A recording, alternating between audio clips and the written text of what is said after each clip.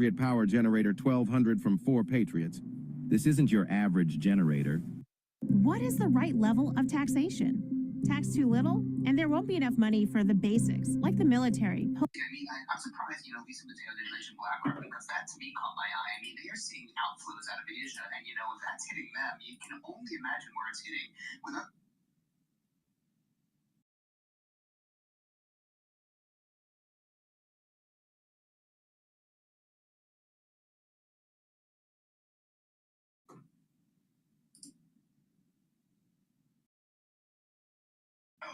That because of the way we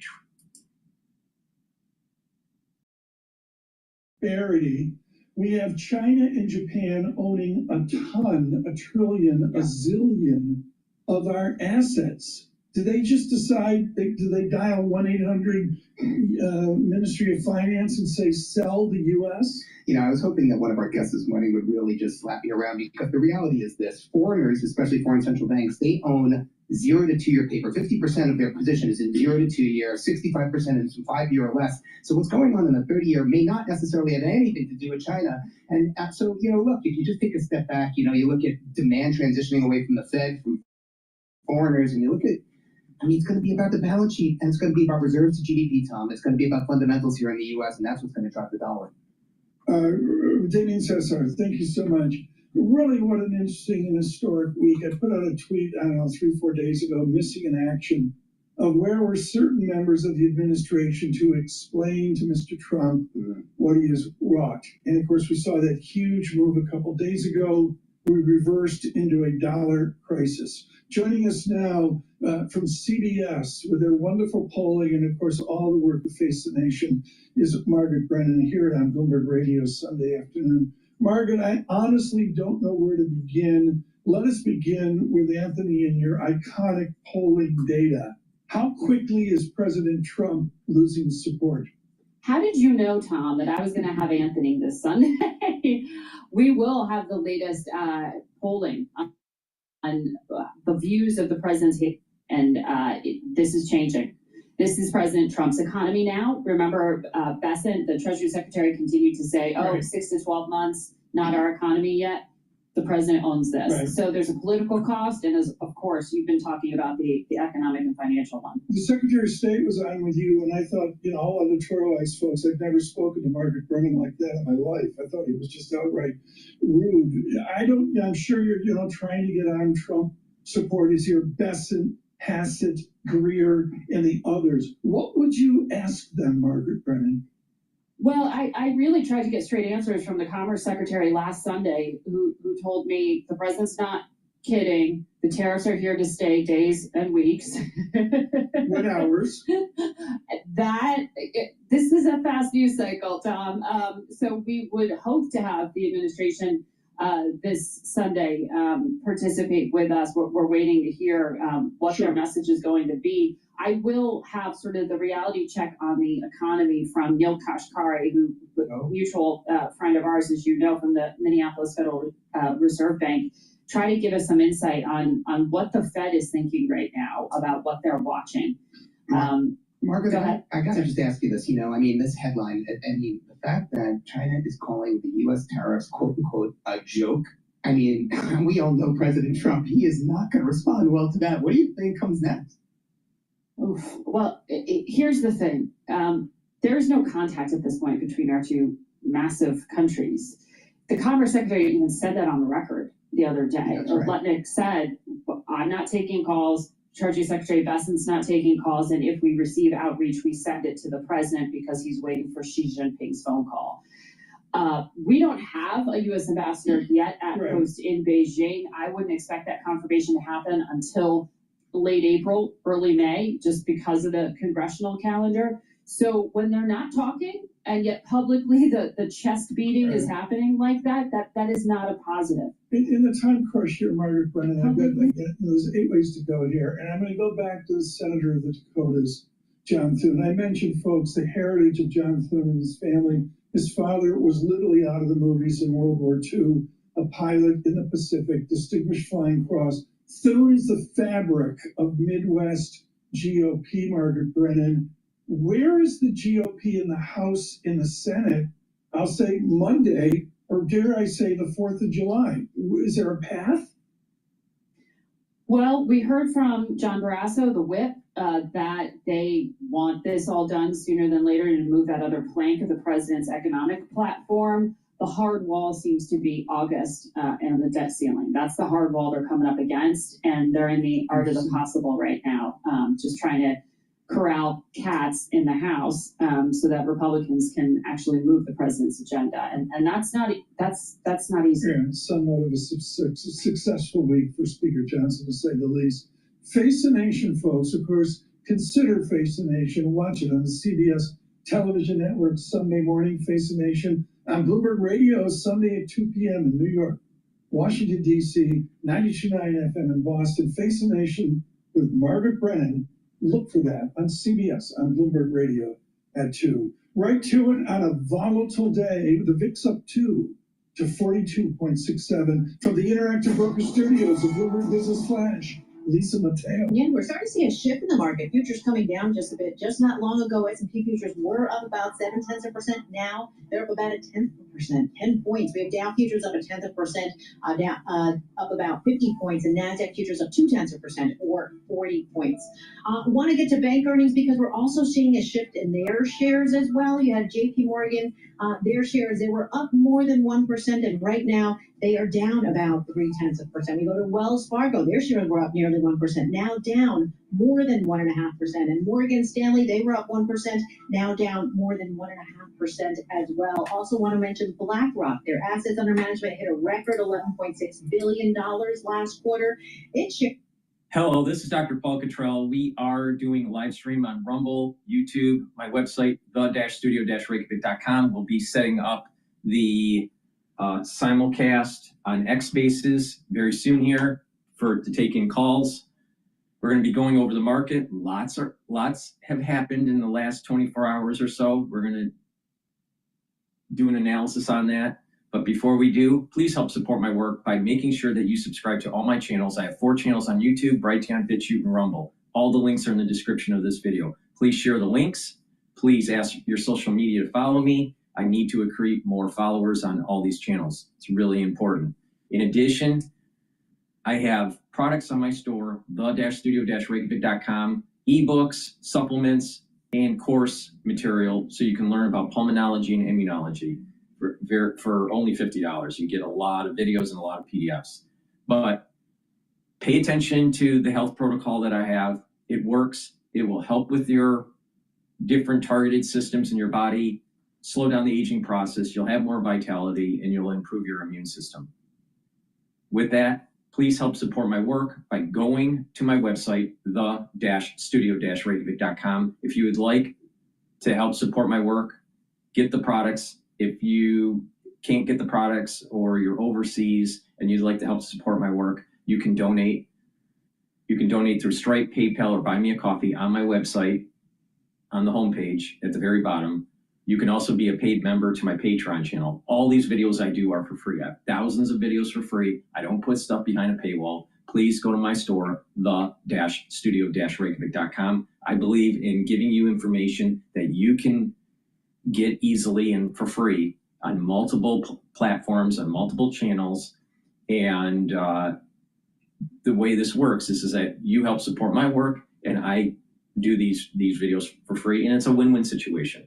So please help support my work by donating and getting the products, especially the products. So let's talk about one product before we go to the market update. Please go to my store, the-studio-reykjavik.com, and get the structural nano silver soaps. You can get it in lavender. You can also get it in peppermint, and you can get it in charcoal tea tree and lemongrass. So I have 4 different varieties. Get a few bars for your household. Please help support my work by getting the structural nano silver soaps. If you purchase $150 or more, you will get a free gift until supplies last. Use discount 5, all caps, discount the number 5, and you get $5 off any order. With that said, let's go to Bloomberg. The economy, right? So Europe needs all the help it could. And last year the idea was, okay, maybe weaker currency would help with exports. I mean, now that's a lot more challenging. Maria, you are the head of equity research at State Street Bank. I mean, no one closer to custodial flows, to dollar flows across borders. You know, what are you seeing? So let's take a look at what's going on on the dashboard. The dashboard's on the YouTube version or on my website, the-studio-reykjavik.com. We have VIX right now trading at 44. Market hasn't opened up yet in New York. It'll open up at 9:30, so we have another about 20 minutes or so. But VIX is trading at 44, so it's elevated, but lower than the 50s that were yesterday and a couple days ago. Euro USD is trading at 1.14, so the dollar is weakening. Oil is trading at $59.79 a barrel. BITO is trading at 17.31. And the USD Japanese yen is now trading at 142.25. Now, what do you need to pay attention to? I tell you specifics on what you need to pay attention to. Now, in terms of the currency market, you're going to start seeing that the dollar, at least in the near term, is going to start to weaken. Now, the dollar in the last 5 years or so has been relatively strong. So it weakening a little bit is not that big of a deal. Now, you're going to hear a lot of these institutional investors saying, oh, equities are selling off, treasuries are selling off, dollars selling off, everyone's flowing out of the United States. Well, you know, the thing is, there's an adjustment that's happening, and we've had an elevated dollar for a few years, and it's time for it to kind of come back down. A weakening dollar based on just economic theory would mean that it's easier for us to export, all right, with everything held constant, all right? Normally, when the market sells off, meaning equities, when the market sells off, treasuries usually rally, all right? So the price of the treasury will go up, the yields will go down. Sometimes that inverse correlation will break down. And we are seeing that breakdown right now. It broke down during 2020, it broke down during Lehman, but that breakdown of that inverse correlation between treasuries and equities doesn't last for very long, all right? So this is a, quote, transitory change in that correlation, all right? So don't worry about it. Buy in to the stock market slowly. You want to accumulate shares, all right? We potentially could have seen a bottom on Monday, last Monday, of that support level held, which is 4,810, all right? If we get bad news about tariffs, we're going to retest that 4,810. If it breaks, then the next support level for the S&P 500 is going to be 4,500, all right? So just pay attention to that. Right now, there is a test of will the 5,150 hold? It broke on Monday. Now the question is, will it hold going into this session and into next week? We don't know. If it doesn't hold, if it doesn't stay above the 5,150, then we're gonna have a high probability of retesting the 4,810. VIX, if it stays elevated, increases the chances of retesting the 4,810.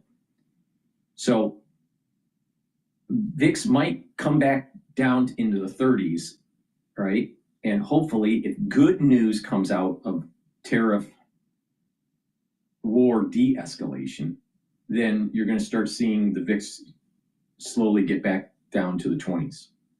If you see bad tariff news where there's escalation with other countries or further problems with China, then you're going to see the VIX stay elevated and potentially hit in the 50s again. If that's the case, then retesting the 4,810 and maybe going down to 4,500 is very likely. All right, but don't be fearful, just buy into the market. All right, now another indicator that you want to pay attention to is the USD Japanese yen. If 140 breaks and is trading below 140, there is a lot of international stress, which I suspect will happen within the next 90 days. just a couple weeks ago, we were trading 150 for the Japanese yen. Now we're trading at 142. Well, we're probably going to break 140 next week if this thing keeps on going. That's a major stress point. Okay, so pay attention to the U.S. Japanese yen pair trade. All right, and as that's happening, most likely what you're going to see, assuming that Europe is somewhat stable, that at least in the near term, you're going to see probably the euro appreciate. So you're going to see the euro USD number go up. Now it's trading at it was trading not that long ago 106. Now it's trading, and then yesterday was like, or 2 days ago was like 110. Now it's at 114. So it is appreciating. The dollar is weakening. All right. But having a weakening dollar may actually be better for our exports in the long run. The question is will the treasury market stabilize, or will yields just keep on going up? So we'll see what happens with that. But when there's a dislocation where there's the inverse correlation between treasuries and equities seems to now be correlated to the downside, that doesn't last for very long, all right, historically. So most likely that it'll go back to its normal function, which is inversely related. All right, with that said, let's go back to Bloomberg. The Fire Department Commissioner Robert Tucker. Our rescue swimmers were in the water shortly after the fall and recovered some of the victims. We worked very closely with the NYPD divers. The victims included Siemens executive Agustin Escobar, his wife, and 3 children, in addition to the pilot. The House narrowly passed a framework for a budget proposal that President Trump supported, but this isn't a done deal. Bloomberg's Amy Morris is in Washington with what comes next. House Speaker Mike Johnson celebrated the passage of the blueprint legislation. The big components of the One Big Beautiful Bill is to ensure that we don't have the largest tax increase in U.S. history all at once. Johnson says this paves the way for Republicans to cut $1.5 trillion from the budget. House Minority Leader Hakeem Jeffries says that can't. Another thing that you wanted to pay attention to is the 10-year Treasury, all right? You can look at it from the yield perspective or from the price perspective. I normally look at the price, but most people look at the yield. So I'm just going to quote it in the yield. The yield right now is 4.9, all right? It was trading below 4.3 not too long ago. So the 10-year Treasury is elevating. This is the reason that the yields will elevate when there's pressure and sell-off in the Treasury market, all right? That's one reason. There's other reasons too: Federal Reserve intervention, increasing rates, and all this stuff. But the point here is right now there is stress in the Treasury market. So pay attention to the 10-year Treasury. We're at 4.9 right now, and we may see over 5 in this session or even Monday, Tuesday. And then Bitcoin is trading at $81. Now, here's an interesting thing. Normally, Bitcoin, from a technical perspective, trades with a correlation with equities. So if equities go down, Bitcoin goes down. If equities go up, Bitcoin goes up.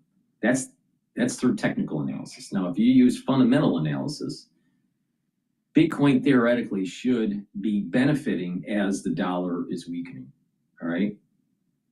But you're not seeing as the dollar is weakening and the treasuries are selling off, you're not seeing a huge appreciation of Bitcoin. So you still don't have that fundamental where it is some sort of hedge against the dollar. It's just not, you don't see it. It should be at 85 or 88,000 a token. It's not. It's 81. So that correlation over time may break down, but it still seems to be heavily weighted to the market, to the stock market, the equity market.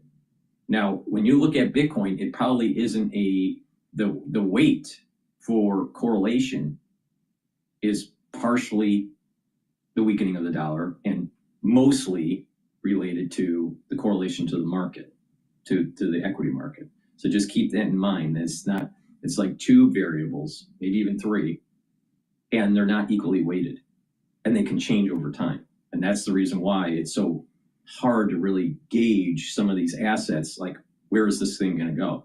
Because there are moving variables. It's a dynamic situation that's happening here.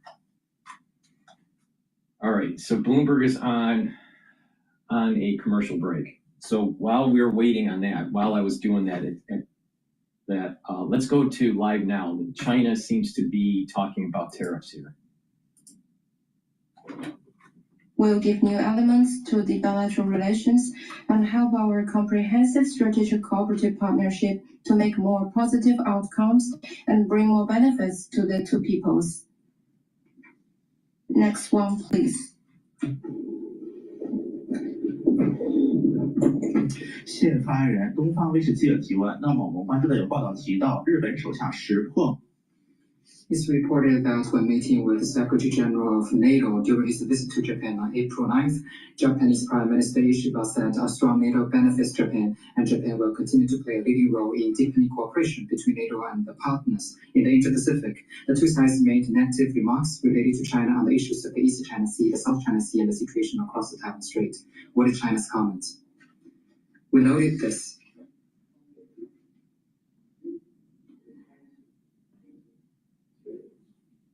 Japan colluded with NATO to groundlessly interfere in China's domestic affairs, act as scaremonger in the region, and provoke antagonism and confrontation. China deplores and opposes this.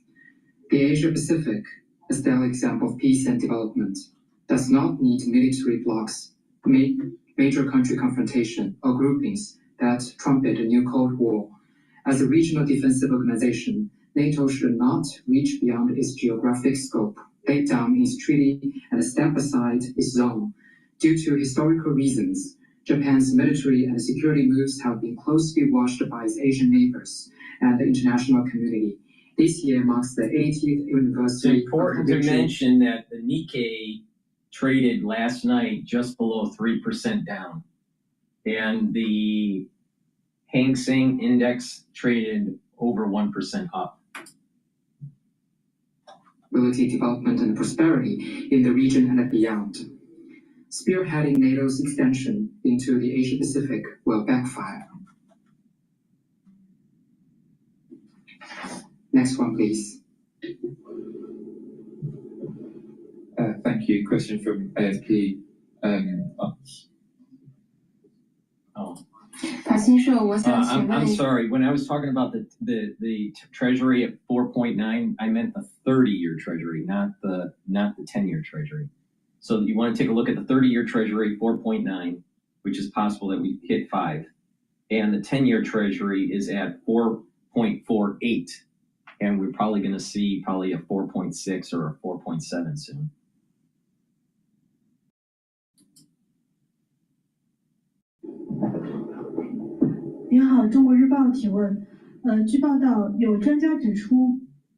It's reported that experts point out that the U.S. shipwright agreements with Fiji and other countries, which gave the U.S. unilateral privilege and provided backdoors for the U.S. to check China's fishery vessels in Pacific.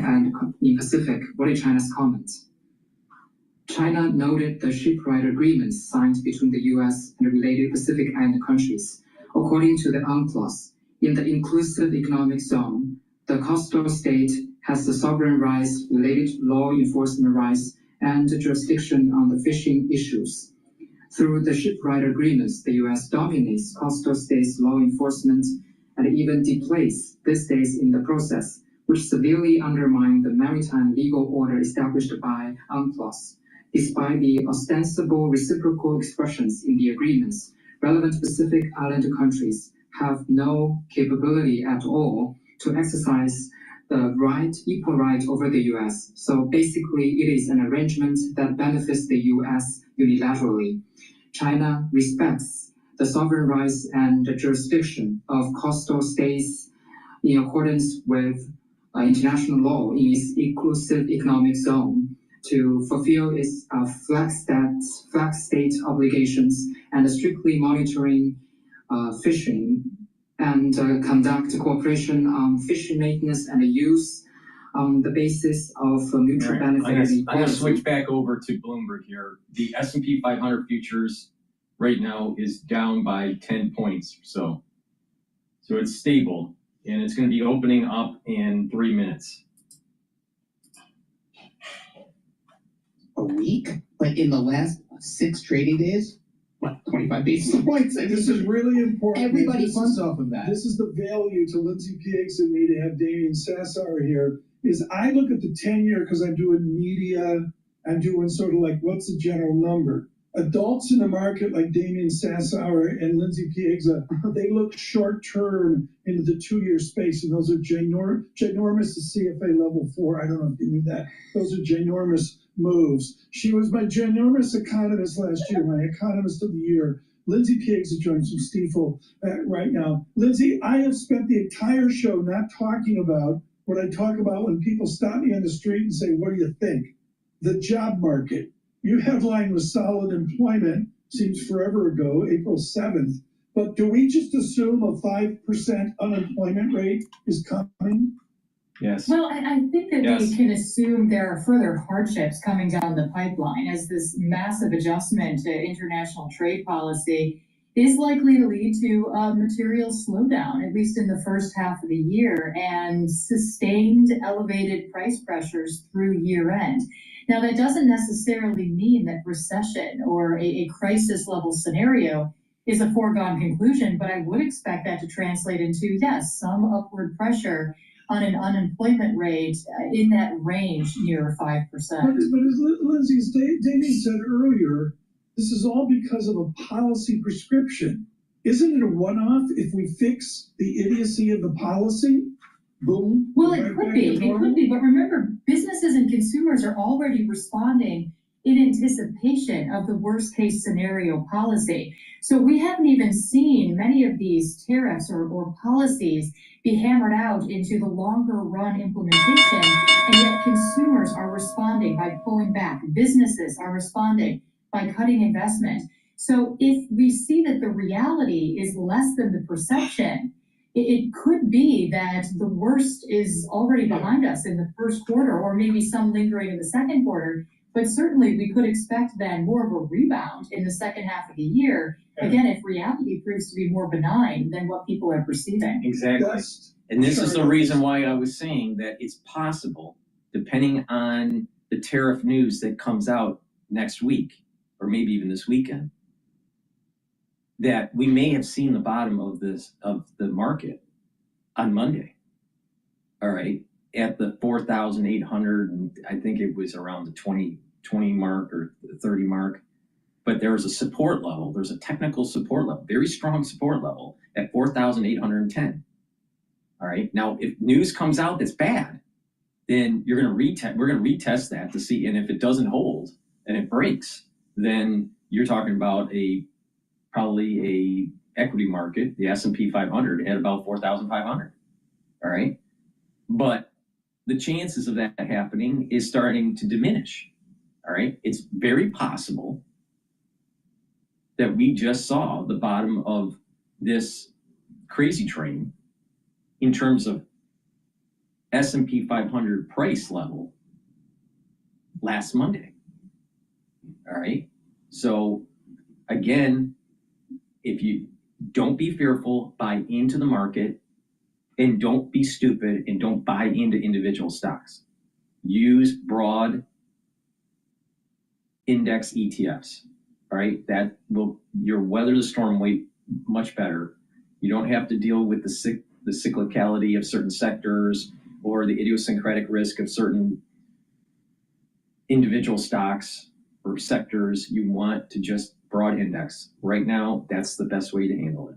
All right, so don't try to play a hero. If you try to play a hero, you might get hurt. Now, 0.5%, 98 points, 39,501. The NASDAQ, little changed at down about 3 points at 16,378.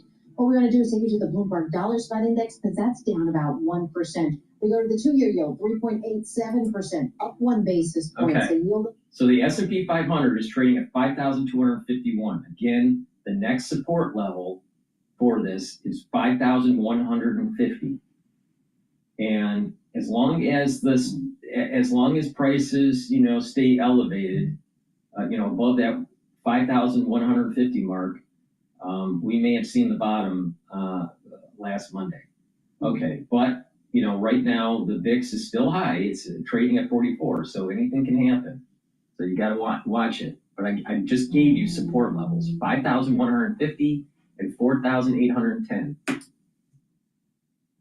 Fair advantage with Lindsay Pieggs of Stifel. Lindsay, what do you write this weekend to frame out real GDP the rest of the year? Well, we are looking for, as I mentioned, a material slowdown. We estimate that growth will slip below 1% in the first half of the year.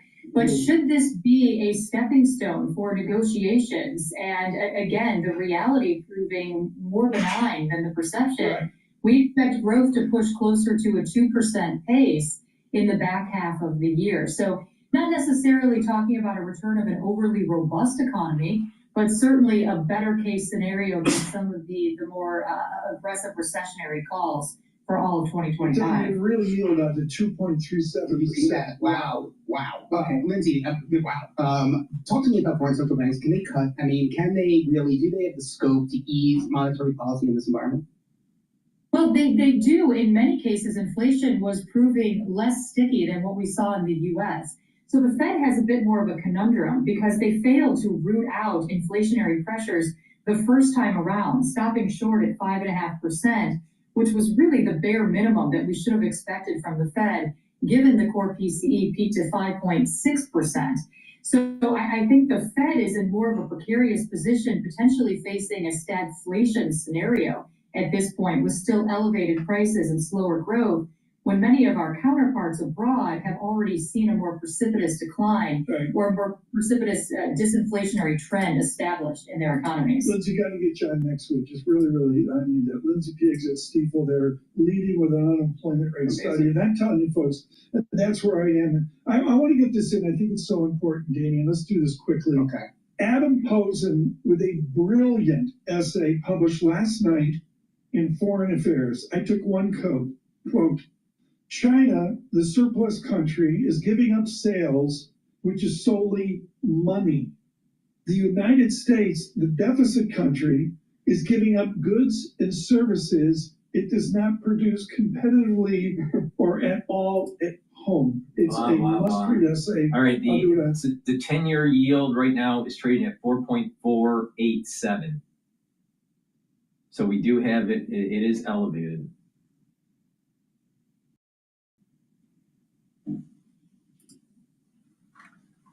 In the U.S., especially the 10-year, are above break-even inflation expectations. I mean, this is pretty big stuff. What happens at 3 p.m. this afternoon? Who is going to be exposed over the weekend in the trading of the market? I'm going to be exposed over Passover because, I am not a big fan of brisket. I have to be honest with you, the chicken fricka, but, I'm going to have to eat it.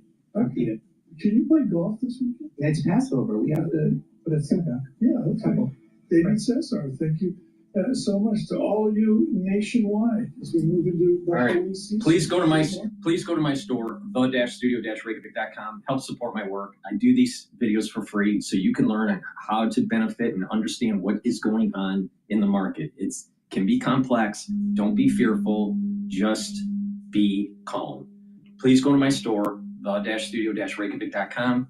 Get these deodorants that I have. You can get it in peppermint, lavender, and tea tree, and also in citrus. They're for males and females. You use it as a deodorant every day, but it also will help to detoxify your body. It is made from essential oils from the Himalayas, extremely high quality ingredients. Again, it'll help to detoxify your body. It has no aluminum, no baking soda, made from all natural ingredients. For males and females, get a few bars for your household, help support my work, and help support your health. Use discount 5 and you get $5 off. If you spend $150 or more, you do get a free gift from my store until supplies last. So please go to my store, the-studio-reykjavik.com, and help support my work.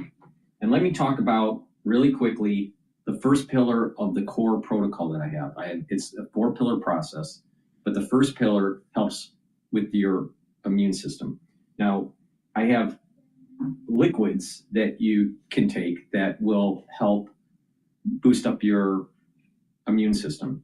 Max 14, which is 14 parts per million, or Cleanse, which is 30 parts per million, or Max 35, which is 35 parts per million. Take a teaspoon a day, swish in your mouth, gargle about 20-30 seconds, and swallow. What it's going to do is going to improve that oral cavity, also your oral pharynx, help with the mucosal barrier, and help with the health of your epithelial lining. When you do that, you're improving your immune system and you're mitigating any problems that may arise.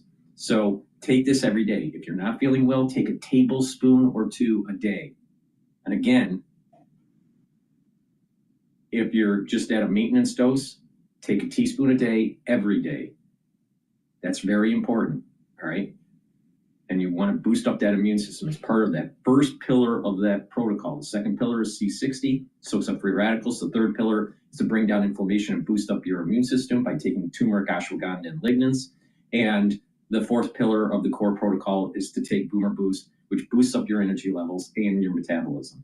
It's a great core to build off of to customize your own stack, your health stack. So please go to my store, get the Max 14, the Max 35, or Cleanse. They're all at different price points and different parts per million. I want to get great products in your hand based on your affordability, all right?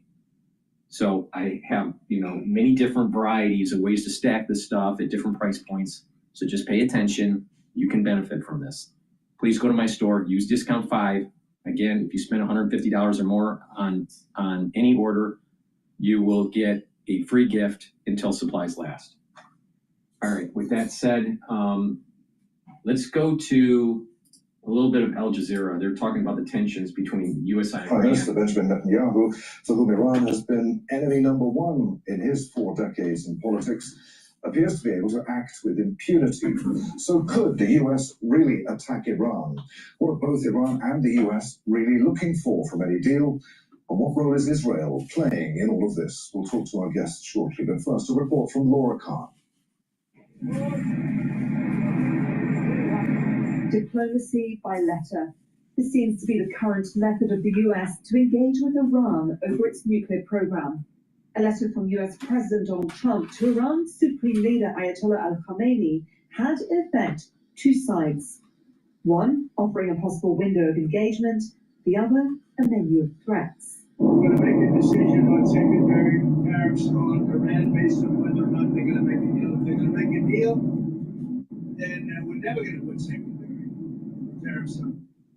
Iran's initial response was a letter via Oman. Before President Masoud Pezeshkian said he was ruling out direct but not indirect talks. Then the country's most powerful figure, the Supreme Leader, said that Iran would hit back if the US acted on its threats to bomb the country. We have been hearing contrasting stances from Trump himself, discussing a negotiated resolution or making threats and increasing the sanctions, mixed signals coming from these administration officials. Back in 2015, things were different. A historic deal signed by Iran. We're going to go back to Bloomberg here. I think that's really had some of the biggest swings in decades. But we'll start with the. All right. Or another way to say that is Treasury price goes down when stock price goes up. All right. So they're inversely correlated. The price of a bond and the price of the stock market, right? The equity market is usually inversely correlated. All right. So that's if you want to be less risk averse, you would put in a bond fund. All right. Like, treasuries.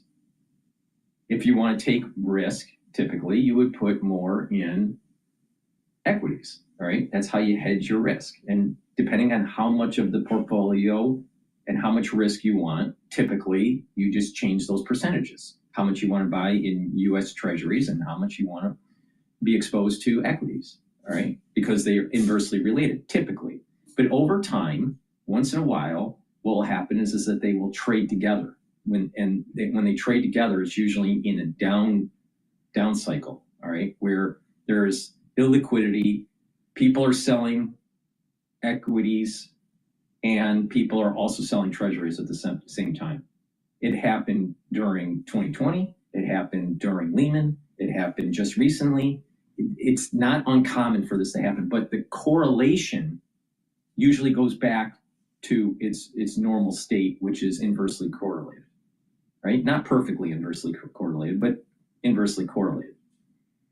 We are seeing here where you have the 10-year treasury at over 4.5%, right? 4.5, 4.2%. So it's the yields are going up, the price of the 10-year bond is going down, and you have a stabling of the equity market during opening. It's not up yet. It's still 0.4% down, 0.4% down. But you're actually seeing the stabilization that's taking place. All right. So I suspect that what we will see, if the market goes up 1% today, if it does, that we'll probably see additional further decline on the 10-year yield, or not decline, but increase. We'll have a decline. Let me rephrase this. S&P 500, if we have 1% up gain, if we probably will see the 10-year yield go up, all right, above the 4.52%, all right? And now we're back to that negatively correlated situation between equity prices going up, bond prices going down, all right? But we have to we'll just see how this is all playing out. Right now, the equity market since open is now 0.1% down, and treasury prices are down. So it's looking like it's that normal state of inverse correlation is starting to reset itself. The labor markets here in the U.S., can we expect layoffs ahead? Wow. So one of the things that's characteristic of most recessions is that actually companies stop hiring before they start laying off. And so the place to look for the most immediate damage is just freezing of hiring. And we've already begun to see that in the fact that temporary help services employment has been falling.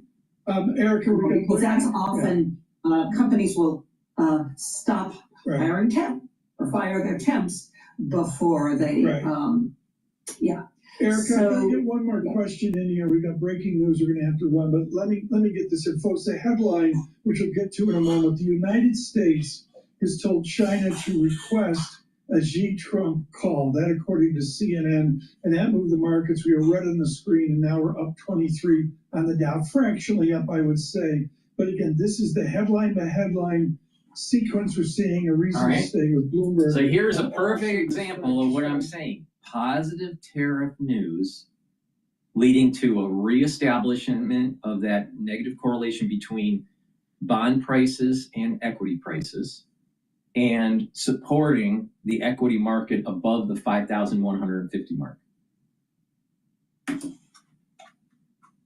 Same as a 5% unemployment rate in 1985 or 1965.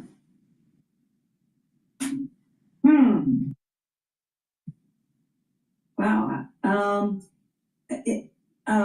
The simple answer is yes, that's part of what we expect from our federal statistics, that it's collected in the same way, it's asking the same questions, and so it is comparable. That said, the economy has changed. Right. So when we look overall at who's unemployed and who's not unemployed and who's counted as working and things like that, there are changes over time.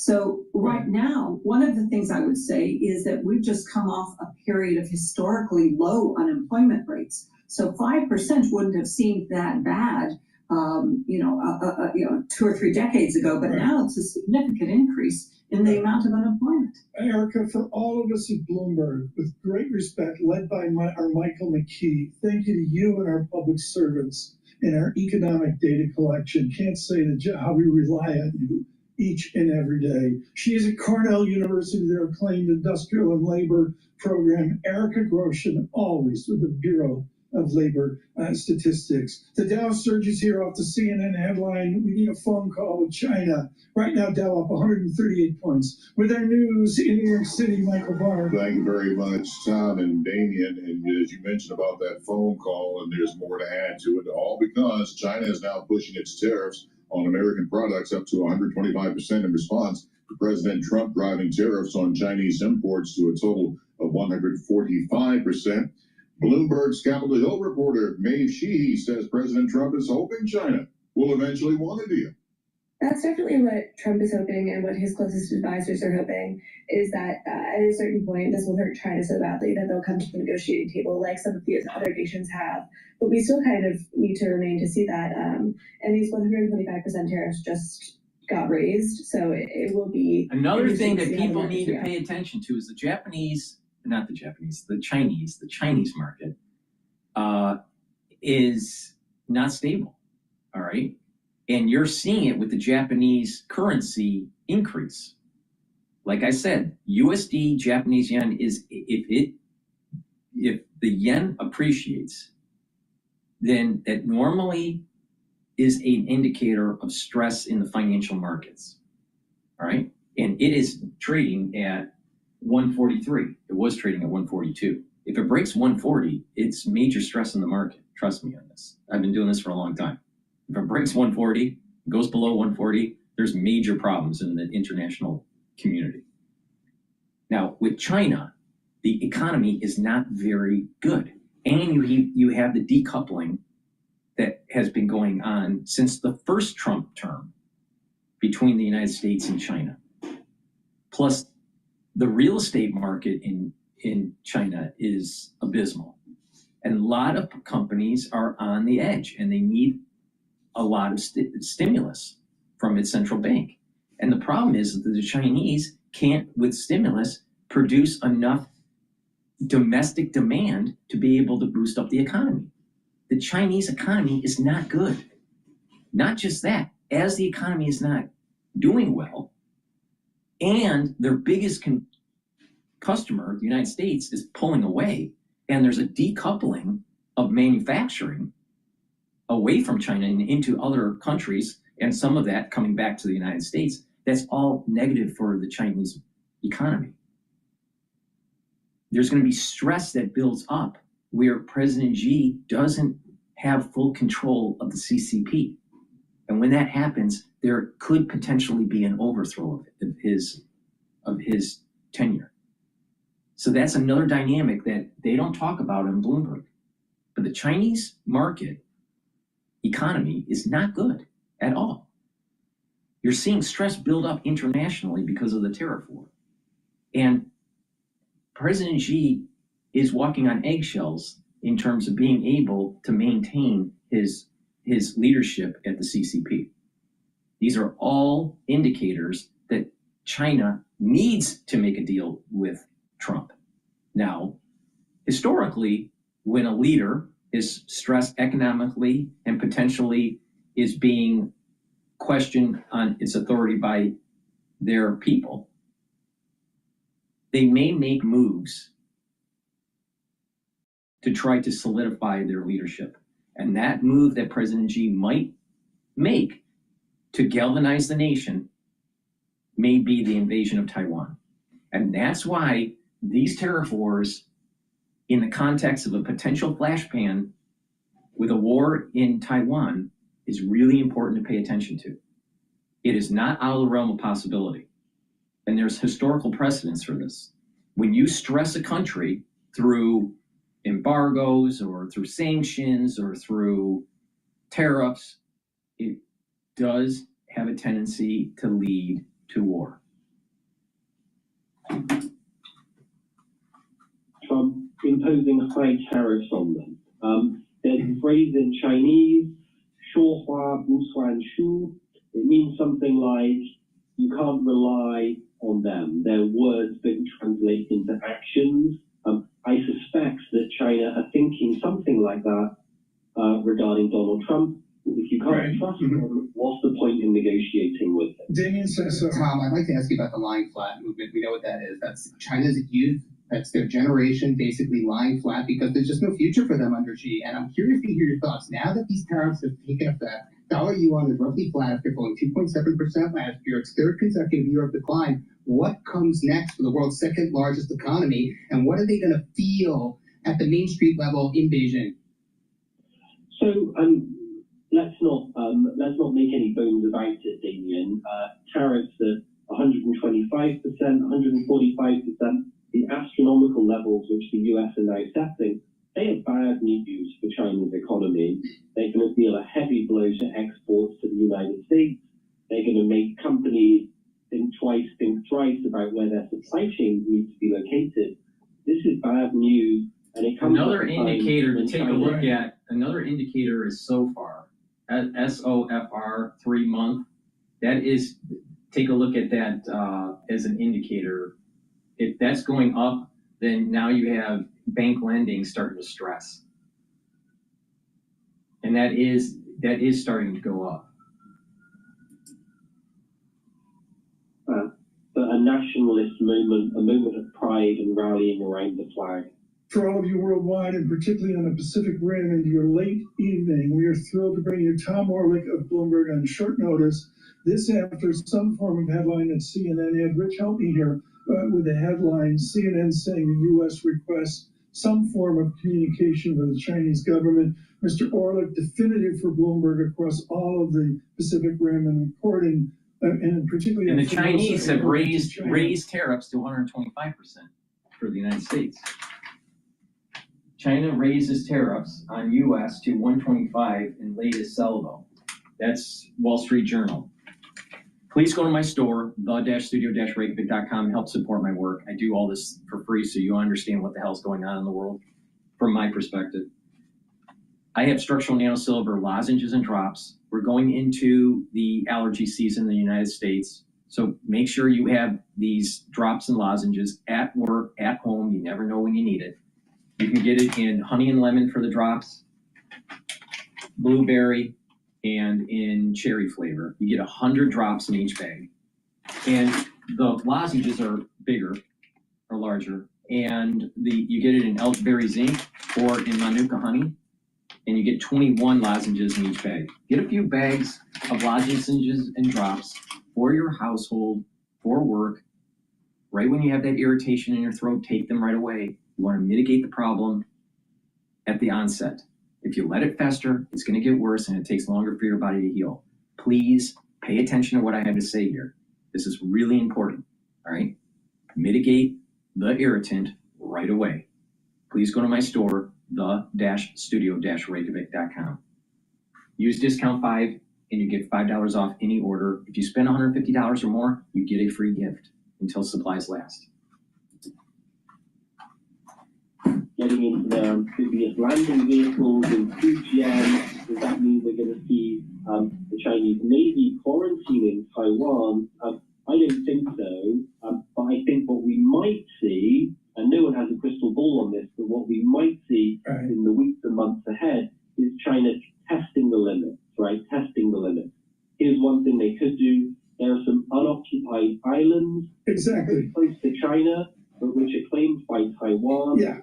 It's entirely possible that those islands are going to come into play as China starts testing the limit. I stood in Shanghai, and Damien, I mean, you're the hero. You're in China way more than I am now. I'm glued to my seat here. They say, we need you and Lisa Mateo every morning, Tom. But when I was in Shanghai ages ago, Tom Orlick, what I noticed was that viscerally the Chinese totalitarian regime is wedded to the domestic labor economy of China. With all of this discussion, what will be the Chinese policy if they need to keep the people employed? So China's not coming into this from a position of enormous economic strength, enormous policy. This is the point I'm making. Right? We've got the real estate sector in slow motion collapse. We've got high debt. We've got a People's Bank of China already grappling with the challenge of deflation. Right? So this is not a moment of huge strength, a moment of huge policy space for China. Still, the central government doesn't have much debt. That's something they could flex. They've already said we're targeting a bigger fiscal deficit this year. That could go higher still. I also think we're going to see China doubling down on its strategy of indigenous innovation. We can't count on the US anymore. We need to double down. We need to be able to make semiconductors at home, for example. With this breaking news, honored that you could attend with us today. Tom Orlick, don't be a stranger, driving our economics worldwide, and of course, just definitive on the Pacific Rim. The only one that can compete with him is Steve Engel. Well, he's talking about U.S. aircraft carrier movements, right? He's talking about the Harriers, Truman, the Colvins being rerouted into the Middle East, and where does that leave the Pacific? I mean, they're sending a message to China right there. And as you mentioned today, the headline for those of you overnight, if you missed it, maybe John Tucker mentioned this, the language here in translation from Beijing calls Trump levies a, quote, joke, unquote. That's where we are. We've got a lift to the market now, Dow up 148, wait 5 minutes, it may be different. We'll have all of this continuing news for you all through the day. Damien, I've got to get one last insight from you on the market. We had a 10-year yield out to 450. All right, on the dashboard, I've added in the watch list SR3, which is the so far 3-month price.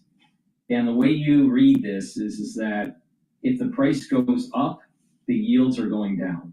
All right, and you just take 100 minus the 95.97, and that would be the actual interest or the yield on the so far 3 month. So again, if the price is going down, rates are going up, and that shows economic stress within the interbank lending. So just pay attention to that.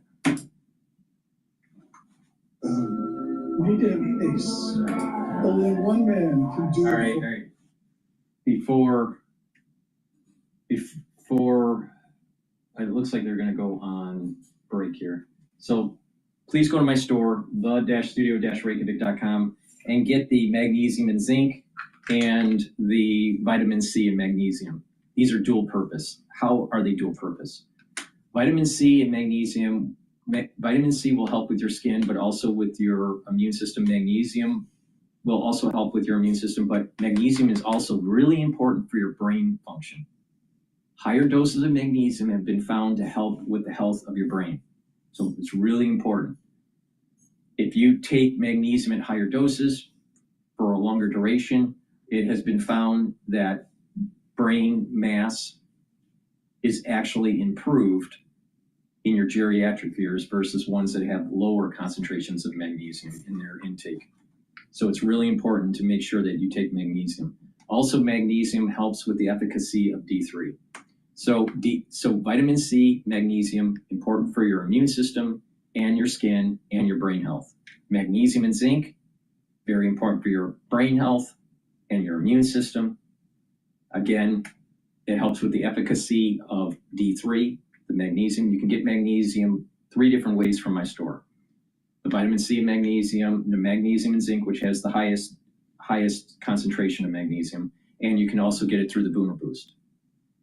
All 3 are great ways to get magnesium, and you can take all 3 together. In addition, you can stack these together, magnesium and zinc and vitamin C and magnesium, to get that dual benefit of helping your skin, your brain health, and your immune system all at the same time. So this is a great stack. So please go to my store, the-studio-reykjavik.com. Get healthy, all right? You don't want to be unhealthy in your geriatric years.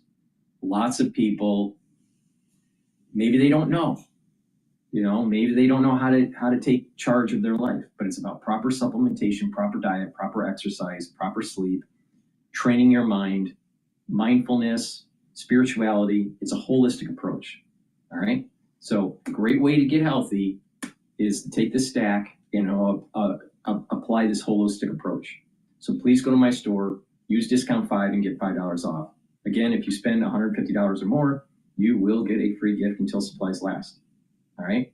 I want you to pay attention to how to stack these because you will improve your health and slow down the aging process, help with your endocrine system, help with your immune system, help with your brain function, help with your cardiovascular. Really important, all right? Take charge.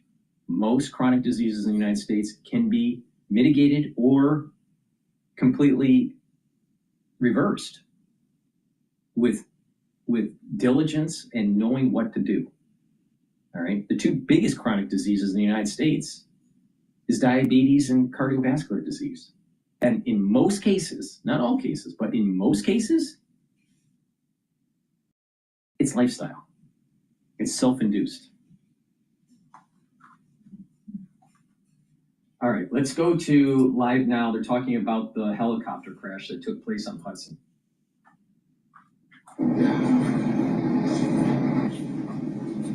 Good afternoon. The mayor covered most of it, but perhaps I have a few details to add here. Obviously, this is an ongoing investigation, and all information that we provide is preliminary and subject to change. At approximately 3:17 this afternoon, multiple 911 calls started coming in, reporting a helicopter crash in the Hudson River near the New Jersey coastline off the coast of River Drive in Hoboken. NYPD units from aviation, harbor, scuba, and patrol all responded, with our first units arriving at the site within minutes.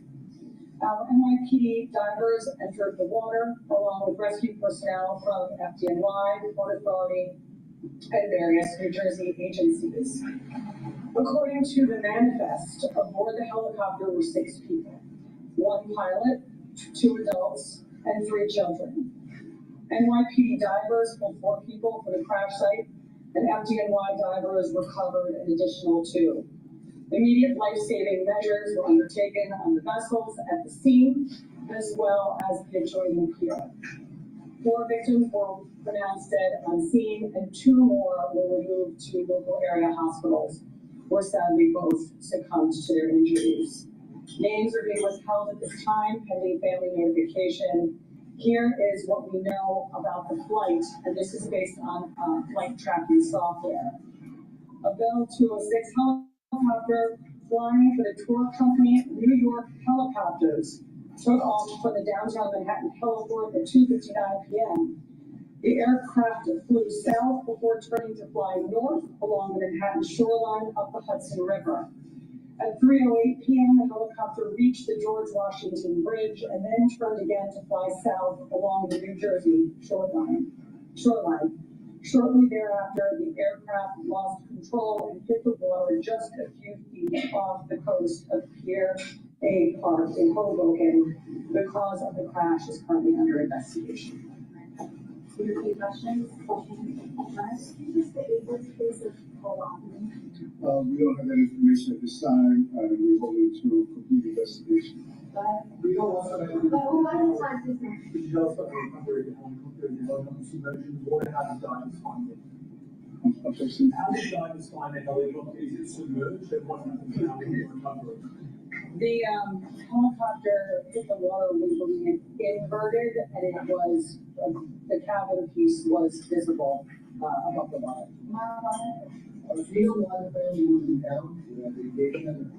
No, still a preliminary investigation. Any background on the pilot, any past cases of before, perhaps in the past? This is still, as you see, this is fresh. All this is preliminary, and we're going to look into it. Do you have any idea how old the helicopter was? Well, maybe I go back to 3. They did, in fact, make lots of money on that. We're going to get the lowdown on earnings from Allison Williams of Bloomberg Intelligence. We're also going to take the pulse of consumers just down at the University of Michigan Index. And Joanne Schuh standing by from Ann Arbor to hold your hand. Do you have to work this weekend? That may depend on Treasury Secretary Bessent and some of the conversations that may be taking place. Let's get right to it with the market update, the all-important market update. I'm going to go right to Treasuries, in fact, Lisa Mateo. We will. It's brought to this Bloomberg Business Flash is brought to you by IBKR. Will U.S. initial jobless claims exceed 260,000 for the week ending May 10th, 2025? The yes, recently at 8%. Trade your prediction with IBKR forecast trader at ibkr.com/. All right, Michigan 5 to 10 year inflation expectation rises to 4.4% versus 4.1%. February. So we go to the 10-year, 4.52%, up 10 basis points. There you go. The 2-year yield, 3.90%, and that's up about 4 basis points. The dollar extending losses after its biggest plunge in 3 years, with the Bloomberg Dollar Spot Index down more than 1%. Stocks have really been back and forth since the open, where the S&P 500 had up about 0.2%, the Dow up 0.1%, and the Nasdaq up about 0.3%. More economic data just coming in. We have University of Michigan sentiment. Expectation was for 53.8, came in a tad lower, 50.8. Also, U.S. wholesale prices dropped in March by the most since October 2023. Energy costs, that had a lot to do with it. It contributed to the 0.4% decline in producer price index. Core PPI, that barely budged. Big banks kick off earnings season. We have JP Morgan first quarter earnings beat expectations. Trading booming, but the bank did express some concern about a slowing global economy. Their shares are up about 2%. Wells Fargo posted above forecast net income.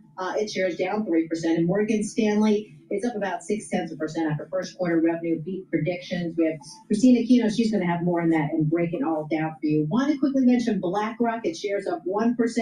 Its firm's assets under management hit a record of $11.6 billion last quarter. Adjusted earnings per share also topped expectations. For on-demand news, 24 hours a day, subscribe to Bloomberg News now, wherever you get your podcasts. 1 year, I mean, think about that. 1 year expected inflation, 6.7%. That ain't going to happen.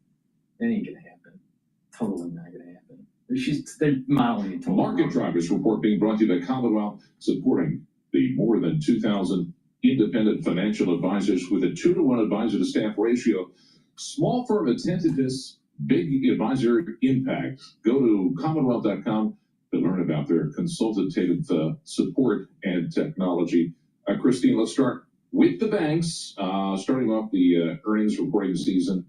And the banks, what is the big takeaway for you, first off? Well, John, the big takeaway is that banks do love all this volatility. Record stock trading revenue for JP Morgan and Morgan Stanley. So JP Morgan seeing a 48% increase in that revenue to more than $3.8 billion. Lisa mentioned that there is evidence that they're preparing for an economic downturn that's very evident in what they're doing for the money that they set aside for soured loans. That's up to $973 million, way more than the predicted $290 million that analysts saw. And that is definitely one of these signs. You know, they're shoring up their coffers and they're trying to prepare for what's to come, which is potentially considerable turbulence, according to CEO Jamie Dimon. Now, this record volatility, this wasn't accounting for the most recent week, right? Because the quarter ended a couple weeks ago. So it's interesting that even before this week, they're still profit. So they're going to see more trading profit. So they're going to see more of it, basically. Yeah, I think so. So there's going to be a lot for investors to like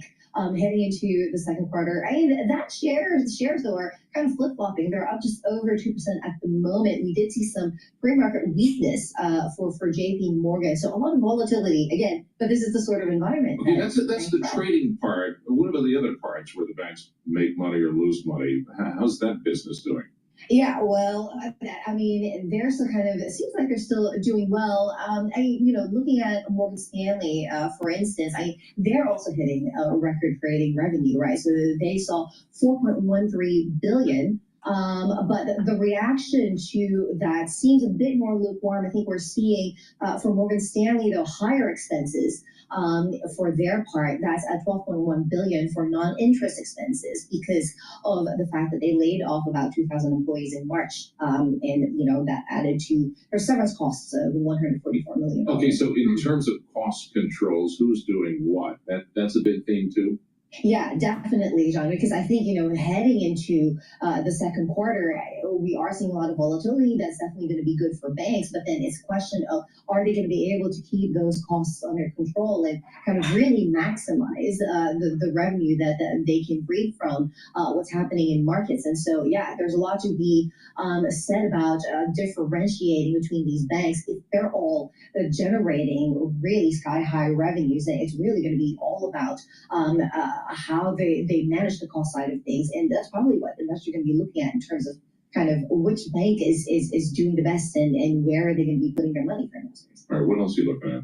Looking, of course, at some of the casualties of this raging trade tensions between U.S. and China. Texas Instruments very much caught in the crosshairs there. That's more than 7% today. And that comes after we heard from a Chinese semiconductor body, which said that the government will put tariffs on chips based on where they're manufactured rather than where they're shipped from. And so what that does is it does clarify the kind of costs that Texas Instruments, companies like Intel will incur if these trade, tariffs will push through between U.S. and China. But it also makes it very clear that the cost is going to be much higher than what they're dealing with now, and that's really weighing on Texas Instruments shares. Christine, you're the managing editor of markets. What else are you looking at? There's a lot going on in markets. There's a lot going on in markets. I mean, I love a macro story. So, treasuries, John, you mentioned earlier, I mean, that's still very much in the crosshairs. We're seeing yields higher across the board today, particularly in the long end of the curve. Last I looked, those 10-year yields up about 8 basis points, 30-year yields up about 6 basis points. And that really speaks to kind of, I think, the lingering inflation concerns that are stemming from this potential trade war that's emerging, particularly between the U.S. and China. It's the two world's biggest economies, John. I mean, and Emily, I think it's really impossible for the global economy to not feel the impact of that, particularly when it comes to inflation. You can't separate the two in this trading environment, treasuries and bonds from stocks at this point. Thank you so much, Christine Kino, Bloomberg Managing Editor for It Markets. looks like the Chinese air is delaying their Boeing delivery because of the tariffs. Please go to my store, the-studio-reykjavik.com. Get this multivitamin. This multivitamin has the cofactors you need for proper enzymatic activity. It's easy to digest. You should be taking this every day as your base, as a foundation to build off of for building your health protocol. All right. So take this multivitamin. It has, you can see here, it has some great vitamins on there. Take a look at the label on my store, and this is a great way to build off of and stack. Now, a great way to stack with the multivitamin is to target your cardiovascular and your immune system at the same time. Olive leaf extract does that. Olive leaf extract, what it does is it brings down inflammation. That's very important. Reduce inflammation at your vascular level means that you're reducing less plaque buildup. And by bringing down the inflammation at the systemic level, then what you're doing is you're helping your immune system. Now, olive leaf extract also helps with your lipid profile. It'll help to bring down LDL levels and increase your HDL levels. That means you have less LDL that's oxidized. That means less plaque buildup. So please go to my store, get the olive leaf extract, help with your cardiovascular health and your immune system, and stack it with the multivitamin. This is a great stack. But again, the multivitamin should be part of your stack protocol and everything you do. So this is a great stack. Please go to my store, the-studio-reykjavik.com. Use discount 5, you get $5 off. You spend $150 or more, you do get a free gift until supplies last. So it's not really clear how much relief consumers are actually going to feel from Wednesday's announcement, particularly given that tariffs with China remain sky high. Yeah, the one-year inflation expectation, these are eye poppers. 6.7%, that's the 1 year. The longer term, the 5 to 10 year inflation expectation. 4.4%, that's above the prior rating, and just a 0.1% higher than what the survey was for. Are these sort of self-fulfilling prophecies? They can be. So when people expect higher inflation in the future, They may believe that you should buy big things now in order to avoid those price increases in the future. And indeed, we're seeing a lot of news stories about people stockpiling. But we see this more broadly than that. In November, as soon as the election finished, a lot of people were expecting Trump to go ahead and implement more aggressive tariff policy when inaugurated. And so many consumers were telling us on the interviews back in November and December, now is the right time to buy a car, to buy durable goods, because you're going to get hit by high prices in the future. And indeed, we saw robust sales figures in Q4 for exactly that reason. One of the things that helps prevent things from becoming a self-fulfilling prophecy on the inflation front is that consumers feel so weak on other elements of the economy. Their income expectations are down, and they're worried they're going to lose their jobs. And so they might not be willing to front load their purchases that they might otherwise have done. And they don't really have the support for the robust consumer spending that we saw in the years following the pandemic. In like 30 seconds, what's the history of consumer spending following numbers like this? Do they really pull back?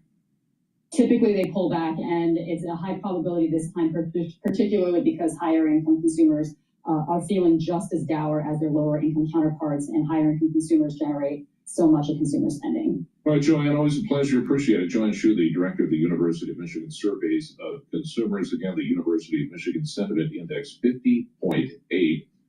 The survey expectation was for 53.8.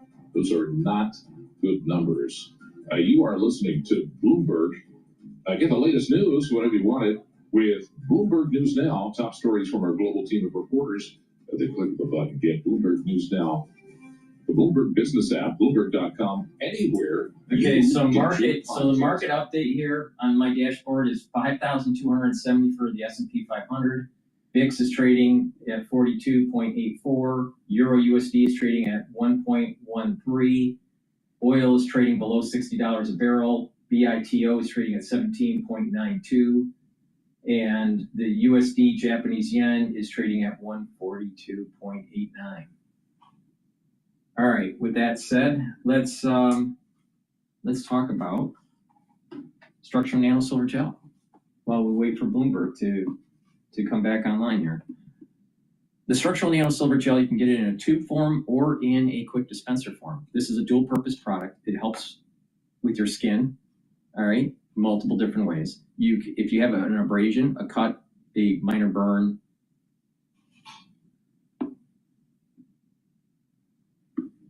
you apply it on that lesion and it'll help to heal it, all right? But you can also apply the structural nano silver gel on your skin every day as a daily skincare routine. You can also use it as an aftershave. And if you're not feeling well or someone around you is not feeling well at work or at home, put it on your hands, around your mouth, around your nose, around your eyes, around your ears, lightly coat your nostrils. It stays active for 5.5 hours. This is a very high quality, dual purpose product. So use the structural nano silver when you need it. Make sure you have some available. You can use it every day as a skincare. And I also have an anti-aging skincare box that if you would like to take a look at, it's the beginners or the advanced version that helps with the topical layer, the dermal layer, and the basal layer. So please go to my store, the-studio-reykjavik.com, and get the structural nano silver gel. Use discount 5, you get $5 off. If you spend $150 or more, you get a free gift till supplies last. All right, let's go to CNN here. They're talking about, she says China is not afraid as Beijing hits U.S. with 125% tariff.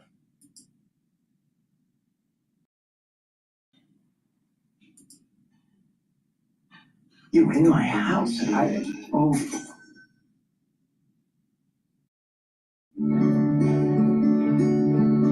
When we started using ShareFile, we discovered lots of other really amazing things that build.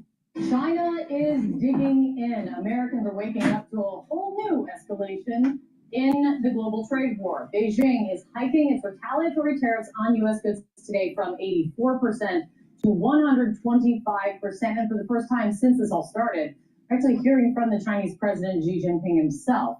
Xi saying that his nation is, quote unquote, not afraid. And also warning, quote, there are no winners in a trade war And going against the world will only lead to self-isolation. This after President Trump raised tariffs on Chinese goods even higher, 145% now, as we're all trying to keep track. The White House says they're waiting for China to pick up the phone. China says essentially the same thing about the United States.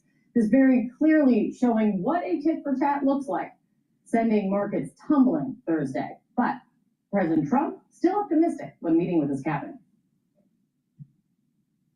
We think we're in very good shape. We think we're doing very well. Again, there'll be a transition cost and transition problems, but in the end, it's going to be a beautiful thing. Stock futures are right now up across the board. Let's see if they stay a beautiful thing today. But what is concerning investors a lot right at the moment, the US dollar falling to its weakest level against the euro in 3 years. CNN's Lena Treen at the White House for us once again. CNN's Mark Stewart, we're not letting him go. He's in Beijing for us. Mark, tell us more about China's counterpunch and what it's going to mean. Okay, good morning. Look, none of this is a surprise. These latest tariffs are very much in the Chinese playbook. But what's very attention-getting to me is the fact that China is now saying it's not going to raise tariffs any higher, saying it has other weapons, almost making fun of the United States for raising the stakes, raising the numbers so high. Let me share with you some remarks we got late today from a government official here in Beijing who said that the United States is engaging in nothing more than a numbers game with no real economic significance, going on to say the United States is exposing itself as a participant in weaponizing tariffs, as a tool of bullying and coercion, turning itself into a joke. So that is the latest where China stands in this back and forth tit for tat. The other big headline of the day is that we are hearing from Chinese President Xi Jinping, really the first time since this whole trade war escalated to such a high level. The big headline is that he is saying China is not afraid. These are remarks that were made with the Spanish Prime Minister here in Beijing.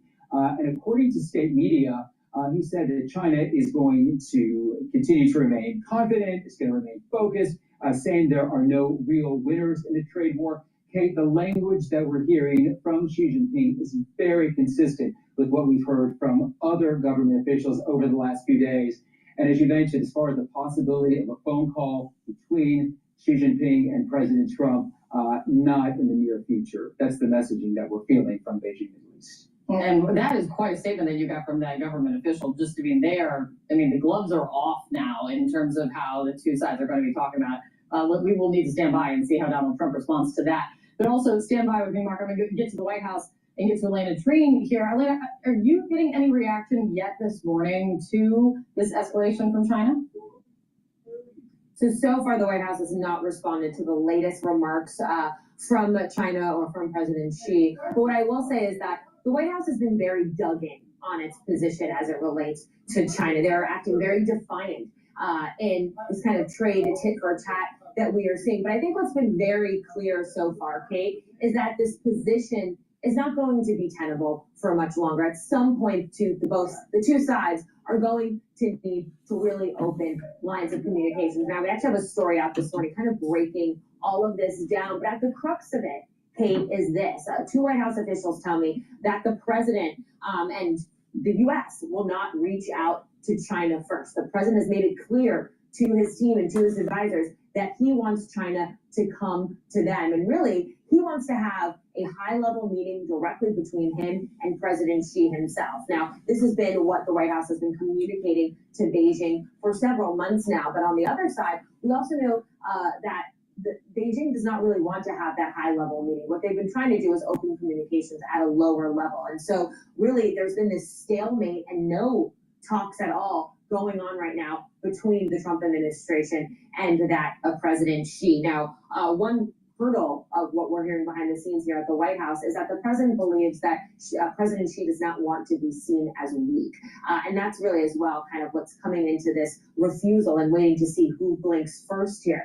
Now, we've also heard President Donald Trump say that he is confident that he can reach a deal at some point. He said that he believes China will come around. He said China wants to make a deal. They just don't know how to go about it. their proud people. We've heard similar rhetoric from some of his top economic advisors saying that the ball is now in China's court. It's clear that's not how China sees this, but I think the key question now moving forward is that really how this all is decided is going to be on how much pain are they willing to take, how much more pain are they willing to see in this escalation of these tariffs without any real communications to ensure there's an off-ramp.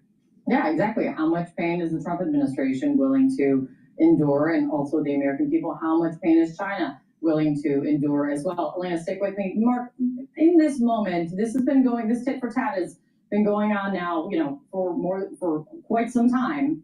Why do you think, and what are you hearing about why Xi Jinping is speaking out in this moment? I think really two reasons, Kate. Number one, simply being it's time. The Chinese economy, in addition to what's happening now, is already dealing. Okay, now Xi Jinping to continue to. Now, what's important here is the S&P national pride. All right, the S&P 500 is starting to sell off a little bit, and the Treasury market yield is at 4.55 now. All right, so there is this breakdown of that inverse correlation again. So there's a little bit of stress in the market that's starting to build up a little bit. The Japanese yen is trading at 142, and there's a little bit of a spike in the VIX, if you notice on the dashboard. So the S&P 500 is trading at 5,231. Again, the next support level for the S&P 500 is 5,150.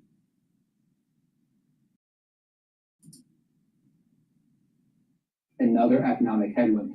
And then the other reason, if we look at the calendar, Xi Jinping is about to embark on a trip to Cambodia, to Vietnam, and Malaysia. These are key trading partners. These are relationships that he has been strengthening over the years. So as he builds bridges to these other nations, it's a way to also project some stability and to let the world know where China stands and that it is a strong, formidable player. Absolutely. Vietnam, one of the nations also that the Trump administration is trying to prioritize and renegotiating a trade deal now. All of it related, likely none of it a coincidence in this moment. Mark, thank you so much. Elena at the White House for us, as always, thank you guys very, very much. Hey, Kit, while I have you, and this is actually some information that we just received right now from the State Council Tariff Commission, saying in a statement a short while ago that China will be raising retaliatory tariffs on U.S. imports to 125%. This is information that's just coming into CNN right now, again, citing the State Council Tariff Commission. I'm curious what your immediate reaction is with your expertise, this counterstrike, shall we call it, from China directed at the U.S. business market. It's not so surprising, in the sense that they'll do the same. The key, of course, is that the U.S. is the big importer. The Chinese don't import anything like as much from the United States as the United States imports from China. So other countries come back with a tariff response, but the whole starting point from this in the United States is we're running a massive trade deficit, and we don't run big surpluses with anybody, so we can raise tariffs on you, and if you retaliate, it has less impact on us net. So I'm not massively, but it just keeps the whole thing, the chance of quick resolution of us getting back to a world of free trade seems to be fading, and there will be a negative growth effect around the world, but it's going to be hard to avoid.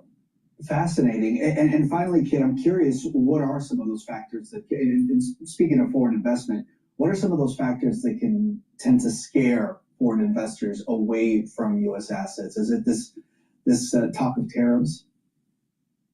No, I think it's if the tariffs reduce the profitability of U.S. companies, do I need to own so many of my U.S. equities? They've done fantastically. Am I worried that if the Chinese decide they no longer want to hold U.S. treasuries to the size that they used to, that I'm going to cause a loss of the U.S. treasury market's really important status as the safest asset in the world, and the rising U.S. yields? Some of it reflects weaker demand, so people are going to pay much more attention to treasury auctions going forwards from here. But another part of it, quite simply, is foreigners have accumulated $65 trillion worth of U.S. assets. That's a lot of your money to have parked in one place. And if you're worried that the U.S. is withdrawing into itself a little bit more now, maybe you want to lighten up and put some of it somewhere else if you can. We gotta leave it. All right, before we go back to Bloomberg, in the news feed on the dashboard, there's two pieces of news that I think are interesting. UBS maintains neutral on Adobe software, lowers price target to 380. And then also BP, so British Petroleum, sees mixed Q1 outlook with flat oil prices, weaker gas trading ahead of earnings. Okay, let's go back to Bloomberg here. In their wallet, which, of course causes this challenging juxtaposition with the retailers who are very much on the other end of things, who are either already seeing dramatic increases in terms of cost of doing business or are preparing for scenarios in which that will be the case. So to meet that value-seeking consumer at a time when their costs are increasing is probably one of the biggest challenges at the moment. What's your assessment of just how easy it's going to be for the retailers and other companies to have pricing power here? If they have to pay more because of tariffs, how much are they going to be able to raise prices if we now have a consumer that's looking like it doesn't have much tolerance left for a higher price? That is in fact the challenge, and the not knowing is the even bigger challenge, right? I think as we speak to retailers and brands, their main focus is to hold off passing along costs to the consumer at all costs for as long as they can. Largely because one, they don't know what's to come and what will stick from a tariff standpoint, but also they know that that's an incredibly irreversible change, especially when you start to think about value brands or big box stores whose daily value proposition is savings. So to pass along the cost of those increased tariffs to consumers is particularly irreversible. So they're trying to use whatever lever exists within their disposal today to try to create that incentive or permission to buy for consumers while waiting on the cost passing as long as they humanly can. Tell us more about the platform. Just how much of retail do you guys capture? And does one aspect of that stand out as opposed to another?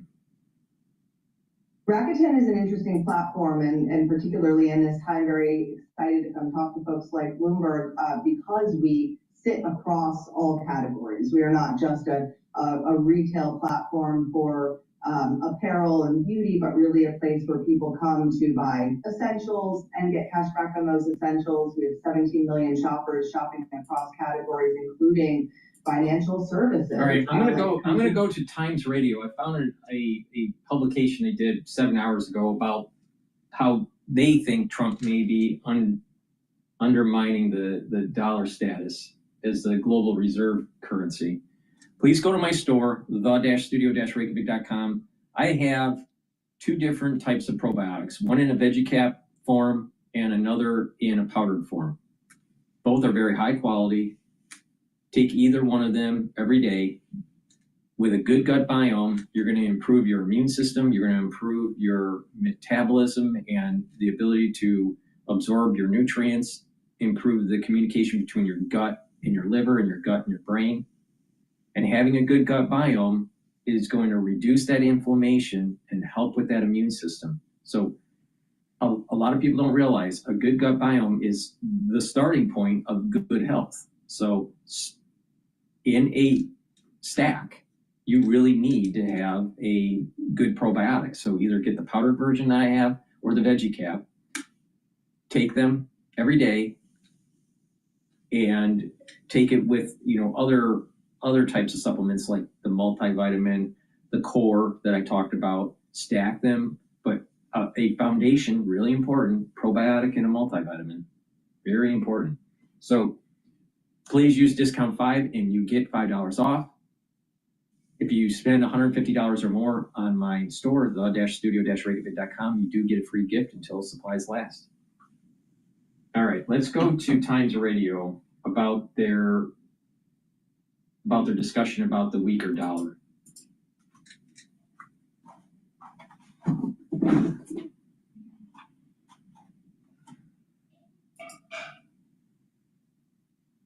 US capital markets. In other words, the demand for US assets as a result of this unpredictability is declining. Now, that could have serious implications both for the dollar's status as the global reserve currency. Scott Bessent, the Treasury Secretary for Donald Trump, says that this was part of Donald Trump's strategy all along, and that it showed that it worked because Donald Trump had goaded China into proving that it was a bad actor. And then you've got Caroline Levitt, Donald Trump's spokeswoman, saying that this is all a secret plan that's worked because it's brought 75 countries around the negotiating table. Given your experience as you look at this, do you think that that is viable, that this was some sort of secret plan all along? It's very difficult to believe, given the earlier warnings by Donald Trump and some of his cabinet and surrogates that these tariffs were here to stay. I think the bond market made Donald Trump blink, and it reminds one of the famous quote of James Carville, the well-known Democrat strategist in the 1990s, who said something along the lines of, if I'm ever going to be reincarnated, I want to be reincarnated as the bond market, because the bond market can intimidate anyone. And indeed, the fact that yields in the bond market in the United States had risen so substantially since April the 2nd was a kind of weird thing. The market had started to price additional rate cuts by the Fed. And so, given the fact that additional rate cuts by the Fed were being priced in, it was slightly odd that the bond market was, the bond yields were going up rather than down.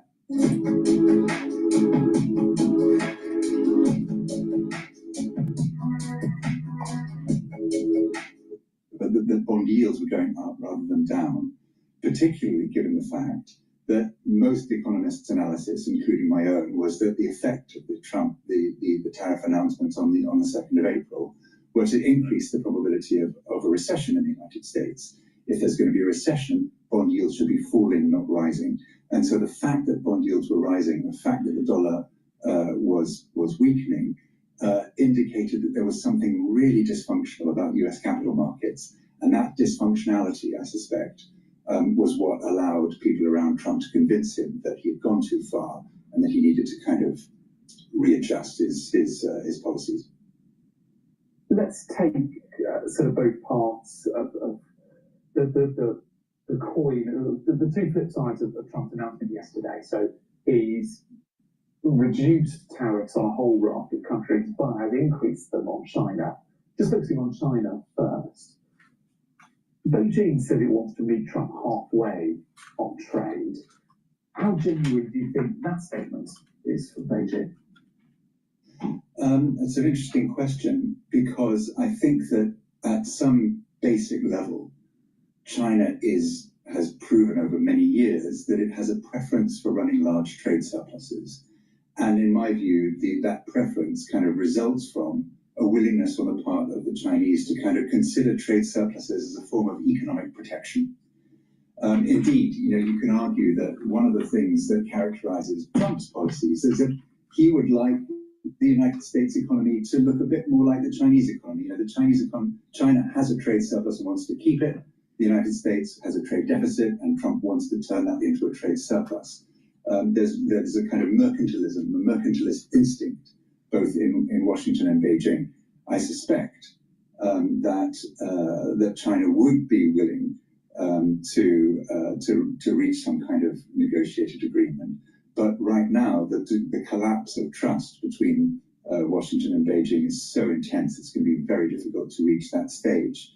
And indeed, yesterday, the Chinese State Council, the Cabinet Information Center, published a 50-page document with an analysis of US-China trade relations, in which the Chinese are saying, we absolutely did everything we were required to do under the 2020 Phase 1 trade deal. In other words, absolutely rejecting any criticism that might come from Washington along the lines that China didn't fulfill its commitments under that 2020 Phase 1 trade deal. And so, yes, the level of trust between the two capitals is extremely low. And I suspect that not only have you got the sort of the difficulty of overcoming this, tit for tat ratcheting up of tariffs. But in the last couple of days, the Chinese exchange rate has started to weaken, which is a perfectly predictable and normal response on the part of the Chinese to what's happening, not least because China has had now 2 consecutive months of of negative inflation. And so a weaker exchange rate, to some extent, helps China manage its way through this sort of deflationary episode that it's going through. But the fact that the renminbi is weakening is going to be another source of irritation to Washington. And so getting to a point where there's a sufficient degree of trust between the United States and China to allow them to sit down and start negotiating some kind of trade agreement, it seems at the moment like we're quite far from that.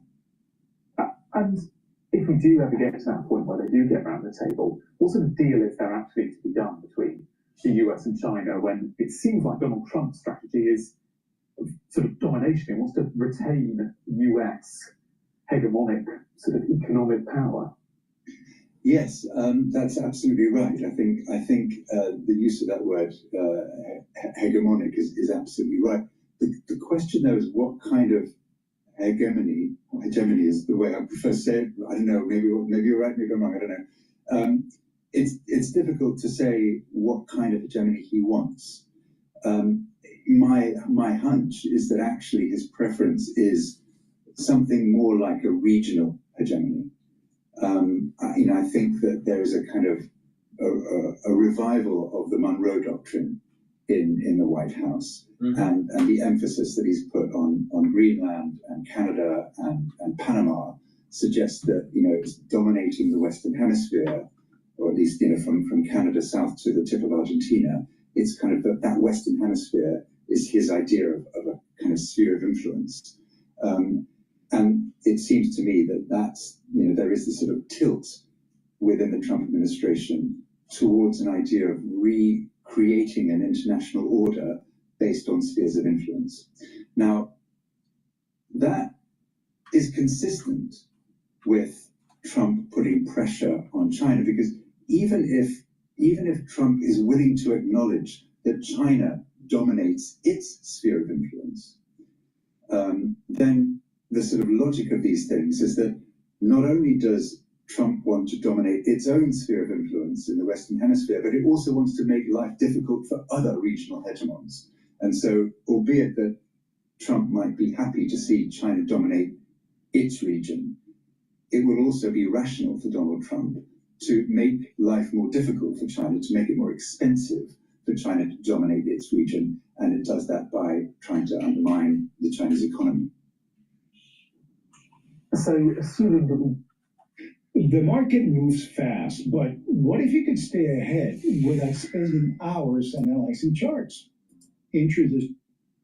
So, let me just plug one product here before we continue with Times Radio, which I do think that they have a good show. They have a tendency to be very negative towards Trump, but I do think that it's interesting to get a different perspective, and I like the low-key style. It's not so flamboyant. Please go to my store, the-studio-reykjavik.com. Get the structural nano silver toothpaste. This toothpaste has no fluoride in it. It will whiten your teeth, freshen your breath, help with the health of your gum line, reduce inflammation at the gum line. And with using this toothpaste and having good oral hygiene, you're going to reduce the chances of problems with your vascular system and your valvular system. So please go to my store, get this very high quality toothpaste, get a few tubes of this for your household, help support my work, and help support your health. Really important. Now, if you use discount 5, you get $5 off. And if you spend $150 or more on my store, the-studio-reykjavik.com, you do get a free gift until supplies last. Towards the deal between the US and China, who do you think will back down first on this trade war that seems to be continuing?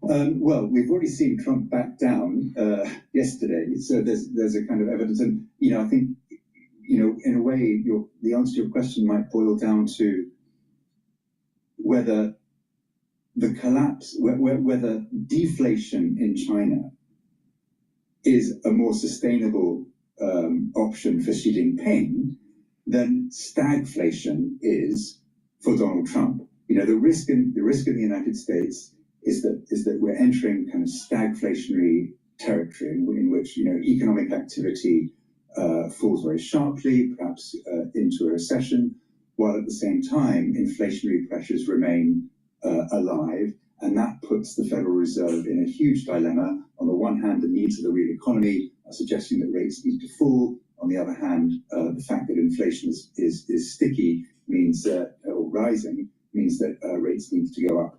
That, I suspect, could be politically much more uncomfortable for Donald Trump than the situation is uncomfortable for Xi Jinping in China. You know, the situation in China is that household confidence has been very, very weak for a number of years. As I say, you know, prices have been falling in the last couple of months, or inflation has been negative in the last couple of months. But in any case, the Chinese economy is kind of has been flirting with deflation for a number of years. I don't know. I mean, you know, the reality is that Donald Trump has midterms to face at the end of 2026. Xi Jinping doesn't. And it may well be that the discomfort of stagflation in the United States requires Donald Trump to make further adjustments to his policy in order to avoid bad things happening to him next November.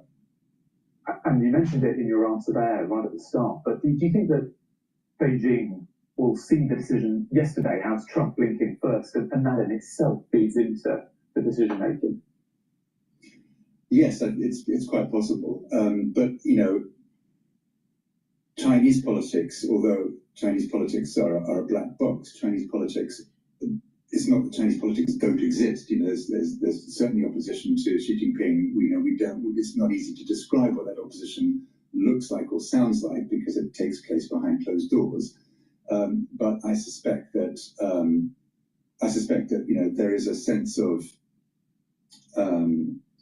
if you like, kind of national resilience in China at the moment, because, you know, many Chinese people really do feel like they're under some kind of assault from Washington, and there may be more sources of national unity in China right now than there are in the United States. Just a final question on China. If neither side does back down, no one blinks, what happens next, do you think? Well, global trade growth is set to weaken very sharply. I mean, remember, you know, there's still the 10% tariffs, the sort of baseline tariffs on the US's trading partners. In addition to that, there's the 25% tariffs on steel, aluminium, and cars. And it's quite possible that in the next, you know, few days or weeks, Trump might announce further sectoral tariffs on pharmaceuticals, on semiconductors, on lumber, on copper, you know, things that have been discussed in the past. The trade environment right now is very, very bleak. And if trade gets squeezed, as seems very likely, given the fact that we live in a very globally integrated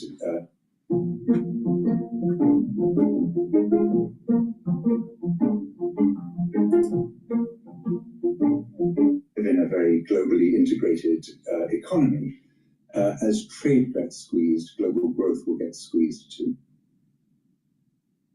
That's quite a neat segue into the next question.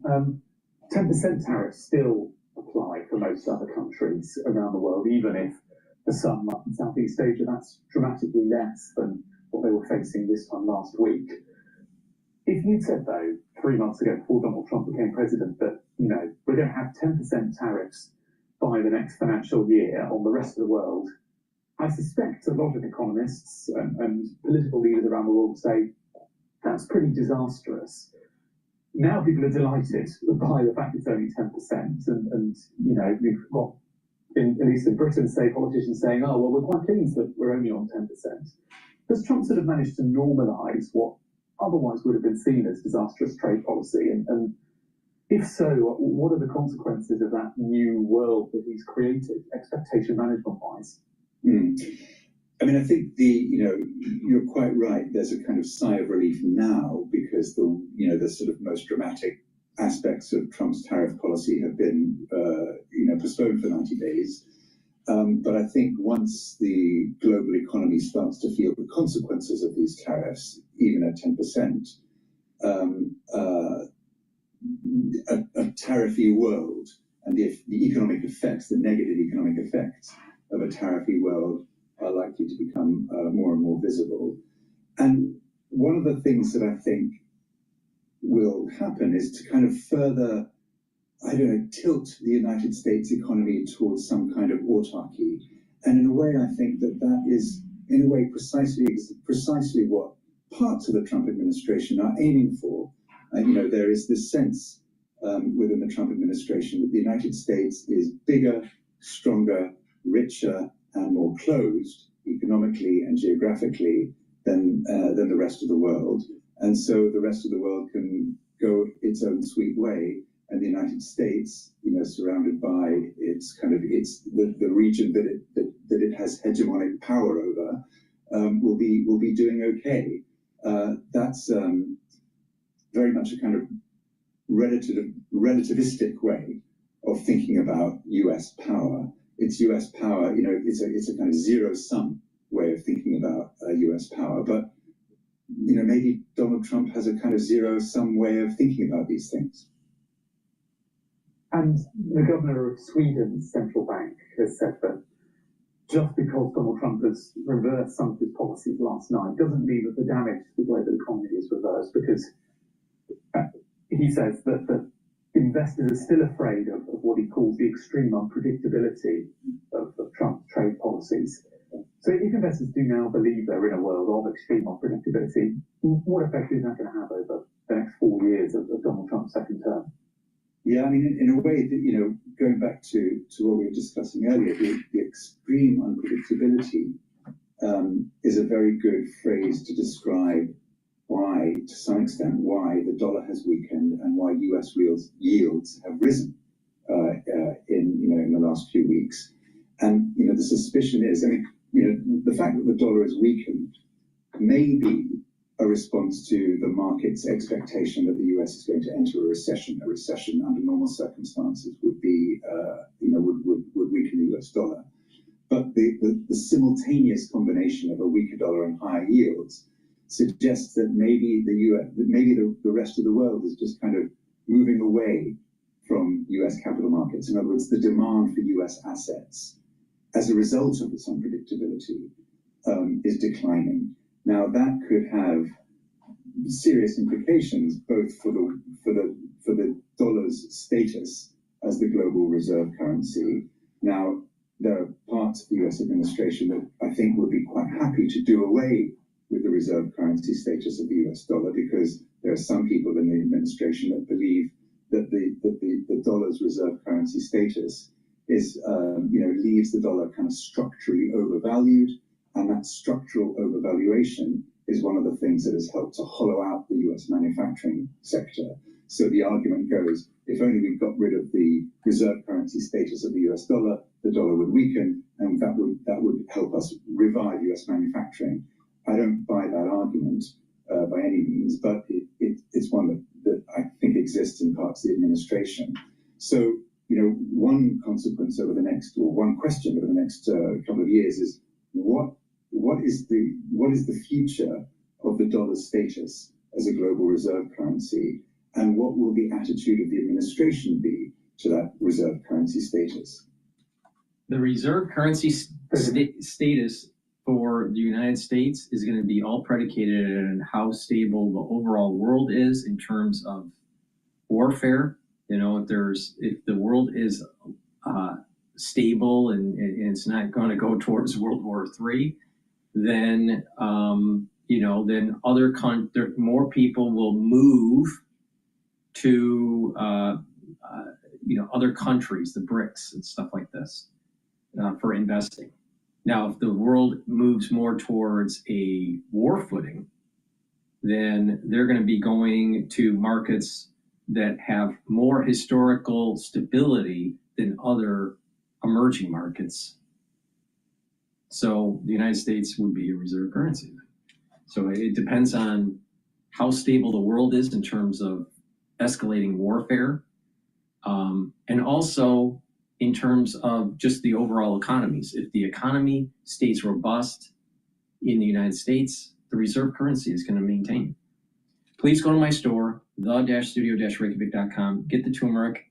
This soaks up free radicals and brings down inflammation. That's important for your immune system and your cardiovascular system. Ashwagandha root helps with your cortisol levels and your blood glucose levels, brings down inflammation, and also helps with your cardiovascular and immune system. So stack them together, really important. This is part of that third protocol that I said, that if you take the turmeric, the ashwagandha, and the lignans together, that you're bringing down inflammation and helping with your vascular system, your immune system, bringing down free radicals. So please go to my store, get the turmeric and the ashwagandha, stack them together. Very important stack to maintain your health. If you spend $150 or more on my store, the-studio-reykjavik.com, you will get a free gift until supplies last. Make sure you use discount 5 and you get $5 off any order. All right, let's go back to Bloomberg here. Still a little bit of uncertainty as to where tariff levels are headed as well. That we got a lot more clarity with that over the last month, and so they are going to have to remain somewhat nimble. But in my view, we're just getting to the point of really testing and implementing some of these elevated costs, and that creates a lot of disruption in the outlook for fundamentals. And it's quite clear that companies are going to struggle to provide a tremendous amount of guidance for what this means for 2, 3, 4 quarters from now. Instead, they may focus much more near term on how they're implementing change, how they anticipate to negotiate cost increases, and how they see the consumer or their ultimate buyer eventually responding. Gina, we're down 10.5% year to date on the S&P 500, at least in this very second. What are the signs that BI looks for that a bottom is actually forming? Have we seen any of those signs yet? Yeah, so in theory, we saw some of the signs already that at least the early stages of a bottom may be forming, but the degree to which we can see further weakness emerge is still very questionable. And what I mean by that is historically, you see these major capitulation events as at least the beginnings of a bottom. We definitely saw a capitulation event over the course of the last week with the VIX spiking as much as it did, with correlations rising across the world. Although I'll say there's more evidence of capitulation in global stocks than there is in the US. And there are a lot of mixed signals coming from the bond market as well as currencies with respect to a normal sort of economic disruption. So we're still working through a good deal of that in the marketplace. This is a historic event by any stretch of the imagination. And we have not been in a climate in which tariffs have accelerated this much, this fast ever. In developed market and the equity market history. And so the result of that is tremendous uncertainty, which probably persists for an extended period of time. But at least from a normal standpoint or a historic standpoint within the equity markets, the degree to which we saw VIX and pairwise correlations rise would be evidence that we at least have potentially started a bottoming process. Bloomberg Intelligence Chief Equity Strategist Gina Barton Adams. Gina, thanks so much. Appreciate it. Have a great weekend. For our listeners in the U.S., a reminder, you can listen to us via satellite radio, Sirius XM, channel 121. Access the world's only global audio business network, coast to coast, 24 hours a day. Bloomberg Radio on Sirius XM, channel 121, presented by Oracle. This is Bloomberg Intelligence. All right, what I want to do is I want to go to CNBC. They were interviewing BlackRock CEO Larry Fink, talking about recession. Looking for a broker that can match your drive and ambition? Don't settle for second best. Discover. Are we going to have a recession in the United States? As I said on Monday at a talk that I gave at the New York Economic Club, I think we're very close, if not in a recession now. What may be... You don't need that. Good. What may be happening is a lot of people are buying in advance of the elevated increases, like lines around Apple Store buying iPhones and all that stuff. But I believe all the uncertainty is really making everyone pause. And everyone's waiting to see. And so I think we're going to see them across the board. You just say slow down until they have more certainty. I think, we now have a 90-day pause on the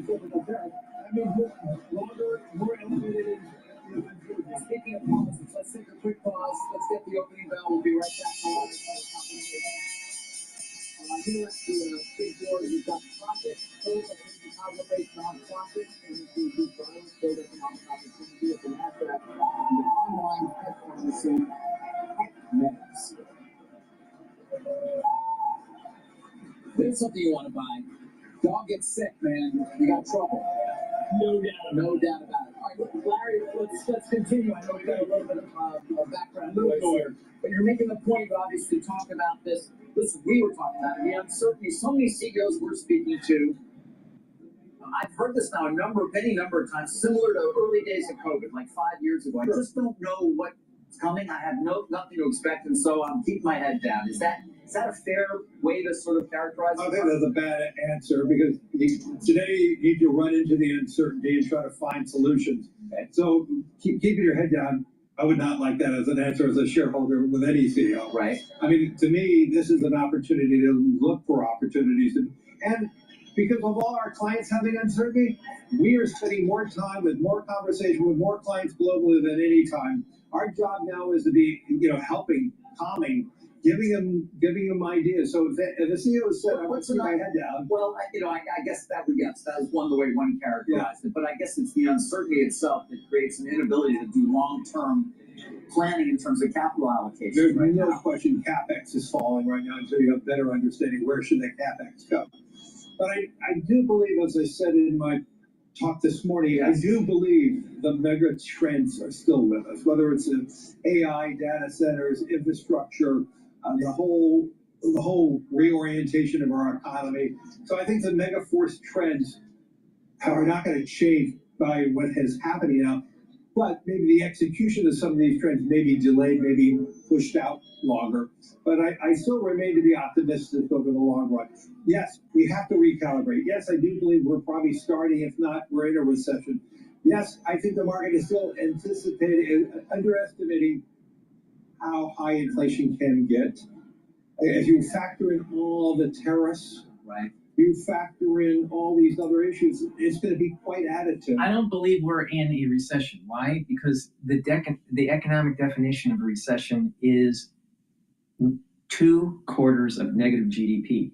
Now, of course, when GDP is revised, there isn't going to be this major swing to say that we were in a recession. I mean, we are not in a recession.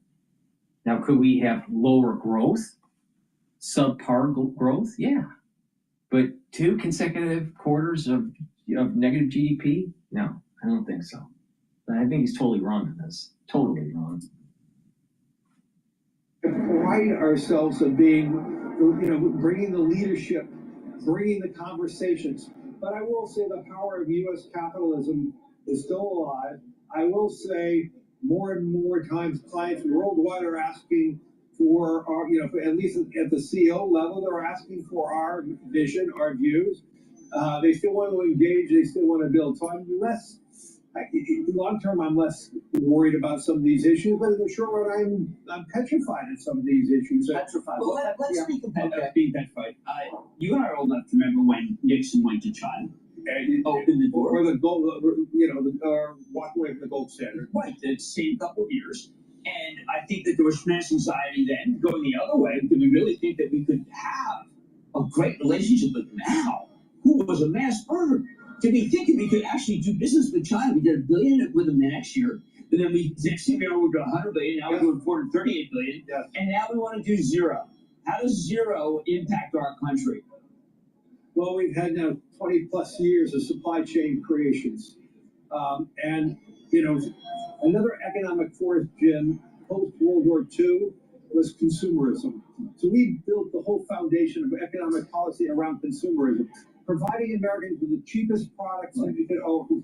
And so that was the foundation. Now, did that come at a cost that some of our communities were decimated where they lost jobs? Absolutely. So maybe we went too far on the whole concept of consumerism, but let's be clear, the major economic foundation was based on consumerism. And so we wanted our companies to go around the world to find the best places to provide the highest quality at the cheapest prices so we could consume more. And we always thought that type of consumption was the most progressive form of economic behavior. More people could have more. And that was one of the fundamental reasons why the United States was the leader. Yes. Because our citizens were huge consumers. By now changing this equilibrium, it's going to be harder to consume. We're going to have elevated inflation. Do we? All right, before we go to Bloomberg, please go to my store, the-studio-reykjavik.com. Let me talk about the stack that's going to help with your cardiovascular health and your bone health. D3 helps to soak up, absorb calcium. It works better when you also take magnesium in a multivitamin. I have it in vitamin C or the zinc supplement. You can get the magnesium that way, or the magnesium in the Boomer Boost. But magnesium improves the efficacy of D3. Now, D3 also helps with gene expression. It's a gene expression cofactor, and it gets rid of cells that need to go into apoptosis. So D3 is very important to take every day. Now, you can take it with K2, MK7, and do some resistance training, take in some calcium, either through milk or through a supplement. Get magnesium in your system through a supplement. Like I said, I have it on my store.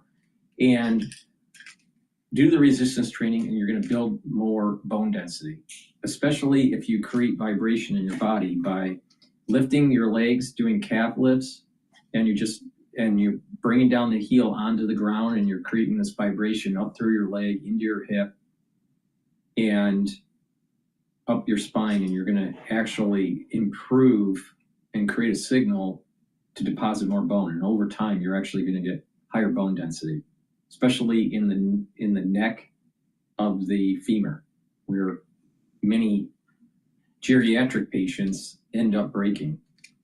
So you want to strengthen those bones, really important. So take the K2, the D3, take in calcium, make sure you take in magnesium, and do the resistance training. K2 and D3 together will also help to reduce the chances of depositing calcium around plaque. So that's going to help with your cardiovascular health.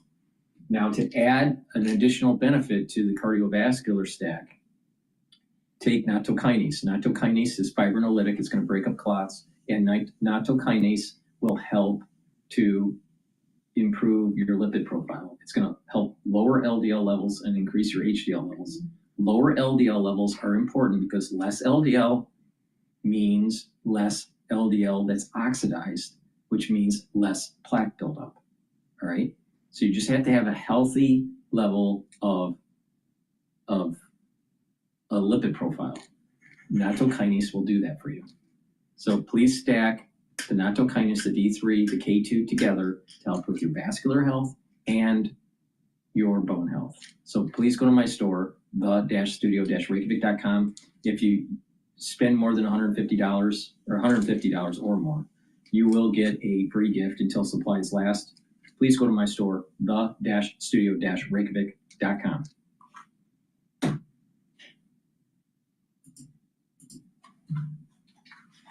But actually, Bitcoin is up 2.6%. What do you make so far of kind of that? Well, I won't use the bifurcation word because I don't think John Tucker likes that word very much. But the divergence in those two assets. So if one day the key significance of reason cryptos are down is because the stock market's down, that Bitcoin is the most unique. The key thing to remember, our listeners and our viewers really need to understand is gold has 3 dependents, silver, platinum, and palladium. Bitcoin has millions. The number 2, Ethereum, has been getting hammered. So recently, the good news is for Bitcoiners, it's been showing divergent strength on a risk-adjusted basis. It's not going down as much as you expect. But I think the big risk is for that whole crypto space to continue lower with the stock market. This is one of the key things that I think a lot of the ETF Bitcoin buyers are learning, that sometimes it's digital gold. Bitcoin is sometimes digital gold, and sometimes it's leveraged beta. I think they're learning it's much more leveraged beta if the stock market keeps going down. It's a major pressure for all cryptos. Bitcoin, and it's a decent bid or decent tailwind. I'm sorry, has a tailwind for gold. I can't let you go without asking about some of the other commodities, specifically crude oil. What is the path forward for crude? Yeah, I've been saying it for a while, John. You know, $40 a barrel. Pretty soon you got to hop in that New Jersey turnpike. You're going to be able to pay $2 for gasoline, and you know who to blame if it doesn't work that way. It's certainly the trend. Here's the key fact about crude. But I mean, it's going down for all the wrong reasons, right? Well, that too. Well, the good actually is called superabundance. U.S. is a massive excess supply of energy. Remember when we were kids, that was the dream. We have an excess supply. We have a superabundance of grains and corn and soybeans and wheat. And that's just accelerating as the stock market keeps going down. It's a normal trajectory for crude oil to get cheap after getting expensive. Right now, it's close to the U.S. cost of production. 40 is really takes it to really shut it off. And the key thing that's happening, we have increasing supply out of the U.S., excess supply, and decreasing demand out of China. See that tilt? That's a global deflationary trend, and crude oil is leading the way. Mike, always a pleasure. Appreciate it. Mike McGlone, Bloomberg Intelligence. And right now, that brings us to 11:12 Wall Street time. As we quick look at the markets, S&P 500, 15 points lower right now. The Dow down 141 points. The Nasdaq 148 points lower. Mirror, mirror on the wall, who's the biggest asset manager of them all? And the stock is in the green. BlackRock. Neil Sipes, Bloomberg Intelligence financial analyst, follows BlackRock. The metric we care about, is it the assets under management? It is the assets under management. Almost more importantly now, the bigger that BlackRock gets is the organic growth, and that's sort of measuring the net new assets that are coming into BlackRock's funds. And that's the question investors have always had is, the bigger they get, the harder it is to continue to grow at the pace that they have been over a long period of time. And what we've seen is that sort of 5% growth that BlackRock has consistently put up, which, by the way, is well above the industry that's break even or 1 to 2%. That continues to be the case. In the first quarter, it was a little bit light.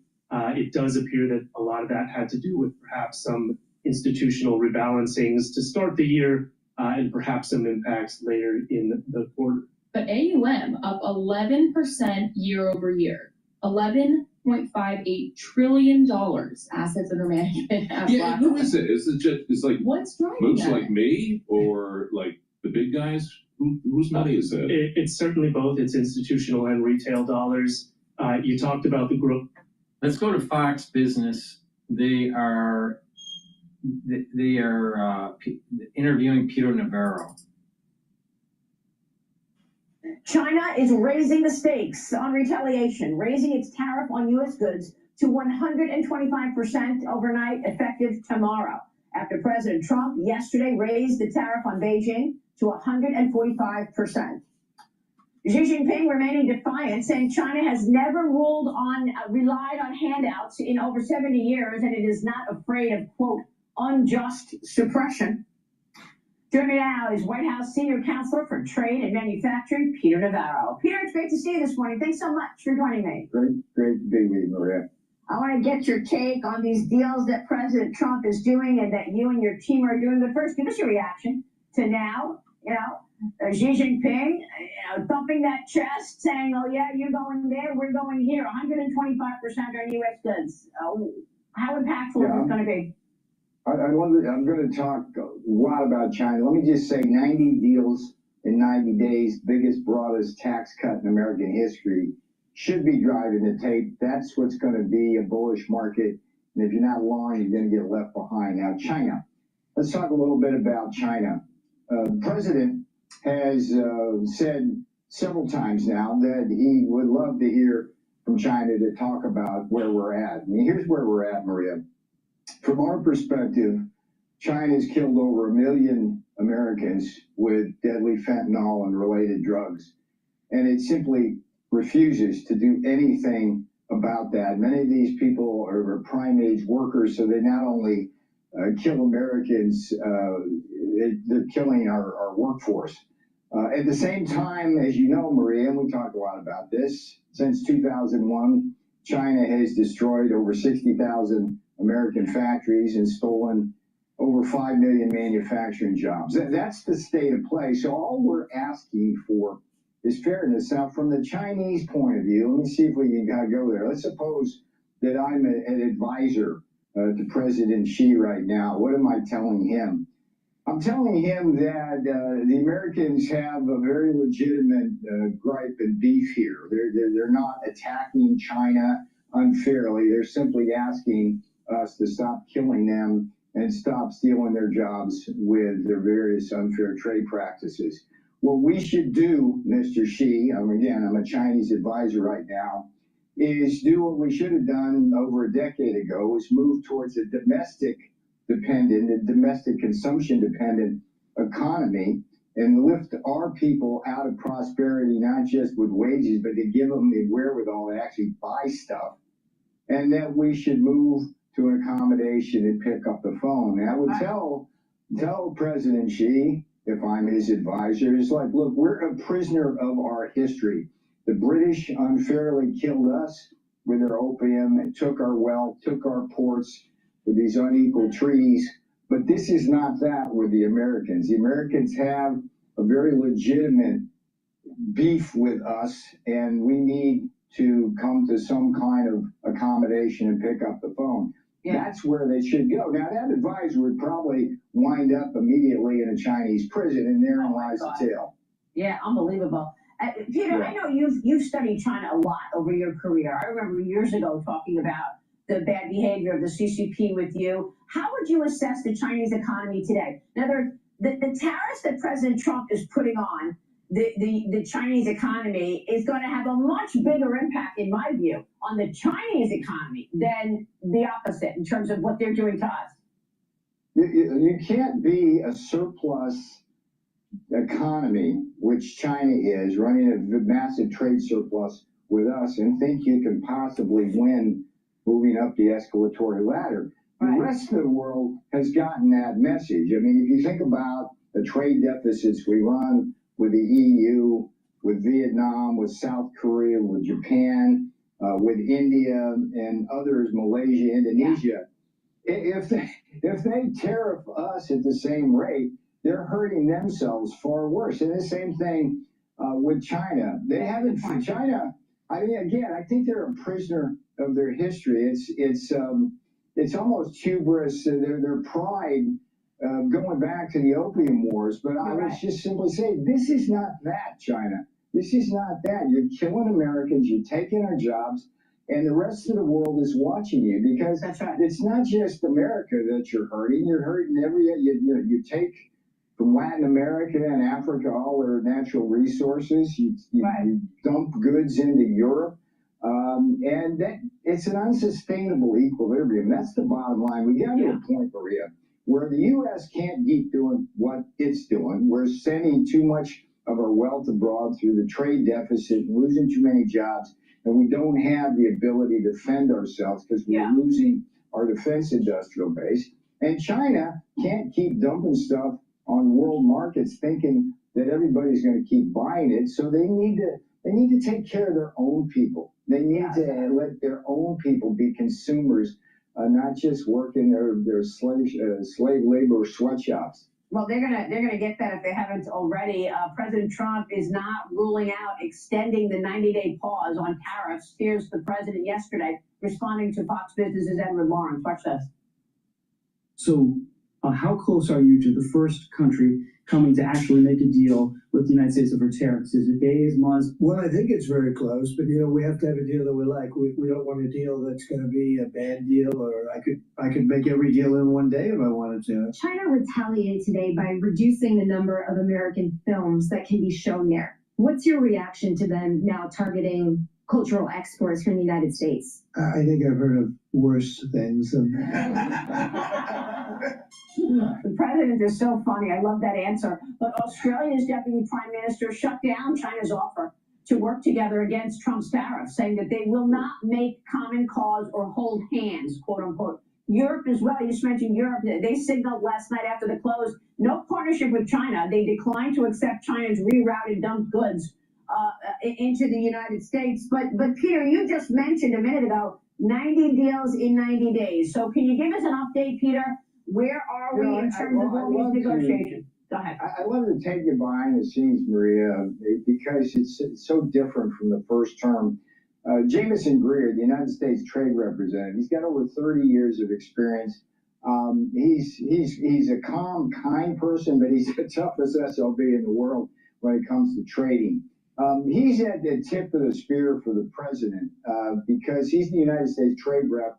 He's got a whole portion of our White House working day and night. We started working on these deals months ago because we anticipate. That's what we do. We anticipate. So what's going to happen here is Jameson Greer and Howard Letnick are going to work very closely together.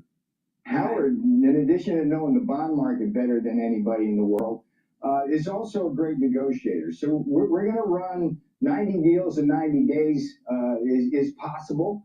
The boss is going to be the chief negotiator. Nothing's done without him looking very carefully at it. He has such a fine attention to detail. Scott Besson is going to handle countries like Japan and South Korea, where there's a lot of currency issues associated with that. And then you have Kevin Hassett, who you had many times on your show, who's really, really good analytically, and is also carrying the football with Scott on the tax policy, which is an important part of our situation. Yes. Stephen Miller is doing a beautiful job coordinating things, and J.D. Vance has just been a breath of fresh air. I mean, I knew Mike Pence well. I liked Mike, but Mike didn't know anything about policy, and he was hamstrung by this guy Mark Short, who was his chief of staff, who destroyed Pence's career. J.D. Vance gets it. J.D. Vance was at ground zero. While I was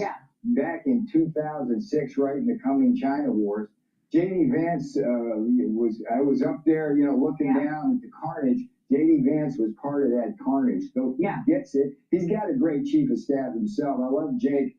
So what I'm trying to signal, Maria, is that this team is just the best in history. And by the way, Marco Rubio, when we need stuff in terms of the interface with diplomacy, Doug Burgum, Chris Wright, when we're doing like LNG deals from Alaska. So America should trust in Trump. The market should trust in Trump and not get these weak knees, because this is going to be bullish. We had a good week this week. I'm calling it the $5 trillion Jamie Dimon interview. Because that huge move the other day is so strong that we're still showing gains for the week. But let's face it, the stock market has lost trillions in market value over the last couple of weeks as there was that unwinding in the bond market. Treasury Secretary Besson was with me on Wednesday addressing it. Here's what he said. There's one of these deleveraging convulsions that's going on right now in the markets, and I think it's in the fixed income market.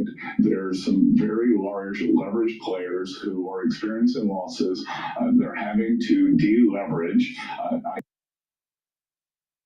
believe that there is nothing systemic about this. I think that it is an uncomfortable but normal deleveraging that's going on in the bond market. And I expect that as we see the leverage come down, the risk managers tapping people on the shoulders, telling them to bring their books down, which is what happens every couple of years as leverage builds up, then the market will calm down. Is China jumping treasuries to try to put pressure on this market? Yeah, I think it works against their purposes if they are dumping treasuries, because if they're dumping treasuries, then they have to buy something else. If they sell dollars, then they strengthen their currency. And as I said earlier, they've actually been weakening their currency, which is a loser for everyone. Right. And when I hear all these stories, the dollar is no longer going to be the reserve currency. If you end up with the Chinese who are willing to use their currency as a trade tool, that doesn't seem like a very good reserve asset to me. Yeah, well, good luck with that if you want to use the yuan as your reserve currency. Peter, look, I want to get your take on the metrics that we should be focused on in this next 90 days, because the market really wants to hear deals.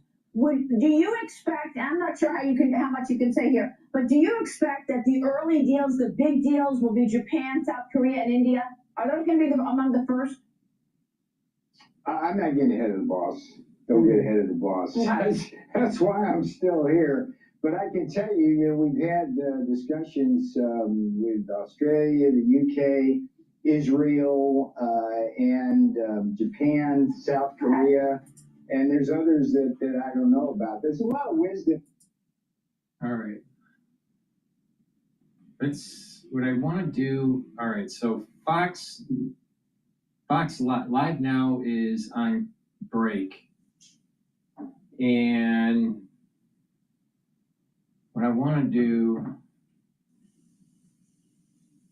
let's go to Fox News. They're talking about Trump threatens to cut all federal funding to sanctuary cities. You may charge? No thanks. With All-Apply Unlimited Data eSIM, I'm set up with 200 destinations in 5 minutes. God help with these sanctuary cities, because Pam Bonnie's going to be all over them suing them. President Trump's going to take their federal funding away. Sanctuary cities are sanctuaries for criminals. Bottom line. Reporters are Tom Homan as President Trump is vowing to withhold all federal funding from sanctuary cities. That certainly would escalate his crackdown on illegal immigration. Welcome to a brand new hour of America's Newsroom. I'm still Dana Perino. Bill Hemmer's off today. Bill is still off today. He didn't come in for the second half. I'm Martha McCallum, joining Dana today. Great to have all of you with us on this Friday morning. So back to this story of sanctuary cities and states facing a potential loss of billions in federal aid as Homeland Security and ICE ramp up their efforts to enforce immigration laws that are already on the books. President Trump stating on Truth Social in part, no more sanctuary cities, working on papers to withhold all federal funding for any city or state that allows these death traps to exist. Eric Shawn has more in our newsroom. Hi, Eric. Good morning. Hi, good morning, Dana and Martha. Well, President Trump is threatening to cut off federal funding to sanctuary cities and states. You know, that could mean untold hundreds of billions of dollars could dry up. Or forgiving illegal immigrants for being in the U.S. could come at a very high cost to jurisdictions that protect them and do not cooperate with federal law enforcement agencies like ICE. The Trump administration could shut down all federal funding to the sanctuary city and states if they do not change their policies. Right now, an estimated 11 states are considered sanctuary states by the Federation for American Immigration Reform, and some cities, counties, and towns also protect undocumented immigrants. Among the cities, Chicago. That's where Mayor Brandon Johnson responded to the president's threat by saying he will, quote, vigorously defend Chicagoans from any unconstitutional or unlawful attempts to strip residents of the funding and services that they are entitled to. New York City, another sanctuary city, is already suing the Trump administration to stop it from taking back more than $260 million earmarked for migrants. The city has so far spent more than $7 billion on the influx. Mayor Eric Adams says the feds should pay back the whole thing. Hats off to the Homeland Security Secretary and to Tom over at ICE and others that want to collaborate with us on dealing with criminal behavior. We're clear that we don't deal with those who are dealing with civil enforcement. The city doesn't allow us to do that. Well, Tom over at ICE, of course, is Tom Homan. Well, Mayor Adams' press secretary told Fox News that the mayor has been clear that people living in the city should not be afraid to use city resources like calling 911 or sending their children to school. But he says the city needs to find ways to work with the federal government to prosecute people who commit crimes. Back to you. All right, Eric Shawn, thank you. So more on this with Jessica Tarlow, co-host of The Five, and Noah Rothman, senior writer for the National Review. Great to have both of you with us. Jessica, let me start with you. This is obviously something that is very top of mind for President Trump. He wants to see change. And it's a lever, and he's using it in a couple of places where he can say, look, do what you want, but you're not going to have your federal funding if you don't uphold federal law. Yeah, the issue will be how much of the federal funding is, appropriated through Congress and how much he can actually control. So there has been a bit of a tango between Trump and Congress on his funding ideas and what he's in control of, and Congress appropriates majority of the money. But they need to be careful with this. I understand what Mayor Adams is saying, and I think you should cooperate. If they can identify violent felons, criminals who are here illegally, I think every sanctuary city mayor should cooperate with that. But this funding is also used for things like supporting the public school system, domestic violence shelters. Federal funds can be fungible in a lot of ways. We've had that conversation on a variety of topics. And so I think the mayor should be forthcoming to say, you tell us exactly who you're going to pick up because they have been picking up people that do not fit that profile. And that has become an outrage even in some very conservative areas, like in Sackett's Harbor in New York, where Tom Homan actually has a house. They picked up a woman and her 3 school-age children who ended up in a detention center. And they were only guilty of being in the same Wi-Fi network as someone that they were actually trying to find. All right, so this is one of the things that the president is trying to fight back against. These are blue city mayors who testified just a month ago. Any actions that amplify fears of deportations make Chicago more dangerous. I must create an atmosphere that allows every law-abiding resident, documented or not, to access vital services without fear of being turned over to federal authorities. I am here to make sure that the city of Boston is safe. Others may want to bring hell. We are here to bring peace to cities everywhere. And we'll just pull it for everybody to see. The number of illegal aliens released in sanctuary cities is in the 10th, goes up well over 20,000. And the president is saying, I have a tool in my toolbox. I'm willing to use it, and that would be the money.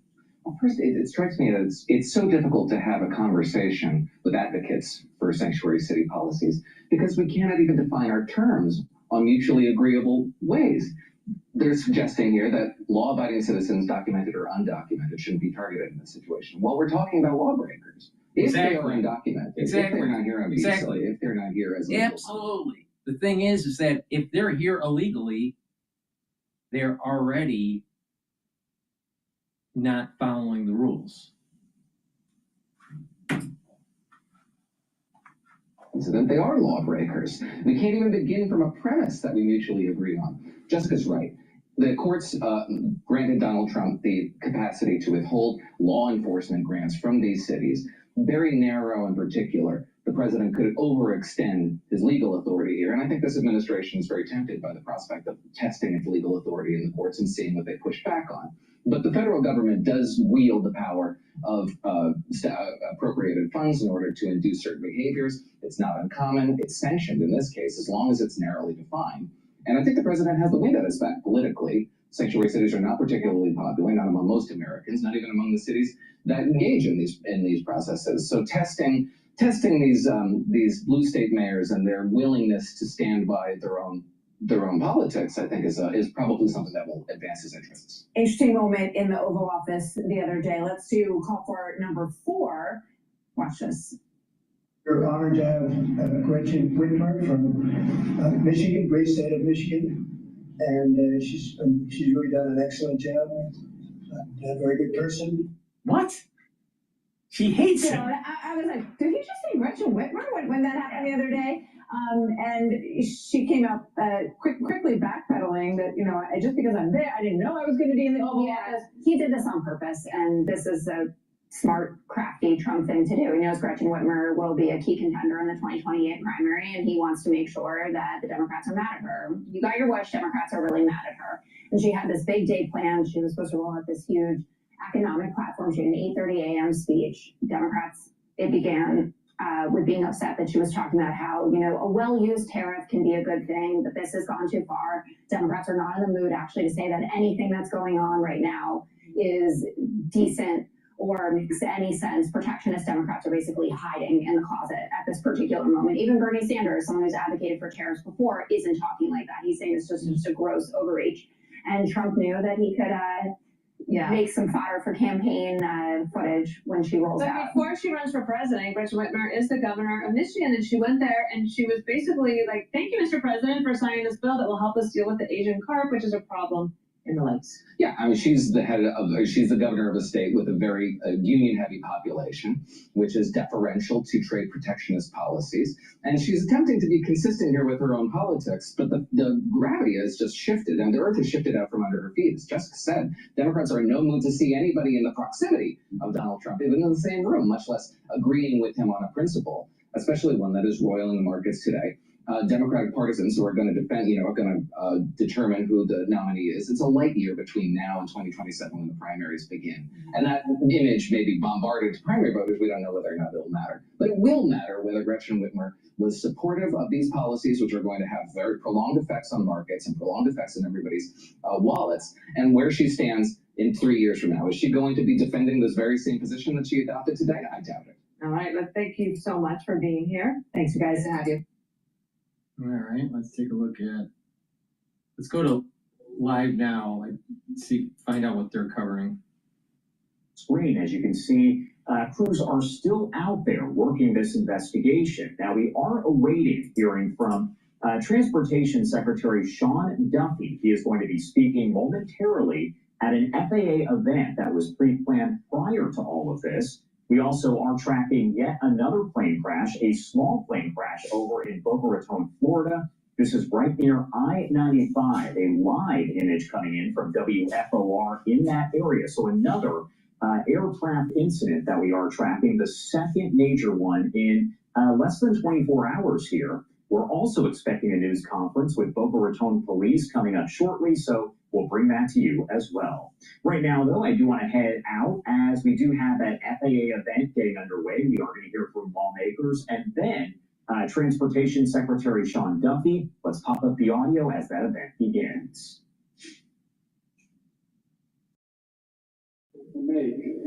And how South Jersey delivers for the United States of America. Mr. Secretary, I appreciate you. This is different. He's not just... All right, let's go to Times Radio 6 minutes ago. Bamboo HR is easy for everyone. What about a hospital that needs employee data, benefits, and payroll all in the same place? I think the age of US dominance is over, and in some ways, Trump is a kind of howl of pain against that. He's trying to reverse what I regard as... The age of US dominance is over. Yeah, right. Truly.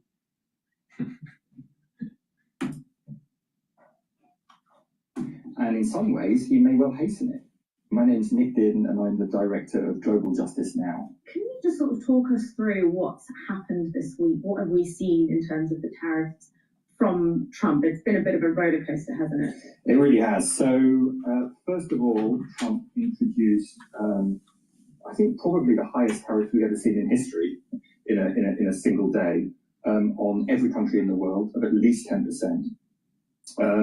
We then saw extreme market chaos in response to that.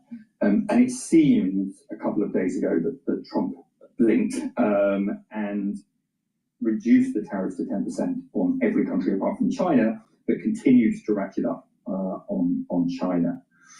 And I think for me, I would say, I know a lot of people think, well, Trump is clearly an extremely erratic figure.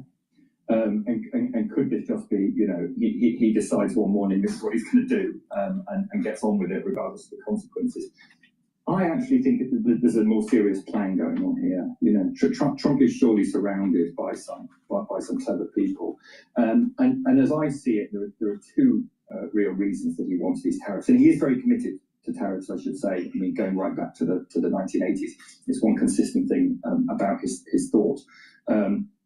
And I think he wants to do two things. First of all, he wants to ultimately abolish income tax, but certainly massively reduce income tax on the very wealthy. He regards that as a major victory from his first term. Those tax cuts are coming up for review, and obviously the United States has a huge debt.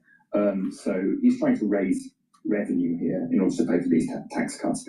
That revenue will, in a sense, be paid by foreigners. You can see that in terms of how concerned businesses are here and around the world. But a lot of it is going to be paid ultimately by ordinary Americans, working and middle class Americans. So it is a redistribution of income on a grand scale.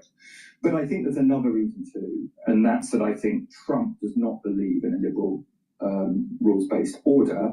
He sees the world moving towards great power competition, a multipolar world where countries simply have to bully other countries for whatever they want.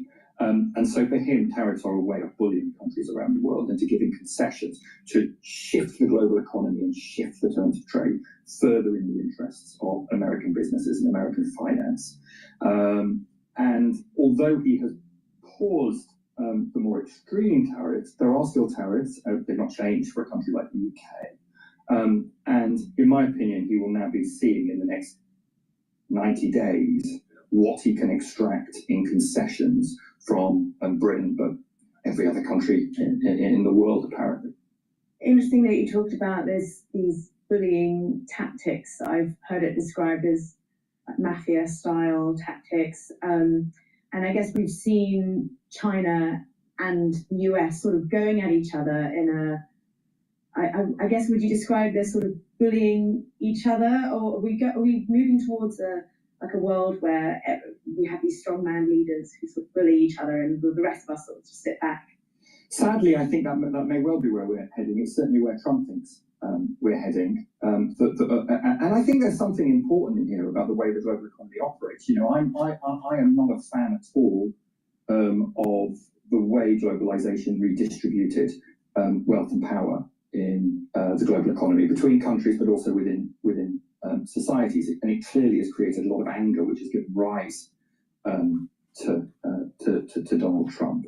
But I have to say, I think that the world we are entering now is going to be even more aggressive, even more unfair, unless we can stand up for a different way of doing things. And in fairness to China, you know, China didn't invent the global economy. The United States invented the global economy. China just kind of beat the US at its own game in some ways, and refused to play the role of simply being a cheap exporter of goods for US consumers, while US capital, US business made the really huge sums of money on the high value goods through their control of technology. China said, we're not going to do that, and they moved to really compete with the US in that technology and research sphere as well. And I think, you know, for China, they're not therefore going to sit back and just accept that they need to give Trump whatever he wants.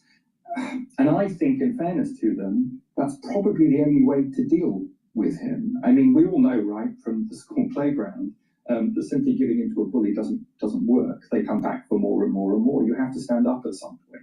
And I'm really concerned, particularly with the British government, that they seem to think, well, if we kind of keep below the radar, you know, give Trump concessions here and there, he won't notice us, and we'll get away with a lower tariff than everybody else. I don't think that's going to work, because I don't think that Trump is going to forget about these policies. This is a proper reordering of the world economy. And if we want something better, if we want something different, we're going to have to come together with all of the countries affected, be it the EU, be it China, be it India, and resist these tariffs. And that means retaliating. It doesn't mean retaliating in terms of, well, you've put these tariffs on me, I'll put exactly the same tariffs on you. But it does mean, I think, thinking through the policy options we've got around access to British markets for US finance, for US tech. You know, there's all sorts of things we can do to say, we're not just going to give in on this one. We believe in a different sort of world economy, which isn't simply ruled by the bully.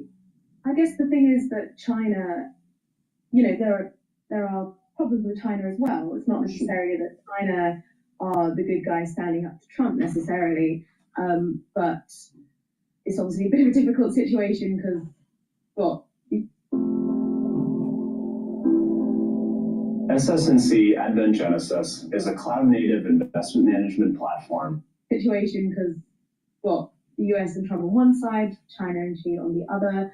But are you saying that we should work with China against Trump?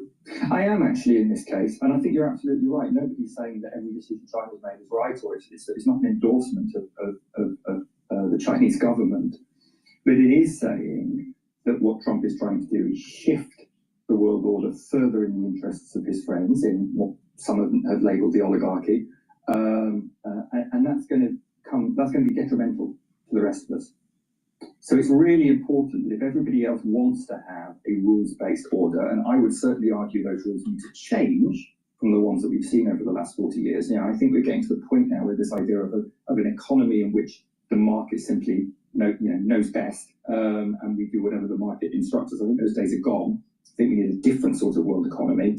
But if we want that, rather than just an economy of conflict and bullying, then I do think we need to work together to create that. And frankly, nobody's saying that there are not issues with the imbalances in the world economy. You know, I think it is a problem that there is one economy in the world that kind of absorbs products from everywhere else, you know, and is a kind of, you know, consumes far, far, far more than it produces.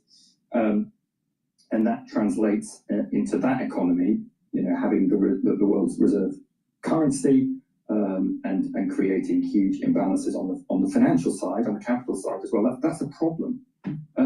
But the way out of that problem is for countries to come together and negotiate and cooperate to create a different, more stable economy. You know, the kind of economy that actually, you know, people like Keynes after the Second World War wanted to build.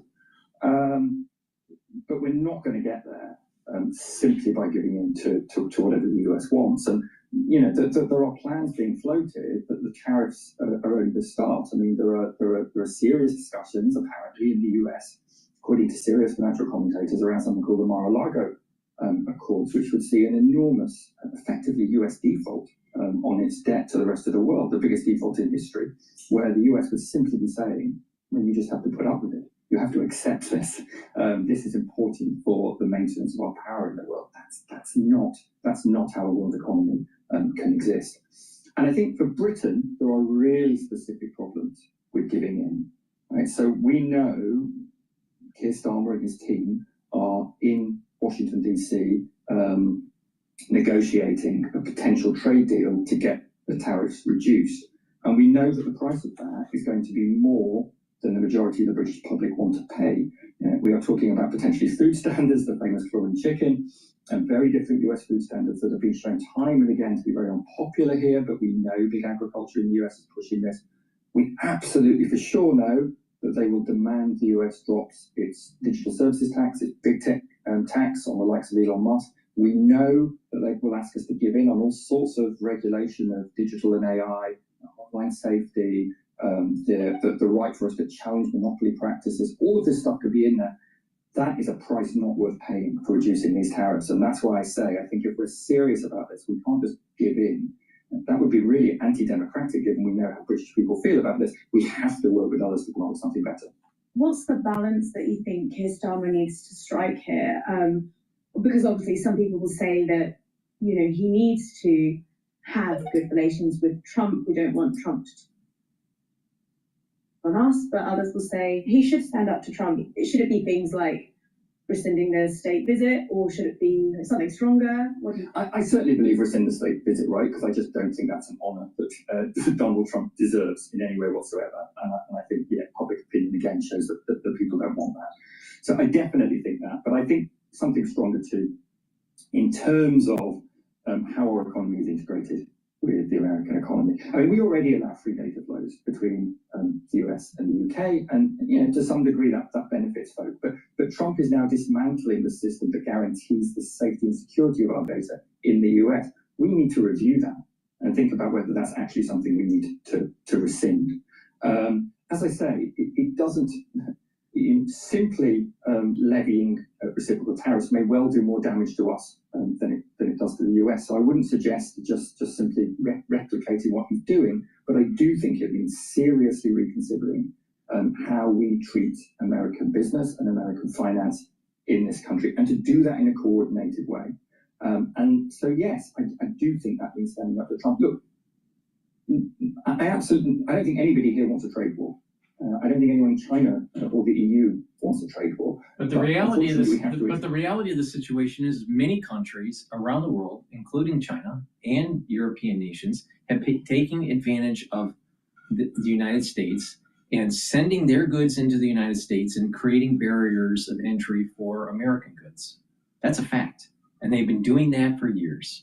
And not only that, you had a major move of manufacturing and tier 1, tier 2, tier 3 suppliers and that whole economic cluster over to Canada, over to Mexico, only to create wealth for the uber class.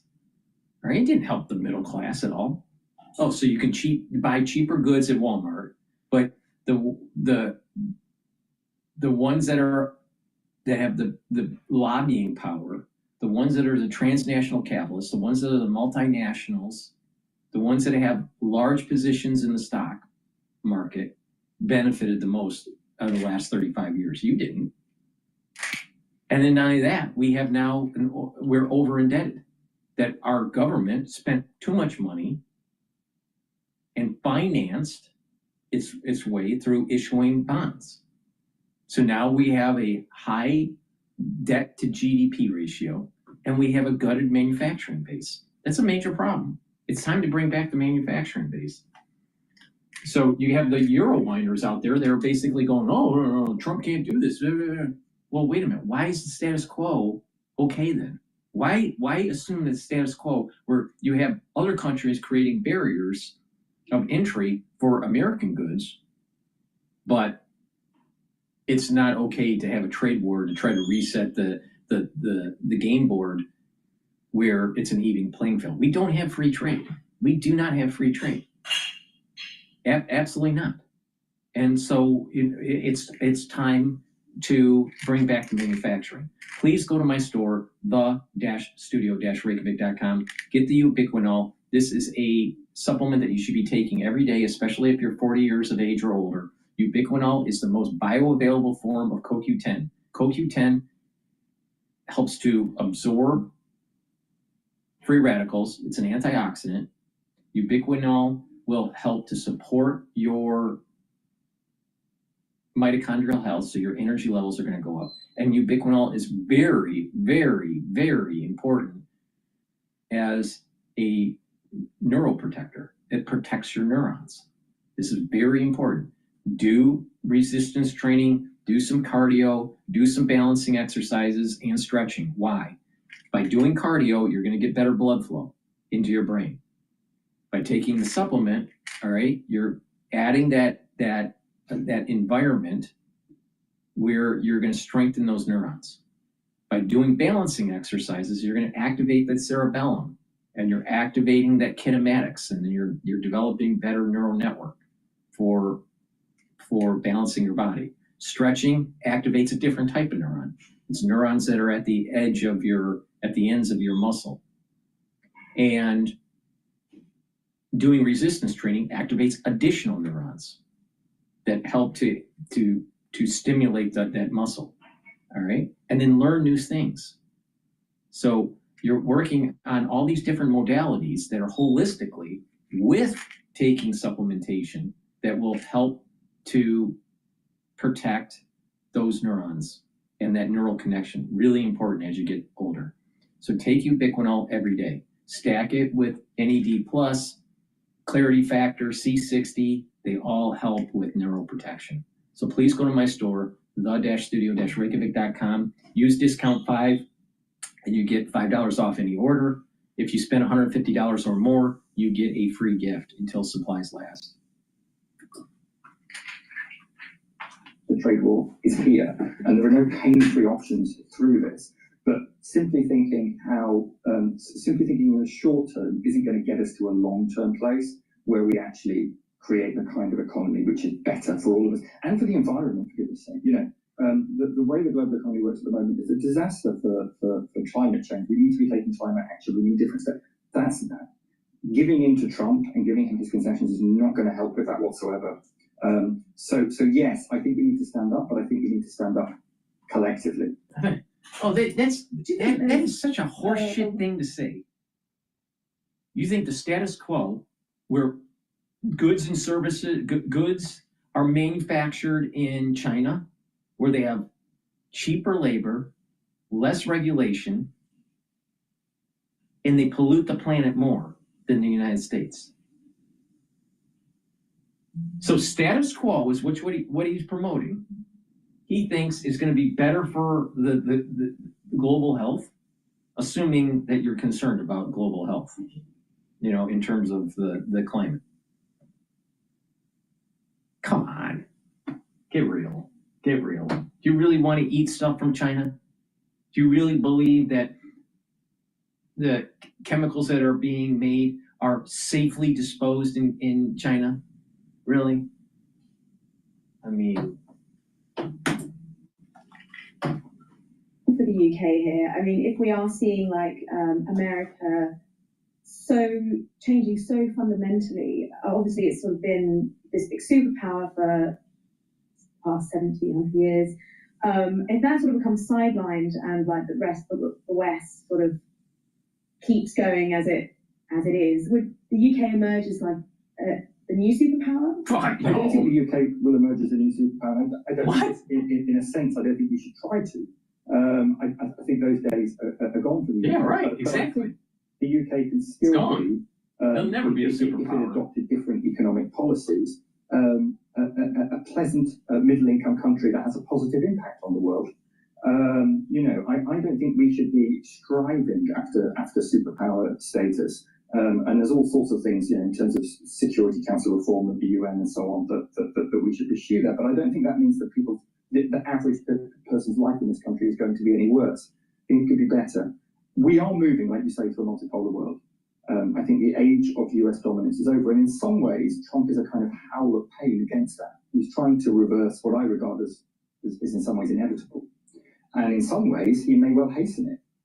I mean, the Vietnamese and the Cambodians who were slapped with utterly punitive tariffs, absolutely disastrous for their economies, despite the fact that this is how they've been told to run their economies by the US, instituted by the IMF for years now. Absolutely awful. In that they may well give concessions to the US in the short term, but in the long term, it's far more likely to drive them towards alliances with China, I would say. So in some ways, he's hastening that multipolar world. He can't hold back, like King Canute, he can't hold back the tide of these geopolitics. And I think as Britain, we've got to realise that that's the kind of world we're moving into. And so, we shouldn't just be the poodle of the United States. We should be thinking how we can play a role as a middle-income country to create a fairer and more sustainable world, because that's the real challenge in front of us at the moment. Are we even going to have a habitable planet? That means massive economic change. And Britain could play an important role with others in creating the kind of economy that would make that possible. And in that sense, yes, I think there's an opportunity here. We're only 3 months, if that, into Trump 2.0, and already there's been so much turbulence. What do you think the next 4 years are going to hold? What impact is it going to have on the world, going by what's happened so far? It's almost incredible, isn't it? It's hard to keep up with what's going on, and it's amazing. It's only been a few weeks. And I think that shows Trump came in this time as a very different person, as a very different president, having people around him who knew that they needed to race to get this plan into place as fast as possible. There is, despite there being a plan, there is something very erratic about Trump. Of course there is, and in that sense, anything could happen. We don't quite know what tactical manoeuvre he's going to make in order to push this plan forward. I still think it is almost impossible to imagine how medium-term inflation does not go through the roof in the United States as a result of these tariffs, and we'll have to see how the American public react to that. But I certainly see his popularity is already plummeting, and I think that could go further still. And we have no idea, of course, in 2 years' time what that's going to be in terms of Congress and all the rest of it. But it's going to be a very turbulent ride. It's going to be very difficult and sadly very painful for many people in the world. And again, I would just say, I think we've got to kind of look to that and think how we can express our support for those countries bearing the brunt of some of that, as well as thinking about people in the United States who are living through an absolute hell in some circumstances. I mean, this is not a normal situation. Okay, there are if you're a migrant in the US, you risk being kidnapped off the street and put in a jail in a Central American country somewhere. And he's now talking about doing that to US citizens as well. We have possibly seen him purposefully flout court orders. This is a move towards fascism in the United States, and that should scare all of us. And again, I would just urge people not to think of this as a kind of strange aberration, but a product of the very unfair, extremely unequal world economy we've lived with for a long time, and to think how we can work together to change that. Because otherwise, I fear Trump is, 4 years of Trump is. Don't bet against America. Just don't do it. You're going to get hurt if you do it.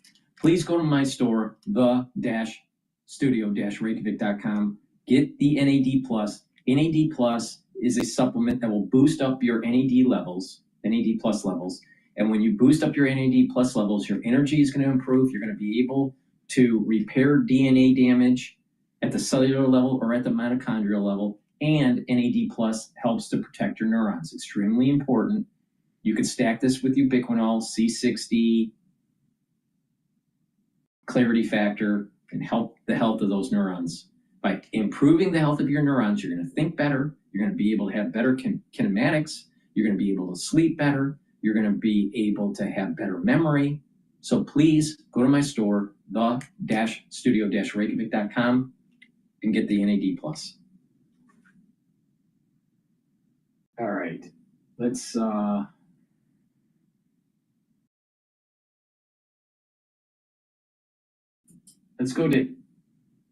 go to live now. I think they're still talking about the helicopter crash.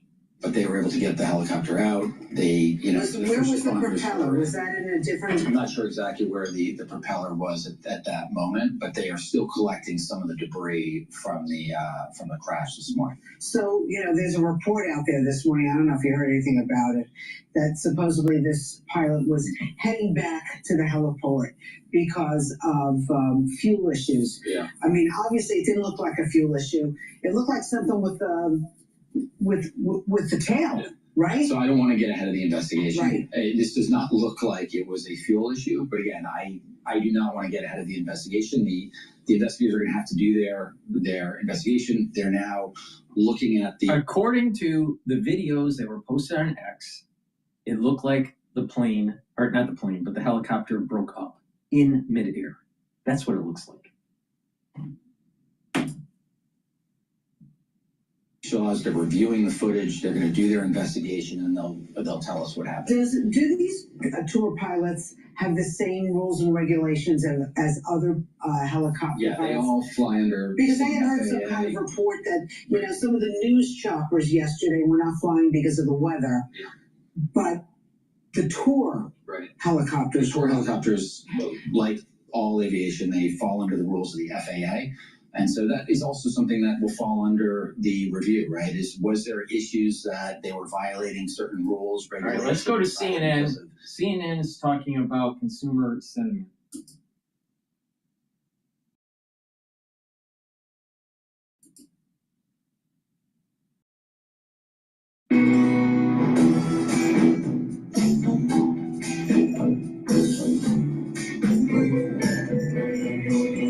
This is CNN Breaking News. And we begin this hour with breaking news. President Trump's tariffs and their fallout, fueling a lot of pessimism about the U.S. economy. We'll take a closer look at that grim new report in just a moment. Yeah, that anxiety has really weighed heavily on Wall Street. You've seen it these last several days. Stocks are just struggling to end the week in the green, just hours after China made its latest move in the trade war. CNN's Matt Egan is in New York. So, Matt, walk us through this new consumer sentiment report, these numbers and what they mean. Well, Pamela, the mood on Main Street is getting darker and darker. These are historically weak numbers. So the University of Michigan came out this morning and said that consumer sentiment in the United States this month plunged by 11% to the second lowest level since records began back in the 1950s. That's pretty stunning when you think about it. This is lower, weaker sentiment than at any point during the Great Recession. The only time it was worse than right now was 3 years ago, back when Americans were panicking over $5 gas. Of course, today, gas prices are low. The problem is all of these chaotic moves out of Washington, the trade war, and of course, the turmoil on Washington. The internals of this report were ugly. Americans marked down their views on the current situation. They're becoming less optimistic about the future. They're increasingly concerned about unemployment. And this is a number that I think is going to get the attention of officials at the Federal Reserve. Consumers are now bracing for a nearly 7% increase in prices over the next 12 months. That is very high. That's a significant increase from I don't believe that's going to happen. Highest level since the early 1980s, back during that inflation crisis. Q-Line, I want to read you about this decline in sentiment from the University of Michigan. They write that this decline was, like last month's, pervasive and unanimous across age, income, education, geographic region, and political affiliation. So this is really across the board. this was clearly a brutal report, especially for the White House, but there's economic implications here too. Consumer spending, it's the #1 engine of this economy. And if people are feeling bad enough about the economy that they start to pull back, maybe they don't take that vacation, they don't buy that car, there's going to be real economic implications.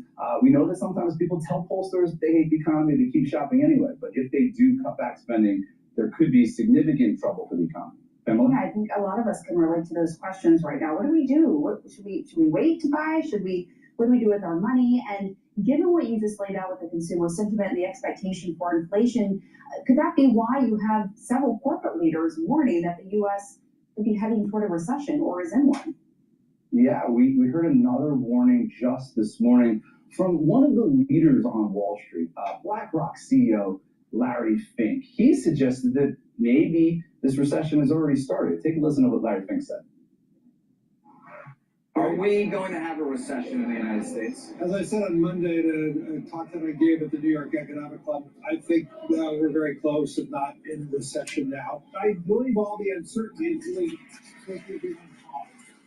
And everyone's waiting and seeing. And so I think we're going to see across the board just a slowdown until we have more certainty. Yeah, everyone, of course, wants more certainty, but we've gotten a lot less clarity on the tariff situation. I think what's going to happen is you have the heavyweights on Wall Street and that lobbying group trying to orchestrate a recession by putting in the mainstream news, oh, we're in a recession. Oh, we're going to go into a recession, blah, blah, blah. And it's going to create fear. And what happens is that is used to force Congress to do even further cuts for taxes. And therefore, it adds to the accelerant for the market to rally at the end of the year. So it's almost like they're trying to jawbone the actual market into a recession. It's not in a recession technically, but people are concerned because they see that the market's down. This is the time to buy. Don't be fearful. Do not be fearful. If you're fearful right now, you're going to miss out. Time to buy. Buy into the market. Don't do it all in one lump, but just accumulate shares over time, and you're going to benefit from this. Don't be fearful. Do not be fearful. Continue to see tariffs go higher and higher to levels that we have not seen in more than a century. The Budget Lab at Yale put out a new estimate where they said all the tariffs that the Trump administration have imposed so far will cost the typical middle-class family $3,700 per year. Just a stunning figure. Listen, I think at the end of the day, the question is, how is the economy responsible? All right, 3,700 more to the middle class because of tariffs, assuming you maintain your consumption. That's probably a big assumption there. But not just that, we have the S&P 500 here at 5,293. We're almost, if it can hold, and if the VIX keeps on dropping down, we may actually see over 5,300 today on the S&P 500. Shocks, right? We have the price shock from the market turbulence, the trade shock from the tariff increase, and potentially a price shock on the way. And the question is whether or not this economy that has been so resilient for so long can withstand all of these shocks at the same time. Right. Really quickly, Matt, it stuck out to me, the administration says these tariffs are to bring back manufacturing jobs to the United States. But when you look at the numbers, there are actually more manufacturing jobs open in the U.S. than there are people to fill those jobs right now, right? Yeah, that speaks to one of the issues here, right? This is where the stupid people on CNN get it wrong here. All right, it's about bringing back the economic clustering. If you bring more jobs, more manufacturing, more tier 1 and tier 2 suppliers, what's going to happen is that you're going to have a more vibrant economic cluster that will lead to creating more jobs. And because there is this new trend of making stuff and designing stuff, then more people will move into those sectors and get those jobs. It's been for 35 years, it's been don't be an engineer, don't go into design and manufacturing, don't be a quality control statistician, be a lawyer. For the last 35 years, that's what you got. So now we've got tons of lawyers that spent all this amount of money on an education, all right? They're tripping over themselves, and we don't have enough engineers now.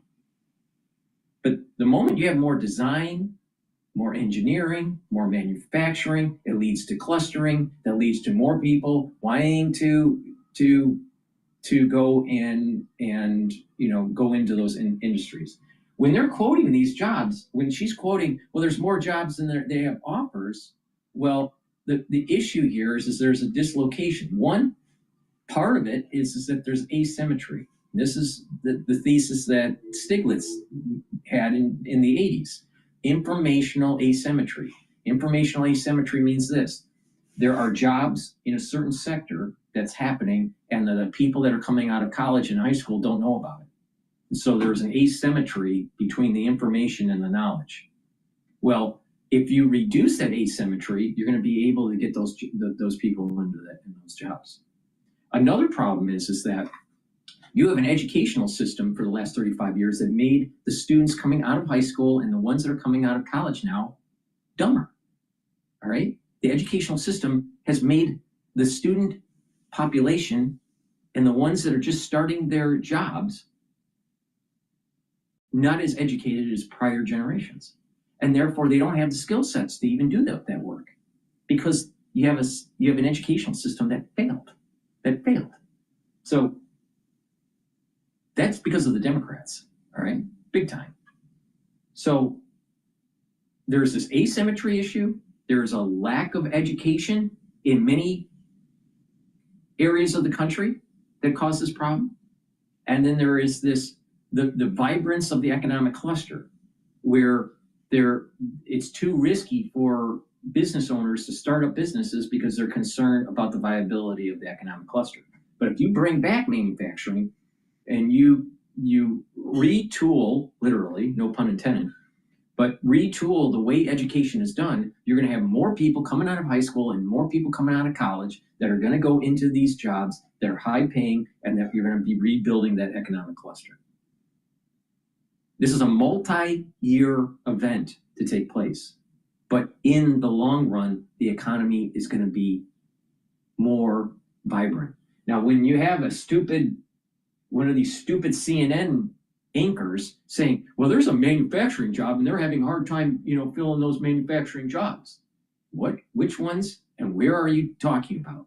Because location and what type of manufacturing jobs has a big part to play in this. All right. We talking about tier 1 supplier? We talking about tier 2 supplier? We talking about OEM? What are we talking about here? See, she doesn't give you the details because the devil's in the details. All right. Are they engineering jobs? Are they design jobs? Are they just line working jobs? What exactly is this? Because manufacturing has a lot. It covers a big category. It's not just line work. Manufacturing is turnkey. Design all the way to shipping of the product. That's manufacturing. There's a whole slew of different jobs that are tied to this. So it's not just building something on a line. There's quality control, there's design, there's marketing, there's shipping, there's sales, there's accounting, there's finance, see? There's management. So there's an economic cluster that builds. So what jobs is she talking about? What's the detail? What's the detail? Increase tariffs as high as you want to try to incentivize companies to spend more money on factories in the United States. But the question is whether or not there's enough qualified workers to fill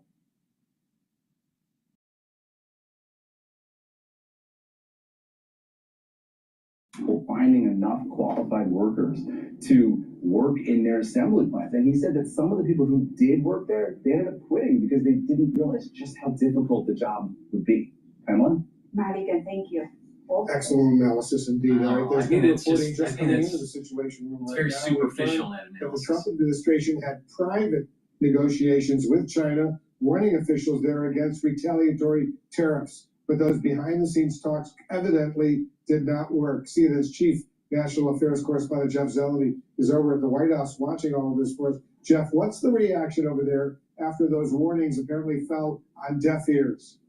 Well, if they did fall on deaf ears, but it's just the latest example in the really day by day, the deepening trade war that is underway between the United States and China. Yes, we are learning that U.S. officials privately behind the scenes urged China to not retaliate. In fact, the Treasury Secretary Scott Bessent has been saying that publicly all along, warning countries to not retaliate. Well, those warnings have fallen on deaf ears, particularly with China, as they raised their tariffs to 125%. The question now is which side is going on the dashboard, the VIX is dropping. It's now at 41, and the S&P 500 is trading above 5,300.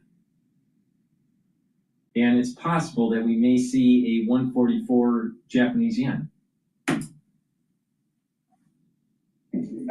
If either. And Matt was just talking about consumer confidence. The prices are going to go up. There's no question about it. That's what the White House is bracing for. That's what the administration is bracing for. It's one of the big reasons the president had a dramatic pullback on a sweeping tariff plan just a couple days ago. And the market, of course, reacted very well in the moment.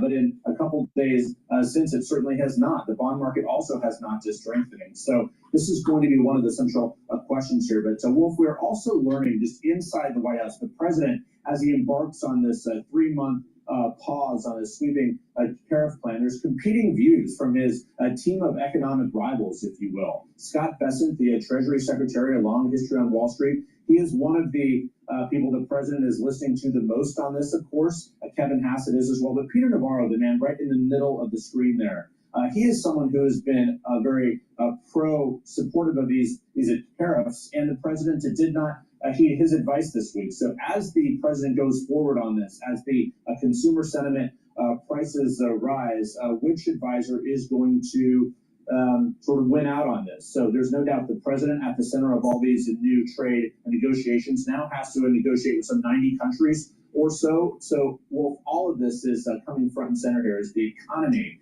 That inflation report, the rising inflation, is one of the biggest challenges, one of the biggest worries for this administration. And there are so many challenges, so many worries right now. Jeff Zeleny at the White House, thank you very, very much. Well, Michael Froman is president of the Council on Foreign Relations, a former U.S. trade representative in the Obama administration. He joins me now live in New York. Michael, good to see you. I guess the question that comes to mind is how long-lasting the impact and damage is to the United States' credibility, whether when you talk about the fact that yields have continued to go up on the 10-year Treasury bond, the dollar's going down. Everyone's looking for a flight to safety, and it is not here in the United States. How long-lasting is that? I spoke with former Treasury Secretary Janet Yellen yesterday and asked her about the longer-term consequences. Here's what she said. Have foreign and made from quality materials and designed to resist the elements. Our timeless and trending pieces will keep you lounging and dining in style this summer and for years to come. Get your furniture fast with white glove delivery in 3 days or less. And pay on your schedule with low monthly payments and no interest. Have foreign investors lost faith, in your view, in the credibility of the United States? Well, I think they're asking hard questions about the credibility of U.S. policy and what role the U.S. will have going forward in the global economy, whether or not we'll have predictable economic policy and remain a strong, positive global force. And we saw that playing out over the And last she's such an expert that she couldn't read the actual inflation data, and she called it transitory when she was the Treasury Secretary under the Biden administration. And that's what led to our inflation problem. Oh, guess what? And then the Federal Reserve lowered the rates when they shouldn't have back in 2024 under the Biden administration. So both the Federal Reserve and her caused the inflation that we have today. Yeah. Those sticky prices over at the grocery store, that's not because of Trump. That's because of her misreading the data. Ph.D. worked at the Federal Reserve as the chairman and also the Treasury Secretary, and she screwed up the economy. She broke the family car. She also noted that this is an administration that inherited what was described as an economy that was the envy of the world, and yet here we are. What have you heard from global leaders and investors from your perch now and former colleagues, given your time in trade and working on trade for President Obama? Well, I agree with Secretary Yellen that those are the questions that people around the world are asking. And I think they're going to be looking for a couple of things over the coming weeks. One is, how does the president and the administration use this 90-day pause? Are there a series of bilateral negotiations with the other countries to reduce the tariffs on a reciprocal basis? What's the end point? If the end point is a 10% tariff that the U.S. imposes, well, that's a 500% increase of our existing average tariff. So that's not a great outcome. That's the kind of tariff that Venezuela, North Korea, Iran have on their products. Those don't tend to be economies that other countries envy. And then, of course, they'll be looking to see what happens in the U.S.-China relationship. As you discussed this morning, there's a lot of chicken going on here, playing a game of chicken as to who's going to be forced to make the first phone call. China likes these meetings and these calls to be well prepared in advance by lower-level officials. And so at some point, hopefully, there is some real dialogue, some meaningful dialogue going on between the U.S. and China to begin to sort through these issues so they. All right, what I'm going to do is I'm going to switch over to Bloomberg. Vendors to turn away products waiting for shipment in China before they set off for the U.S., according to a memo reviewed by Bloomberg. Five Below, down now by 7%. Recapping stocks higher, S&P up by 0.5%. Balance of power continues right now. Back we go to Washington, and once again, your hosts, David Gura and Kaylee Lyons. All right, Charlie Pellet, watching the markets in New York. Thank you so much. As the markets watch each and every True Social post and listen to every word uttered by President Trump, because this has been a wild week when it comes to tariffs. A lot has changed, but the thing that remains the same is that the focal point of this trade war seems to be between the world's two largest economies. This has come down in large part to the U.S. and China. After China today made the decision, after the White House's clarity yesterday, that 145% at least tariff rate is now in effect for all Chinese imports, China raised its own retaliatory rate to 125%, suggesting they won't even bother raising tariffs any higher than that, as any further escalation in their mind from the Trump administration would be considered a joke. The Chinese government, though, is still vowing to fight to the end, saying they'll use other countermeasures if necessary, even as President Trump suggests he wants to make a deal. We'll see what happens with China. We would love to be able to work a deal. They've really taken advantage of our country for a long period of time. We're resetting the table. And I'm sure that we'll be able to get along very well. I have great respect for President Xi. He's been, in a true sense, he's been a friend of mine for a long period of time. And I think that we'll end up working out something that's very good for both countries. Friends like that, who needs enemies? That President Trump there at the cabinet meeting yesterday. Christopher Smart joins us now. He's managing partner Hargrowth, and we're drawing on his experience with the National Security Council and the National Economic Council during the Obama administration, where he worked an awful lot on trade issues. Thank you very much for being here. And I wonder sort of how you see all of this playing out. There is the kind of long waiting period we're in now, where we have the White House waiting for a call from Beijing, presumably. Looking at sort of how this is ratcheted up, where things stand, what do you see as the next steps in the states on? Well, good to be with you. I mean, as you say, with friends like that, who needs adversaries? The The thing I think that is spooking markets right now is that on top of all of the other uncertainty, we finally have this U.S.-China confrontation that, frankly, we had been expecting since the first day of the Trump administration. And with all of the distractions around Canada and Mexico, it was always on the back burner until all of a sudden Wednesday, these tariffs were ratcheted up to sky-high levels. And as our Chinese counterparts point out, there's not much of a difference between 125 and 145. It's hard right now to see what the off-ramps are going to be on this particular bilateral relationship. The president says he wants to do a deal, but, again, when it gets to, the other guy's got to call me first, it's not quite clear the other guy's ready to do that. Well, to your exact point, Christopher, this notion that China has suggested any further ratcheting up of tariffs would be economically meaningless. Does that mean that there was a ceiling to hit there in terms of what would already be the complete destruction of the U.S.-China trading relationship, and we've already hit that ceiling?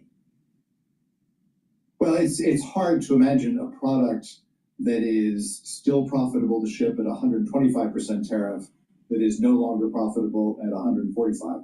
So I think effectively, when you more than double the price of anything, it's very hard to continue that relationship. And I think you've already seen early reports of shipping companies shutting down, traffic diverted in midstream, and all of that is beginning to unravel right now. That's not the real issue. The real issue is, will Taiwan be the flashpan for conflict between the United States and China in the Pacific? Military conflict. That's what you need to worry about. Continue for some time. I have a definitional question, and that is, are we seeing decoupling happen now? Has it happened? This is a thing that by policy the last administration did not want to have happen. Are we there? And if not, when are we going to know that we are? Well, we're getting there. Again, nothing. It seems very hard to imagine what you can still ship back and forth when tariffs on both sides effectively double or more what you're sending in both directions. Now, that takes some time to unravel. Maybe there'll be some negotiations to stop that. But I think your broader question is really to the point, which is, when will these threats will continue to loom over trade going forward with China? And so the decoupling or the unraveling of the relationship that started in the first Trump administration, trade is down substantially since then, continued through the Biden administration. That's going to be a problem that's going to continue for a long time. And I'll just add, anybody doing business with the United States isn't just wondering what's going to happen with this administration, but 2.5, 3 years from now, we get a new president of either party. What is that going to look like? It's going to be very, very uncertain compared to what they've been used to dealing with the United States over the last many decades. Well, and to that point on the uncertainty of the credibility of the United States and the creditworthiness of the United States, Christopher, I wonder what you make of the increasing concern it seems we are seeing looking at the activity in bond and currency markets about the suggestion that whether it's U.S. Treasuries or the U.S. dollar as the world's reserve currency, that status as safe haven assets may no longer be applicable right now. Well, I think those are the kinds of things that come unraveled over a long period of time. But I think anybody, including the president, who looked at markets on Wednesday and saw stocks, bonds, and the dollar all selling off together, I think that was sort of a moment of cold sweat if you're an investor, or maybe as the president describes it, the yips. But that's a sense that, as you say, global investors aren't looking to the U.S. as a safe haven anymore. And you're seeing bits and pieces of that as, for example, U.S. interest rate rise, but the dollar is selling off. There is a sense that maybe you want to put your money elsewhere as global tensions are rising. As I mentioned, you worked on the NEC and the NSC, and I'm curious sort of what form this conversation, should it happen, is likely to take for kind of dispensing with the usual back and forth that would be done, drafting a trade deal with a country like China, all of that shuttle diplomacy, all of the work that would go into crafting something down to each and every nuance.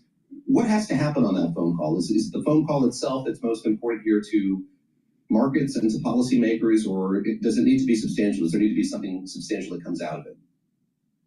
Well, I can tell you from your earlier conversation in this half hour, it's not going to be lining up a whole bunch of pro bono corporate lawyers who are angry with you to begin with.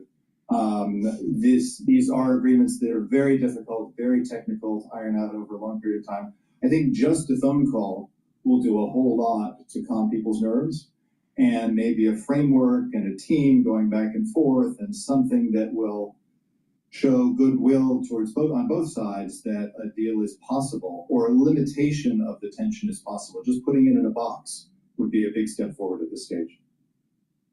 Well, to your point on pro bono work, I would just note that President Trump has announced another $600 million worth of pro bono deals with a number of law firms, including Kirkland and Ellis, this just crossing his True Social feed. So I guess we'll see what role, if any, they play in these many, many negotiations that have to happen. But to the notion that there are other countries that are in this game as well, obviously, are actively talking to the White House with a 10% levy still in place, Christopher, which I think we all largely are overlooking due to the dramatic figures we're seeing when it comes to U.S. and China tariffs. What will that 10% flat rate alone, as long as it applies, which we assume will be the duration of this 90 days, what is that going to do economically speaking?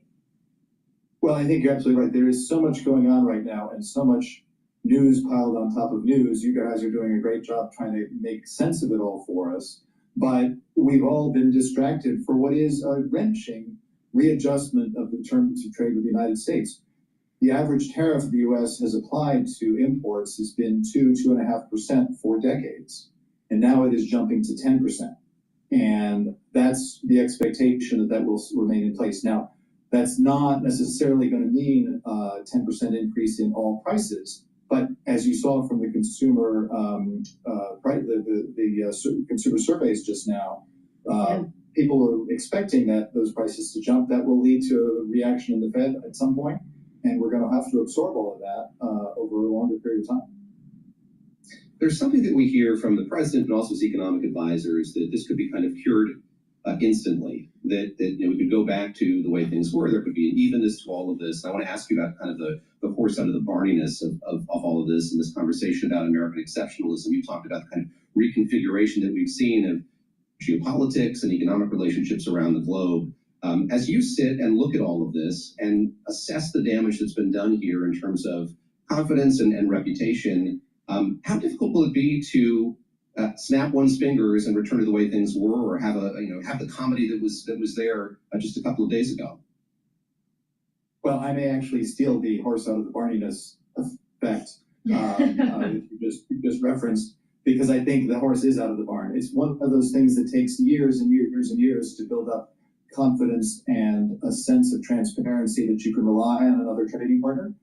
And as I mentioned before, the shifts and mixed messages that we've been getting from this administration have been very disruptive to our trading partners. But I think, again, as you look over the last 10 years, and again, it was the Trump administration first time around, the Biden administration kept some tariffs in place and added some tariffs, which is very different from the way the United States has done business in the past. Anybody who wants to just look past this administration has to keep in mind that we're dealing with a new United States that is turning more inward, that is more likely to apply tariffs than take them away. And that, I think, creates some longer term uncertainty about what adds to the costs of doing business with what has been an exceptional economy. Christopher, finally, before we let you go, we just have a minute left here. I'm sorry, this may be an unfair question, but would you say the odds of a recession occurring within the next year are now greater that it happens than that it doesn't, even with this 90-day pause in place on the higher rates?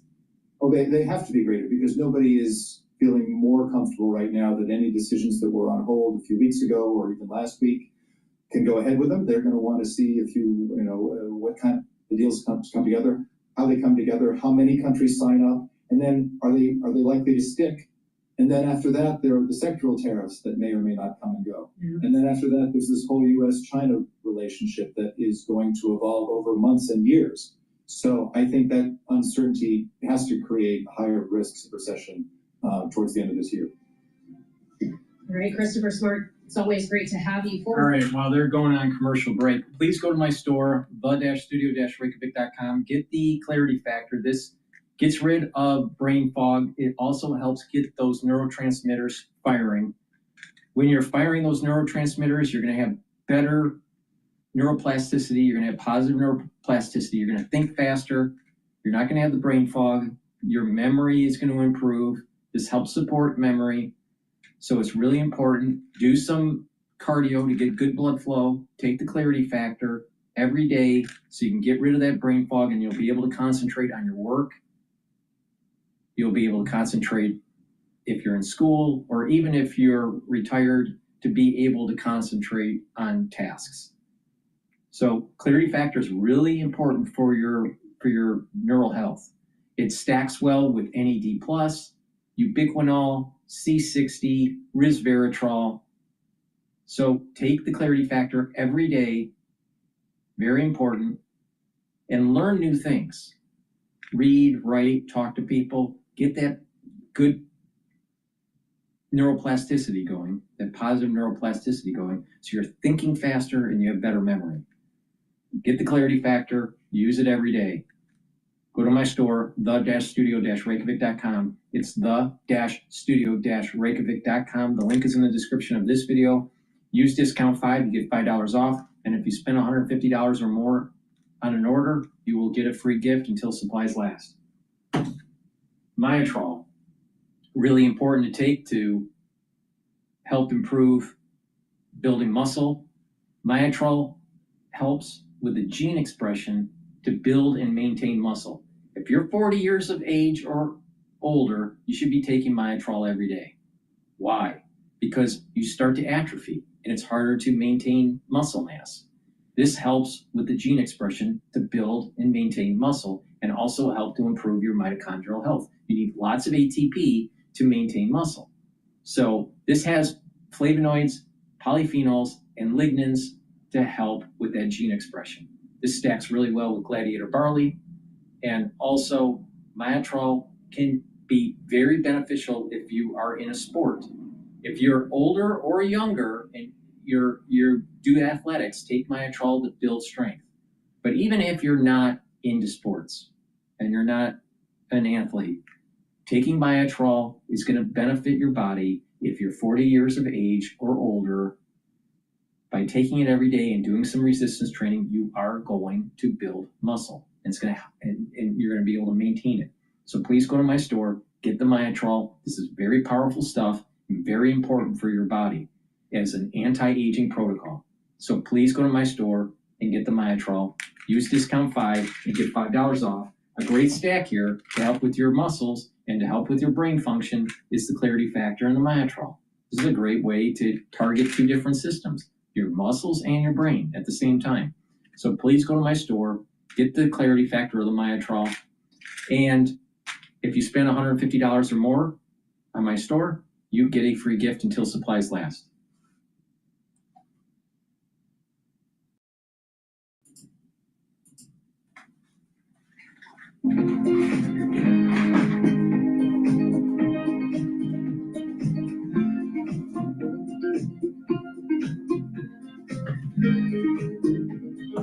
All right, while we're waiting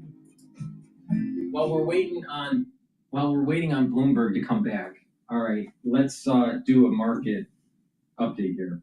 The S&P 500 is trading at 5,336. The VIX is now below 40, so it's trading at 39.20. The Euro USD is trading at 1.12, so the dollar is strengthening. The oil, WTI oil, is trading above $60 a barrel. It's at 60.84. BITO is trading at 18.02. And the USD Japanese yen is trading at 143.87.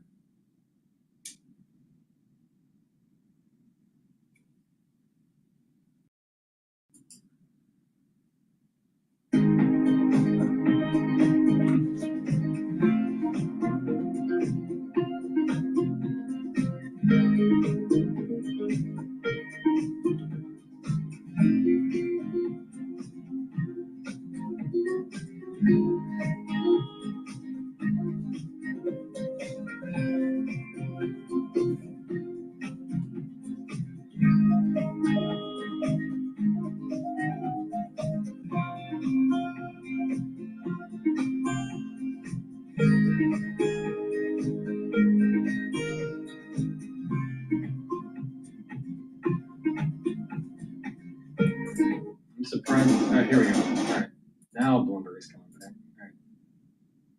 All right. all day long here at Bloomberg. Best levels of the day right now. A sudden leg higher for the Dow, the S&P, and NASDAQ. Right to the numbers here. It has been a whipsaw session, but the Dow right now up 380 points, up by 1%.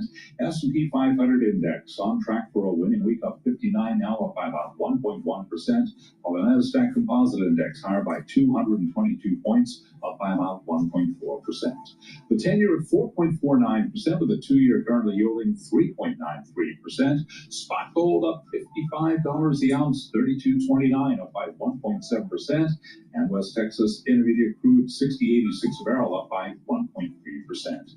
Bitcoin right now is surging 3.5%, 82,657 on Bitcoin. Again, that's an advance of 3.4%. Right now, we have got the S&P keeping it all in context, up 1.1%. The consumer outlook dimmed across the U.S. in early April, and with that story, here's Bloomberg's Vinny Giudice. Consumer sentiment tumbled to an almost 3-year low, rattled by tariffs. Inflation expectations reached multi-decade highs. The share of Americans expecting higher unemployment in the coming year rose to the highest since 2009. They also see an increased chance of losing jobs. The data are published by the University of Michigan. Vinny Giudice, Bloomberg Radio. On an update for the U.S. equity market, chip makers are declining, especially chip makers with U.S. manufacturing plants. They are lower after China announced new tariffs targeting semiconductor imports. Beijing will raise tariffs on all U.S. goods from 84 to 125%. Right now, Texas Instruments is down 6.6%. Intel lower now by 3.6%. Recapping stocks higher. S&P best level of the morning, up by 1.1%. Balance of power continues right now. Back we go to Washington once again. Your hosts, David Gora and Kaylee Lyons. Well, Charlie, thank you very much for that update. Continuing to watch markets this afternoon as we see some relief, some enthusiasm in the equities market, but again, keeping an eye on treasury markets in specific. As earnings season gets underway in earnest as well, we heard from Jamie Dimon for, I think, the third time this week on that conference call with investors. Of course, he did an interview earlier in the week with Fox Business, one that was of keen interest to the President of the United States, and preceded his pause on some of those tariffs and reached out in a lengthy memo to JP Morgan investors as well, because the conversation here still revolves around this uncertainty, even as we've seen the tit for tat between the U.S. and China, wondering how all of this winds up. Well, and that was exactly what Jamie Dimon was speaking to after JP Morgan's earnings, this notion that, yes, he could see how there are good things coming in terms of deregulation and tax cuts, but there's also the uncertainty that comes with these tariff policies and more widely the economic outlook, as we look to what Charlie was just describing, even consumer sentiment data, for example, today. So it kind of speaks to the volatility we have all experienced over the last week, as the market maybe has some things it wants to look ahead to, but can't seem to get past a lot of the immediate headwinds when it comes to the tariffs that are still in place right now. And that data that we got from Michigan is so crucial because we see kind of the primacy of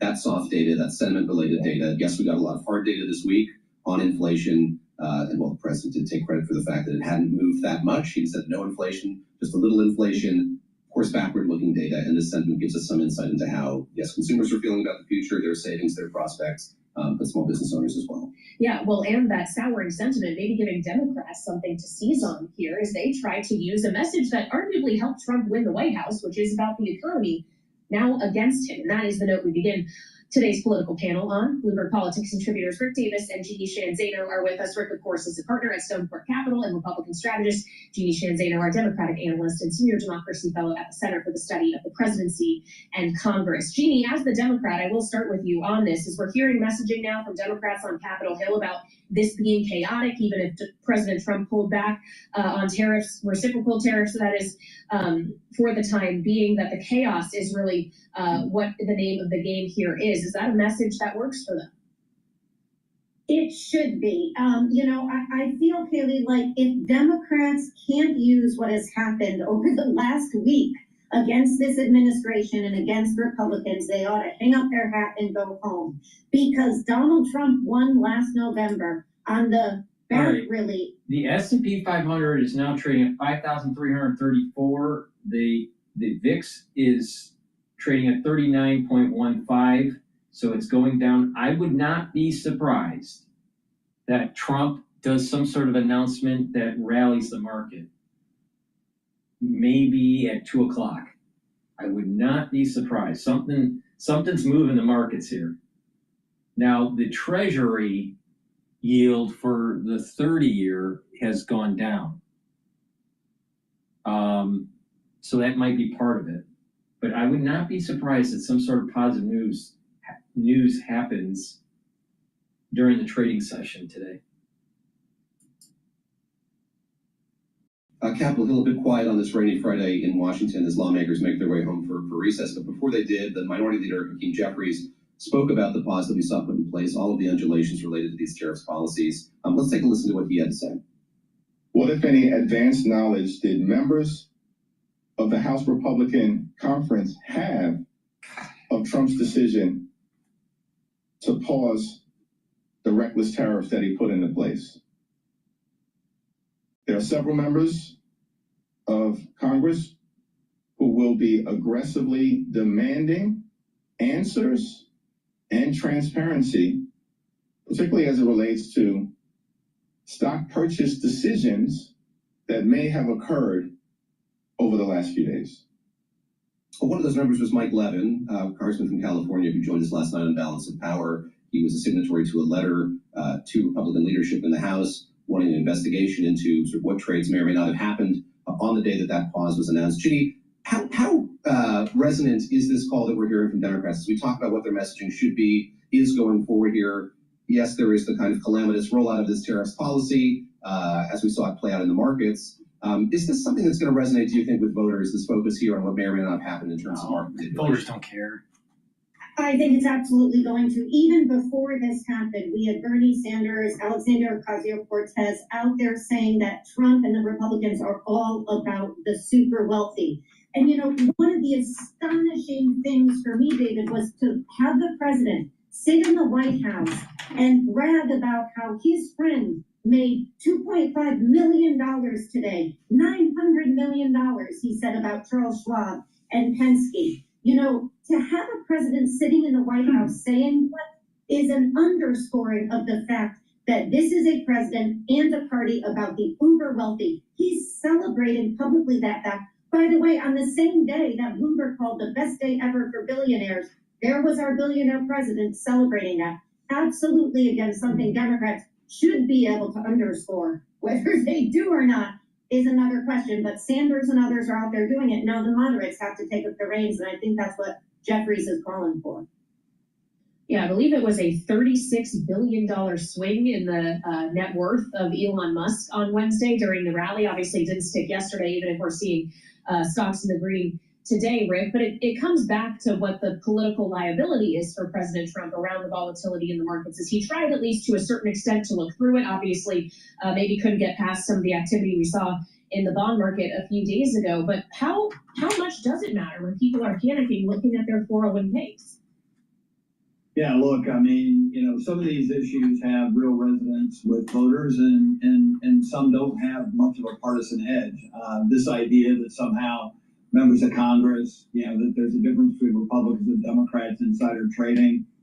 It's pretty clear in the polling we saw before the election day last year that basically voters think everyone's insider trading in Capitol Hill. And, you know, they can't pass a bill that outlaws it, and so they must all be in on it. And so I don't think it's really a partisan issue, but you do see a collapse of the consumer sentiment around the swings in the markets and the uncertainty that's created around this tariff regime. And you know, you're seeing record drops, you know, 10% in March, more in February, you know, 30% since December.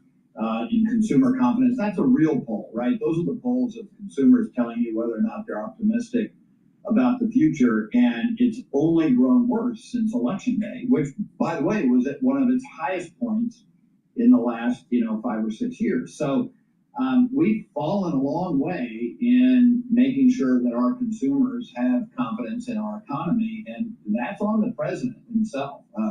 You know, his vacillations and you know, incredible sort of rolling the dice with this massive tariff regime has consequences, and we're now seeing those with consumers. Rick, put yourself in the position of a Republican lawmaker going home to his district for the next 2 weeks.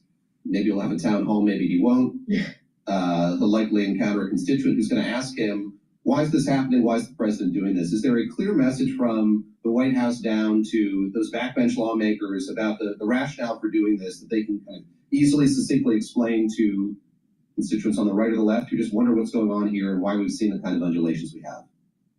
No, that's part of the problem, is that we don't have a set of talking points that members of Congress on either side can adequately address the current situation. I mean, what guidance has the White House given, Republican officials going home, as you point out, for Easter recess? And undoubtedly, they're going to be communicating with their voters and constituents. And what are they going to tell them? Like, well, we got a 90-day pause. That's probably the best news that they can talk about the tariffs, is that nothing, really extreme is going to happen. The fact that we're at I'd say a trade war with China right now sort of cuts both ways with their constituents. But the lack of certainty, the lack of, sort of the kind of communications guidance that you would want from the White House. Tell us how to go sell this, right? Give us the end game. Tell us what's the upside for our constituents. They're just not getting. And I think that we've always seen White Houses have trouble communicating their own plans. Certainly the Biden administration had a horrific time communicating how they were going to try and solve inflation. They went through denial, and then, sort of Bidenomics. None of that stuff worked. The Trump administration seems to have a totally different approach, which is like, we're just not going to talk about it. We're just going to kind of, tweet our way through this thing and in a spasmodic fashion. And the reality is, it doesn't leave these members of Congress with any real good guidance that they can survive a town hall, which is no wonder why they tell people, don't do town halls. You're not meant to tell them, and they're all going to be mad at you. Yeah, we've seen some pretty cringeworthy videos emerge over the last few months of these town halls, to be sure. But of course, one of the other things, in addition to the messaging around the economy, we've seen a lot of focus on, Jeannie, from both Republicans and this White House, is progress when it comes to issues of migration and efforts of deporting criminals. Of course, a lot has been focused on of those who were deported to this notorious prison in El Salvador. And Jeannie, I know you are a watcher of the court, so in our final few minutes here, I wonder your reaction to the Supreme Court decision that the administration does have to return the Maryland man, Tomar Abrego Garcia, who was admittedly wrongfully deported by the administration. He has to come back, and I wonder what you make of the ruling. Yeah, it's such an important ruling. His 27th day today, Kaylee, in a supermax prison, and the government admitting he is there by accident, but saying, sorry, essentially, we can't get him back. And so now this judge gave them a 2-hour delay. They're still supposed to meet today. A very strange petition by the DOJ, I think, today, to ask the government, or ask the court rather, to postpone a hearing. And the judge came back essentially and said, how could it take you so long to read a 4-page ruling by the court, the Supreme Court? So, the government has to go before this judge and has to say, what are their plans to get him back? And of course, I think this is very much in sync with what we're seeing on the tariff issue. Even if you support the president's policies on immigration and on targeted tariffs, it is the execution in every case which has been a disaster. And I always go back and say, reread Federalist 70. I like the Federalist Papers, Gaelic. What does Hamilton say? A bad government is one that executes the law and the legislation of the country badly, and a bad president is one who does the same. And this is a trap. And Joe Biden fell into the same trap with Afghanistan withdrawal. We're seeing it again. They have to execute well. Otherwise, on immigration, you lose a supporter like Joe Rogan, it's over. She and Zeno recommending the Federalist 70 there on this Friday afternoon. Really appreciate that. Senior Democracy Fellow at the Center for the Study of the Presidency and Congress, of course, a Bloomberg Politics contributor, along with Rick Davis, partner at Stone Court Capital, a Bloomberg Politics contributor, as well as some insight there about the path forward here for the White House and for lawmakers as they look ahead to the weekend and recess to follow. no shortage of things for them to talk about while they're back home in their district scaling, including the bill that the House managed to pass earlier this week. Yeah, which seems to be just a footnote in the week that has been, given all of the volatility we're seeing in financial markets. Though equities are swinging to the upside today. We're right around the highs of the session, up about 1.5% on the NASDAQ 100, 1.4% or so on the S&P. The 10-year yield right now at 4 basis points at 4.46. We'll have more ahead in our second hour of Balance of Power here on Bloomberg. All right. While we're waiting for Bloomberg, please go to my store, the-studio-reykjavik.com, and get the collagen. This is a dual-purpose product. It's going to help with your skin, your hair, your nails, your joints, your cartilage, your musculature, and your bones. Now, it has a typical amino acid profile shown on the screen. You can also see the label on my store, the-studio-reykjavik.com. You get a big scooper. Take 1 scoop a day. Mix it with soft foods like hummus or yogurt, applesauce.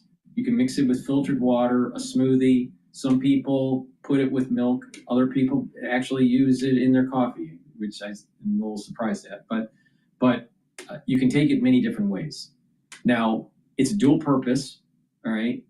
To help with your skin, take it with the vitamin C supplement that I have. Drink filtered water, about 64 ounces of filtered water with the vitamin C will cross-link with the collagen. You drink that 64 ounces of water throughout the day. If you can't drink 64 ounces throughout the day, try 32 ounces of filtered water a day.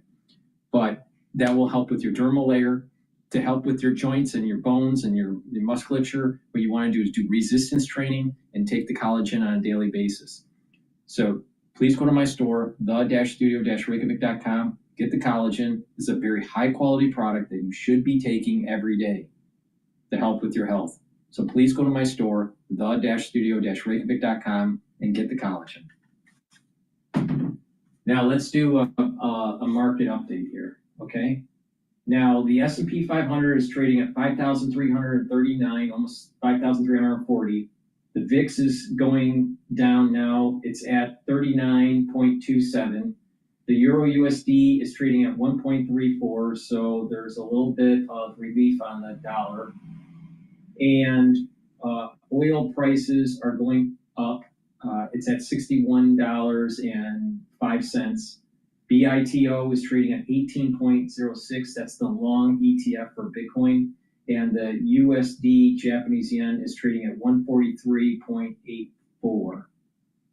What we really want is that Japanese yen to go up to like 150 would be perfect, right? If it breaks 140, it goes below 140, that means a lot of stress in the international markets. So let's go to MSNBC really quick here. They're talking about the fiscal problem, the massive fiscal problem based on Trump's backed budget blueprint. Wrangling crypto taxes? Ditch the hard work. Meet CoinTracker. We'll file, track. After a lot of hype, Steve Radner has made his way over to the Southwest Walls with his charts. We've been teasing this for a while. We're glad he is there. So, Steve, take us through the charts. The first one, we know the president, yesterday he took to social media a couple of different times talking about this bill, talking about the tax cuts that are coming. But do they have a plan to pay for them? So, Jonathan, in reference to a comment Joe made several teases ago, I just want to say when I was a young reporter, we had an expression called a DBI about certain stories, and DBI meant dull but important. So this is really important. I'm going to try not to make it dull, but bear with me for a second. So let's just go back to the two budget plans. The House back in February passed its budget plan, and it would have had up to $4.5 trillion of tax cuts. It would have had some spending increases for things like defense. It would have cut a lot of money out of Medicaid, $880 billion potentially out of that sector anyway. And it would have added $2.8 trillion to the deficit over the next 10 years. Then the Senate came along, and it passed its version about a week or so ago, and it had $5.3 trillion of tax cuts. It had spending increases for some of the same things, defense and so forth. It had $4 billion, that's $4 billion with a B, of spending reductions, $1 billion each in 4 categories, and it would have added $5.8 trillion to the deficit. What happened yesterday is the House adopted this. So we are now looking at potentially a $5.8 trillion increase in debt over the next 10 years. The Senate leader, John Thune, is talking about putting some spending cuts into the Senate version. That is all TBD. Right now, what we have is this $5.8 trillion. Yeah, Steve, you're going to get to this a little bit later, but you and I have been talking about this now for well over a decade. We're at $36 trillion right now. We're already in a fiscal crisis. We can't add another $5 trillion to the debt. I just do sit here and just wonder how any conservative, economic conservative could have voted for this resolution, knowing they're going to add $5 trillion more to a $36 trillion debt that again is actually pushing us toward a fiscal cliff. Joe, it's truly unbelievable. So let's put that in perspective with some other bills that, in fact, Republicans said were wasteful and excessive and so forth. So you've got this $5.8 trillion that we talked about, 2.8 at the House. But let's look at some other things. The bipartisan infrastructure law, $400 billion. The American Rescue Plan, which was much criticized by Republicans, a COVID-era plan, $1.8 trillion. The CARES Act, 1.7, and even Trump's own first tax cut, 1.5 trillion. So they've put all this on steroids. And to your point, here's where we're headed.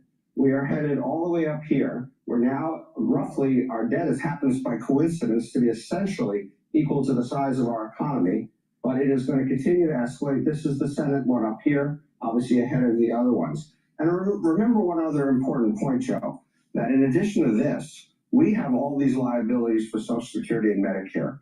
And right now, we would need to deposit, in effect, another $73 trillion into those trust funds to pay for those benefits. They're not fully funded. So we have a massive fiscal problem.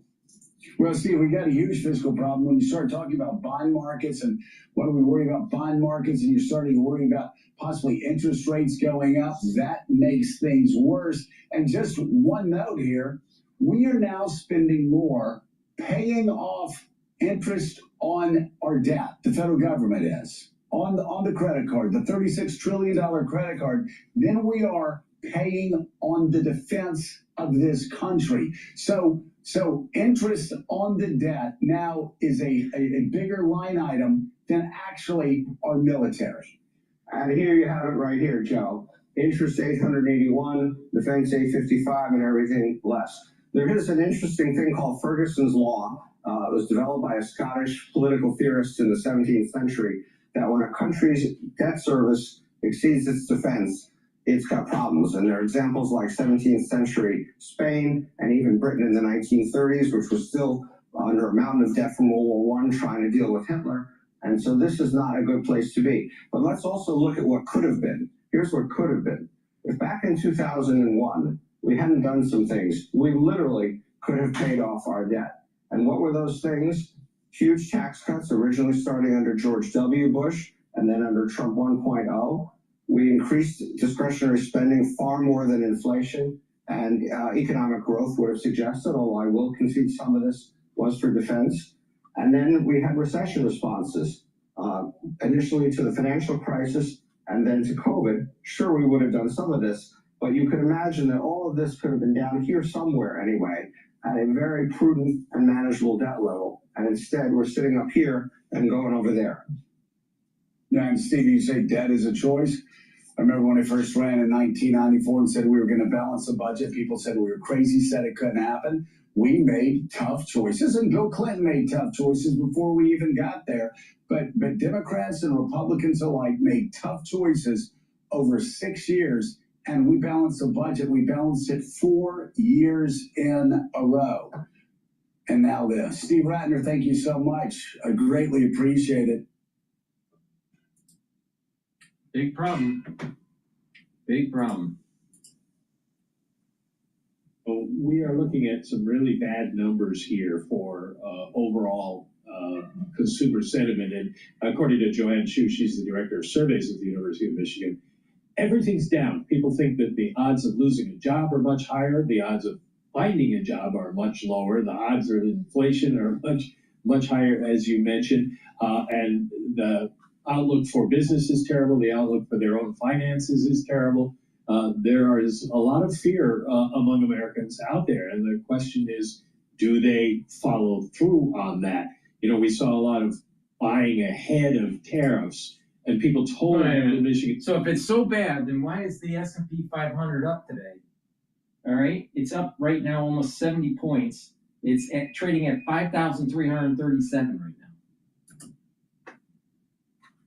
Mike, I want to ask you how you look at these data and you report on them. I don't expect you to defend them, but I can give you a taste of what I think the rhetoric's going to be like surrounding all of this. And we've heard it over the last few times this index has come out. Complaints that it's perhaps leans one way in a partisan fashion, more people on the Democratic side are surveyed than on the Republican side, et cetera, et cetera.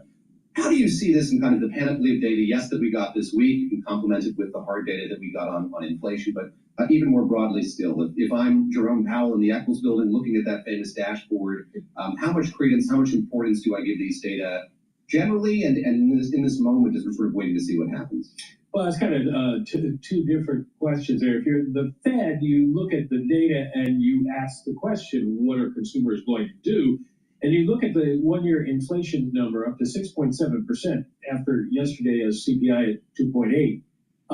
You start to worry that inflation expectations might be becoming unmoored, and that rising inflation expectations will lead us to more inflation. There's not much they can do about it at the moment. We've heard from a lot of Fed officials, including John Williams today, saying policy is tight enough to bring down inflation if we just leave it alone. But then you asked about the survey methodology itself, and I did put that question to Joanne Chu today, and she said she defended their work as historically accurate. If you go back and look throughout time, that basically you see the same results. And what they have found this month is that Democratic support for the president's policies or for the way the country's going has obviously fallen into a deep hole, and nobody's surprised by that.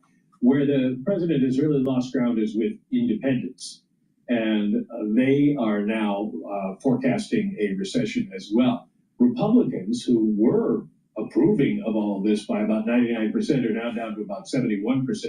So even Republicans are starting to feel bad about the direction of the economy. There's probably some statistical question you could raise about it, but and this is not a political poll that's going to result in anybody getting elected or not. But it does suggest that people are concerned, no matter their political party.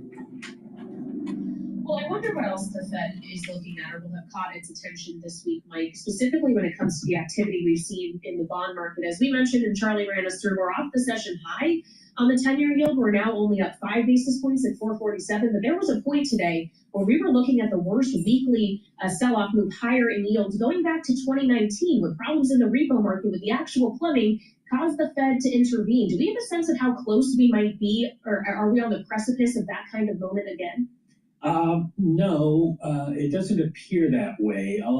We've talked to a lot of Fed officials, myself and the others on our economics team, over the last day or so, and basically what we're hearing is that they're monitoring this very closely. They're in touch with all kinds of people in the markets, and while the moves have been extreme, it's not because of a failure of market function. It's not that you can't trade, it's that people at this point are shunning U.S. assets, it appears. There's not as much worry as some might have you think about the basis trade unwinding. There's a feeling that people who had been long leverage have had time to deleverage, so it doesn't look like a hard stop coming. That could always change, of course.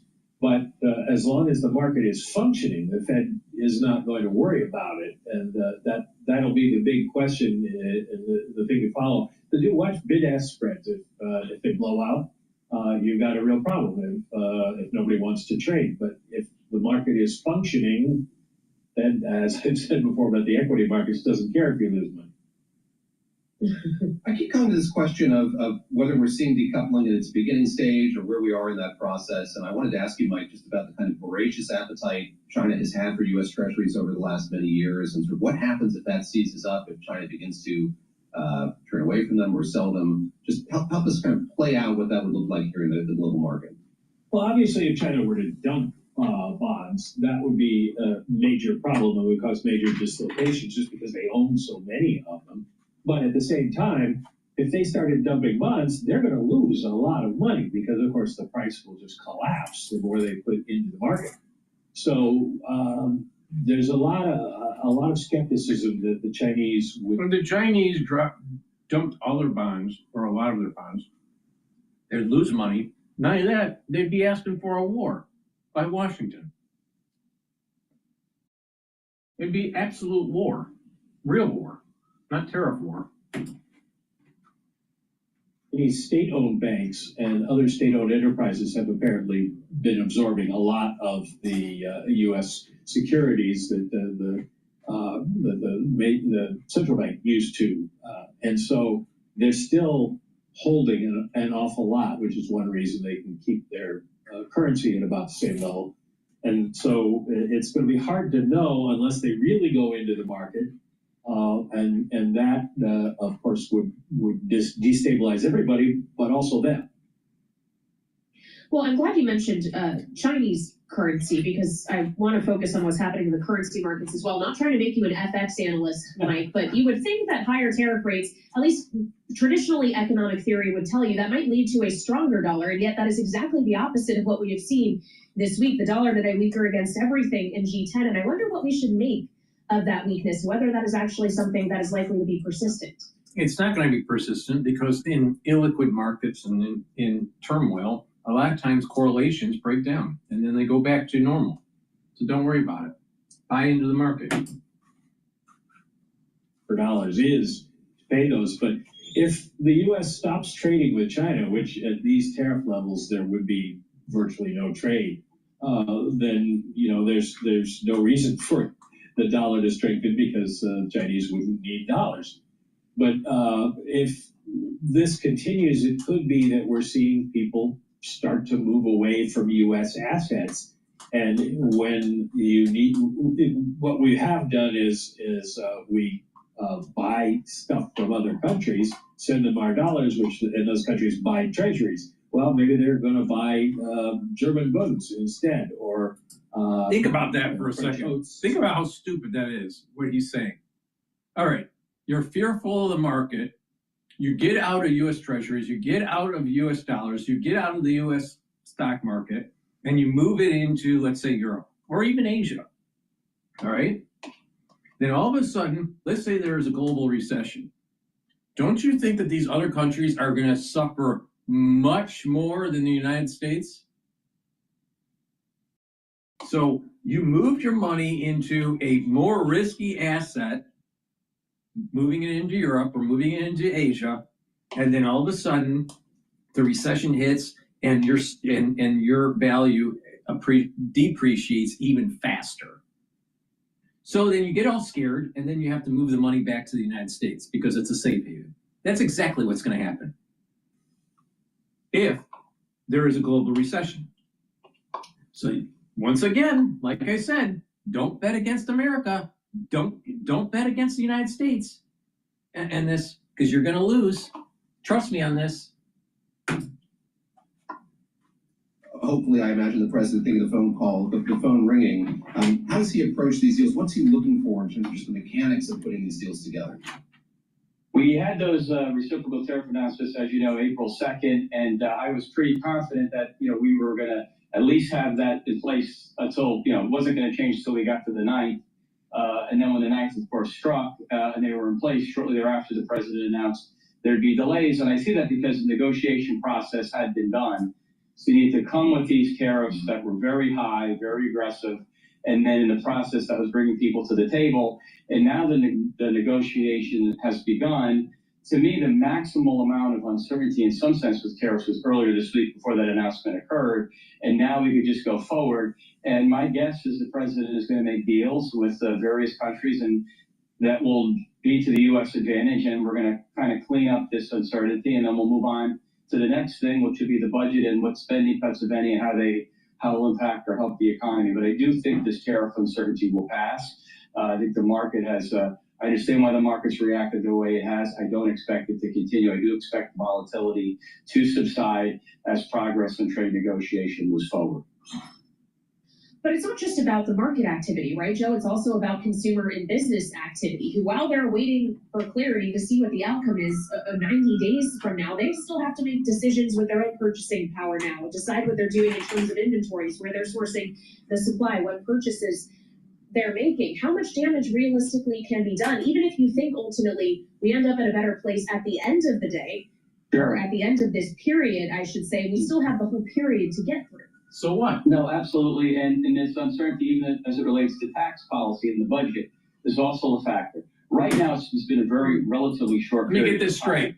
For 10 years in the future, we're going to have a better economy, but we got to worry about the next 6 months.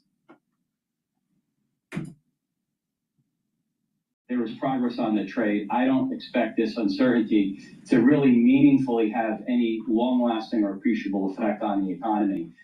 The economy is very resilient. It's very robust. It will come back. If we go 90 days and we're day 89 and there's been no progress made, yes, absolutely. That'll be a problem, but I don't expect that to be the case. I do think we're going to, my hunch and guess, gut tells me we're going to get some good news somewhat soon. Yep. Joe, about the inherent inflationariness of all of this, I'm curious sort of how you're looking at this. John Williams. And for the ones for the ones that are fearful and you're moving out of the U.S. market, you're going to lose. And for the ones that aren't buying in, slowly as the market is having these high volatile moments, if you're not buying in, you're going to lose out. By the end of the year, it's going to be rallying. Anyway, I think there's still likely to be a modest impact from tariffs. So, for example, if you had a 10% across the board tariff, 60% on China as the president, think about this. The campaign trail. That doesn't even with everything that's going on with tariffs. All right, and all the talking heads saying how bad it is. We're at 5,330 for the S&P 500, and the record was 6,130. We're not that far away from the all-time high on the S&P 500. Still uncertain, still sticky. The Fed is, I think, looking too much in the rearview mirror on this stuff, because if you look at the markets right now, they're telling you, looking at break-evens, there's no inflation problem. And that's also, I think, one of the reasons why the market is behaving. The risk assets have not behaved as well today, is they've listened to Fed commentary from President Williams and think that the Fed might be making a mistake by harping too much on the inflation side and less on the potential growth side, meaning the economy could be slowing. That's what more investors are worried about right now than inflation. Well, have you changed your own expectation, Joe, for the kinds or the scale of Fed rate cuts we could see this year, the number of them? No, we've actually been pretty stable, and we marked our growth down based on what will be the weak Q1. We've got GDP around 1.5%, with most of that weakness concentrated in the first quarter. We did raise our inflation forecast a bit, but not massively. And we let's get this straight. Let's get this straight. They've increased their inflation forecast, but they want the Federal Reserve to lower rates, which is inflationary. These people talk on both sides of their mouth. Is indicating we're seeing softness in the dollar today. And again, drawing on your experience during the first term, I wonder sort of what insight you can give us into the way in which the president looks at the strength of the dollar relative to other currencies. Of course, there's this conversation maybe swirling in the background still about this prospective Mar-a-Lago Accord, getting folks to the table there. It seems like in this current environment with the lack of communication between the U.S. and China, that would be a difficult thing to pull off, to say the least. But what's your sense of the outlook here from Washington on global currencies, the way that this president is looking at the dollar today? So in general, the trade weight, if you look at the Fed's real broad trade weighted dollar, it's close to a 40-year high. So this notion that the dollar is expensive, you see it in the Fed data. Mm-hmm. Investors tend to focus on the DXY, as you can pull up on your Bloomberg terminal, which is very narrow nominal basket of currencies, and that's been a bit weaker. Over time, I could see the dollar perhaps softening a bit, but for good reasons. On things like the Mar-a-Lago Accord, I don't know if that's going to happen. I'm just not privy to those discussions. I think given the president's love of branding, and marketing. It'd be hard for me to think that there isn't a Mar-a-Lago Accord at some point, but what it entails, I don't know. I want to go to live now because the White House is speaking about tariffs and the economy. Okay.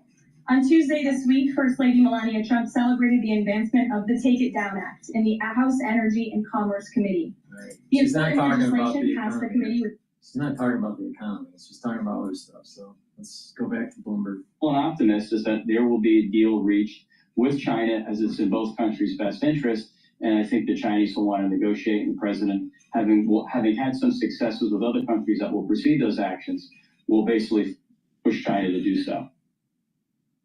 I want to ask you about the bond market as well, though, Joe, because obviously that is, we understand what caught the president's attention enough that he was actually inspired to do a little bit of a policy shift with this 90-day pause on reciprocal tariff rates. When you see the kind of activity we've seen in the bond market, the upward pressure we're seeing on the 10-year yields, is that something you attribute mostly to this back and forth over tariffs, or does that signal something else to you about whether or not U.S. Treasuries are seen as the kind of safety asset that they once were, considering the other kind of fiscal trajectory-oriented issues that the United States is still grappling with, knowing we have a debt ceiling fight potentially ahead of us, that we're going to be looking at a tax package that could increase the deficit if there's not enough spending cuts to offset it. How much is that factoring into what we've been seeing?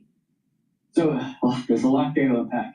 But on the 90-day, I don't know if I can remember everything, but on the 90 days... Just explain the bond market to us, Joe. Okay, so I think so on why did the administration make a very quick pivot? And to me, this is my own 2 cents. I'm just trying to figure this out, piece puzzle together. But Kevin Hassett was rumored to set a 90-day extension on Friday. That was well before the bond market sold off sharply. And coming in Monday morning, the bond market, the 10-year note was at 385, and then since had a big move after. I think once there was chatter among the various parties that there would be negotiations starting, my guess is the administration said there's no point at this point in not suspending for those countries that want to negotiate with us now. What are we gaining by waiting? Now, I don't think it was the bond market. I don't think it was necessarily the equity market. I think it was just a whole array of factors. What are we getting? What are we benefiting from? If we're having a conversation, let's try to provide some clarity by having that negotiation now. In terms of the budget, what I'm interested in seeing is, does the Senate parliamentarian, how does she attribute the scoring? Are we going to do a current policy, or are we going to go to current law? Because those deficit numbers the CBO has, we can debate what the number will be, but the numbers they have on paper simply do not make any sense, because the policy has been in place for over 7 years that has given us revenue share of GDP in line with its long-term average is not going to create by itself a shortage of revenue and larger deficits. What will be is if we have a recession, which I don't expect, and then what happens, of course, on the spending side. That's up for debate. I have no idea what happens on the spending side. I'm hoping we can find some common ground and make some cuts, but that we don't know, and we won't know anything until Congress comes back in 2 weeks following the Easter holiday.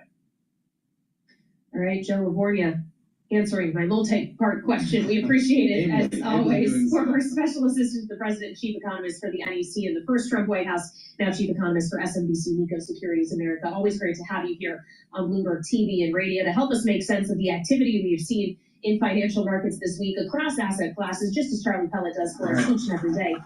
Please go to my store, the-studio-reykjavik.com, get the resveratrol. I've been taking resveratrol for decades. It's a very important supplement to take. It stacks really well with C60, NAD+, ubiquinol, and resveratrol is an antioxidant, so it's going to soak up free radicals. It's going to help with the mitochondrial health. It's going to boost up energy levels. It'll help with youthful gene expression and get rid of cells that are in senescence. So please make sure you take resveratrol as part of your stack. It stacks really well with C60, NAD+, and ubiquinol. Now, another great supplement that you should be taking every day, and especially stack it with the resveratrol, is the C60. You can get C60 in MCT coconut oil, avocado oil, or in extra virgin olive oil. Now, the reason why you take C60 in an oil is that C60 is lipid soluble. It's going to help you absorb the C60 into your system. Now, C60 is a 60 carbon molecule that is hundreds of times, if not 1,000 times, more potent than vitamin C in terms of an antioxidant. They'll soak up hundreds, if not 1,000 different reactive oxygen species versus only one reactive oxygen species that can be neutralized by vitamin C molecule. So C60 is extremely potent. Take a teaspoon a day, take it on an empty stomach for best absorption. If you work out, take it before your workout and you will recover quicker and it'll soak up the free radicals that you're generating during your workout.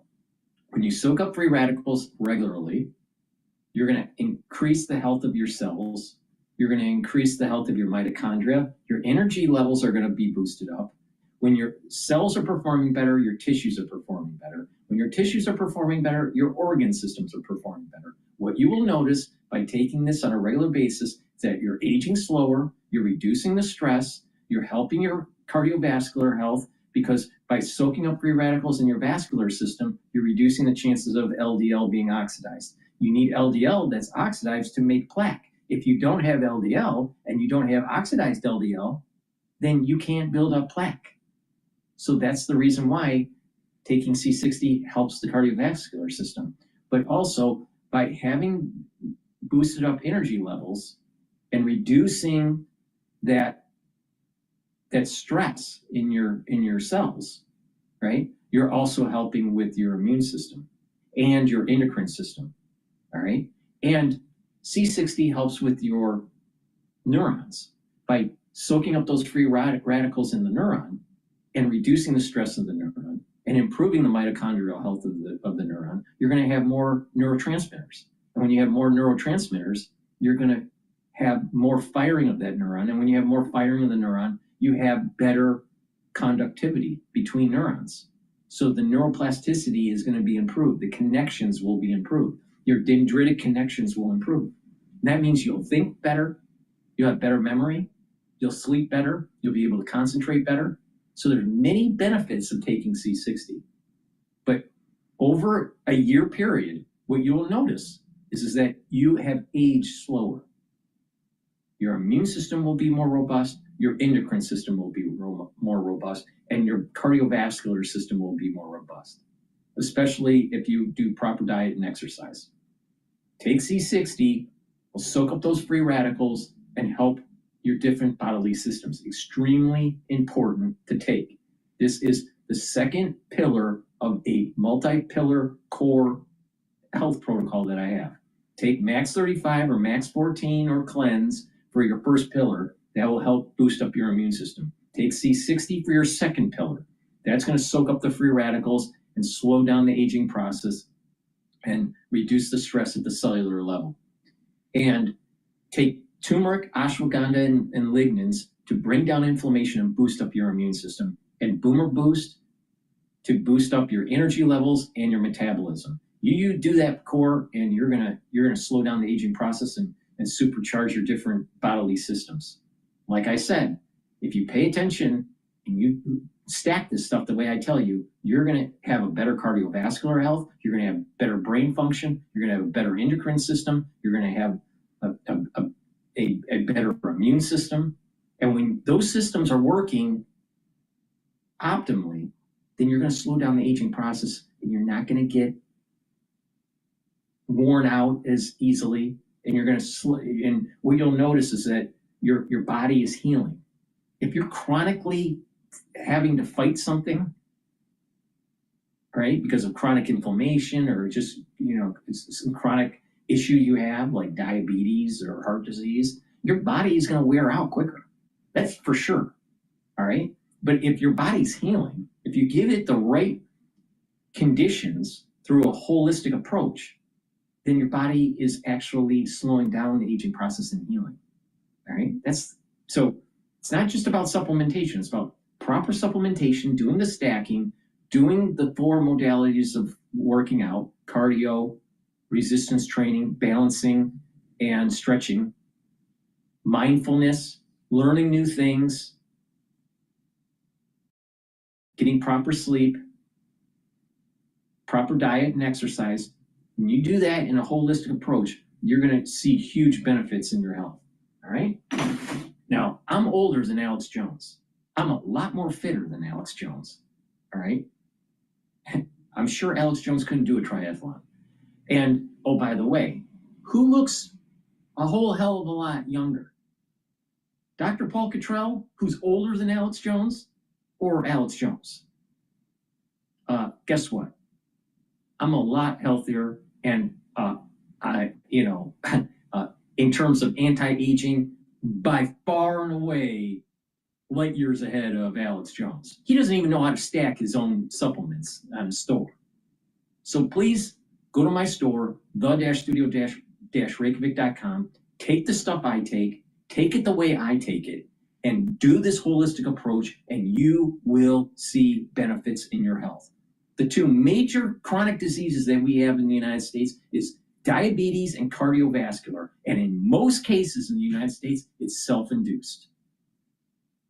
If you want to improve your health and have more vitality into your geriatric years, you better start paying attention to me. If you don't, it's going to be that day where you're going to just, you're going to start feeling that pain in your chest, and you're going to be rushed to the hospital, and guess what? You have a heart attack, and you're going to be going, oh, God, please help me. Oh, just another chance. Meanwhile, you did it to yourself. You focused on the bread and circus, and you didn't listen. You didn't listen when the information was there for free for you. Please go to my store, the-studio-reykjavik.com.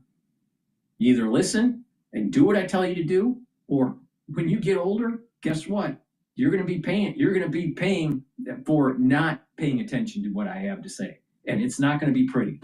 Please go to my store, the-studio-reykjavik.com. Sorry to have to give you the rough approach to try to get healthy, but most Americans are fat, lazy, and stupid. That's a fact. Please go to my store, the-studio-reykjavik.com, and get healthy. Because by being healthy, we're actually going to have less costs in healthcare. Fact.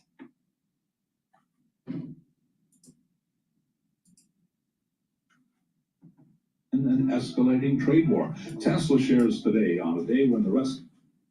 Citing progress, very good progress in her words, being made in tariff talks, though she also notes the retaliation we saw today from China, saying that Trump will punch back harder if the U.S. is punched, and that if China continues to retaliate, it won't be good for China, though she does reiterate, David, that Trump remains open and optimistic about a deal with Beijing, but again, no understanding yet that Beijing is picking up the phone. Well, Rick, let's pick it up there. I'm curious what you think the administration still has in its quiver. So we've seen China show a distaste here in recent hours for continuing to ratchet this up.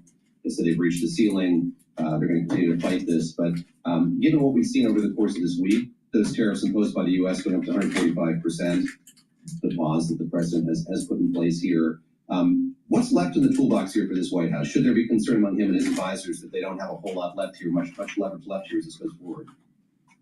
Yeah, it's kind of interesting, because I think that what Donald Trump has shown is that he'll use all kinds of public policy mechanisms to try and create that leverage you're talking about, David, to get what he wants on the tariffs. Remember, when we first got introduced with tariffs only a few months ago, in this administration, it was all about fentanyl. I haven't heard the word fentanyl used in the last 30 days. And so we were going to be imposing these tariffs on our closest trading partners, Mexico and Canada, because they weren't doing enough to stem the flow of fentanyl and immigration. So that was a good example of Donald Trump dipping into the policy bag and finding things that he could use to try and leverage his negotiations. And that got everybody scratching their head saying, oh, well, then if we cure the fentanyl problem, the steel tariffs and the auto tariffs and the things that were applied go away.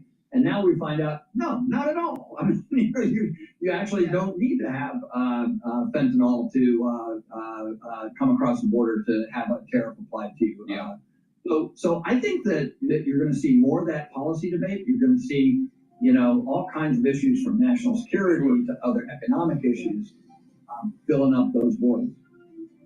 Rick, thank you very much. That's Rick Davis, along with Jay and Zano, joining us here, our Bloomberg Politics contributors here on Balance of Power on this Friday afternoon. All right, let's go to the White House to see if there's anything good coming out of the As I just said, press trying to secretary. renegotiate the global trade agenda that has ripped off the American people for far too long. As he said, this is going to be a period of transition. He wants consumers to trust in him, and they should trust in him. Look at what he did in his first term. And I just want to reiterate all of the reasons to be confident since you asked, Jeff. For those watching at home, yesterday, the CPI report, inflation declined massively. Consumer prices are dropping for the first time in years. Energy prices are down. In fact, oil prices are down 20% since this president took office.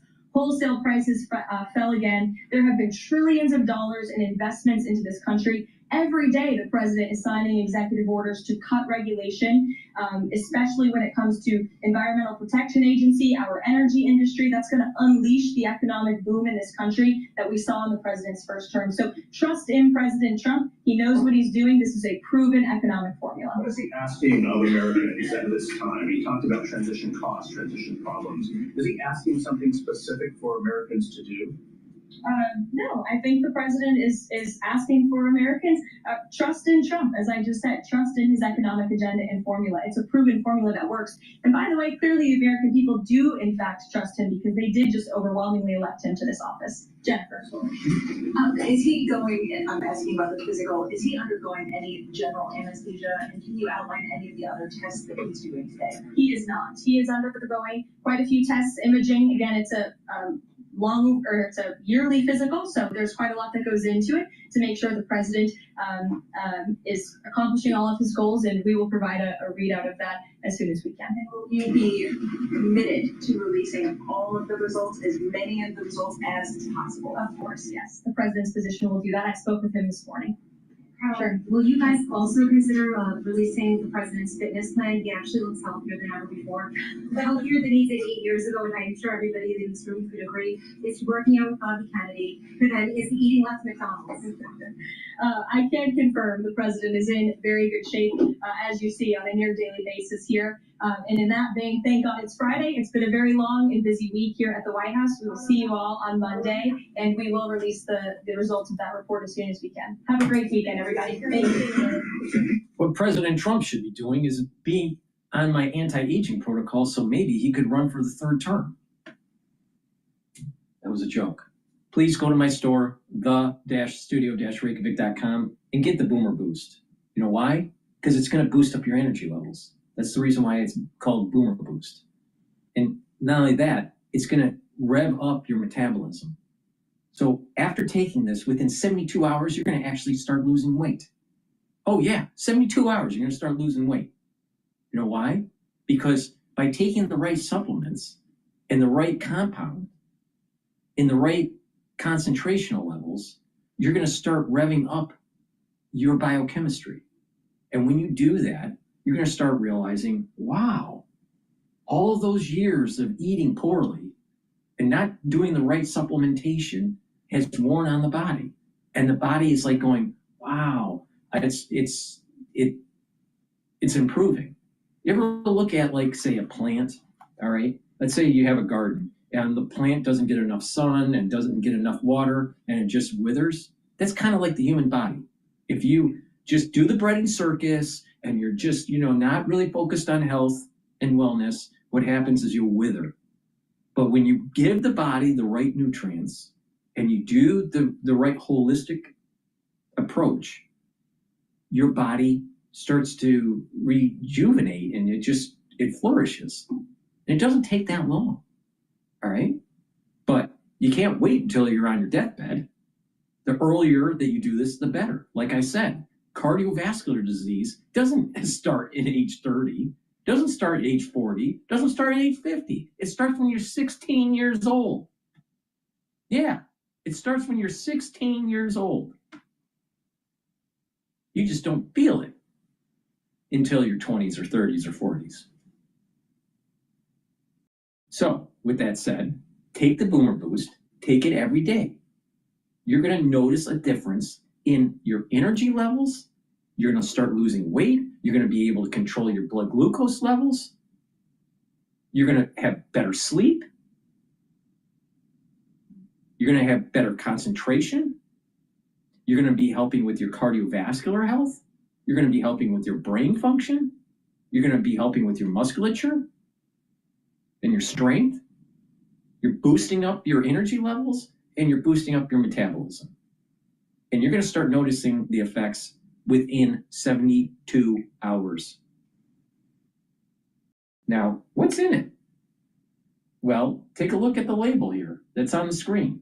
And also the label in full detail on my website, the-studio-reykjavik.com. You get lots of vitamins and minerals and other supplements in a powder.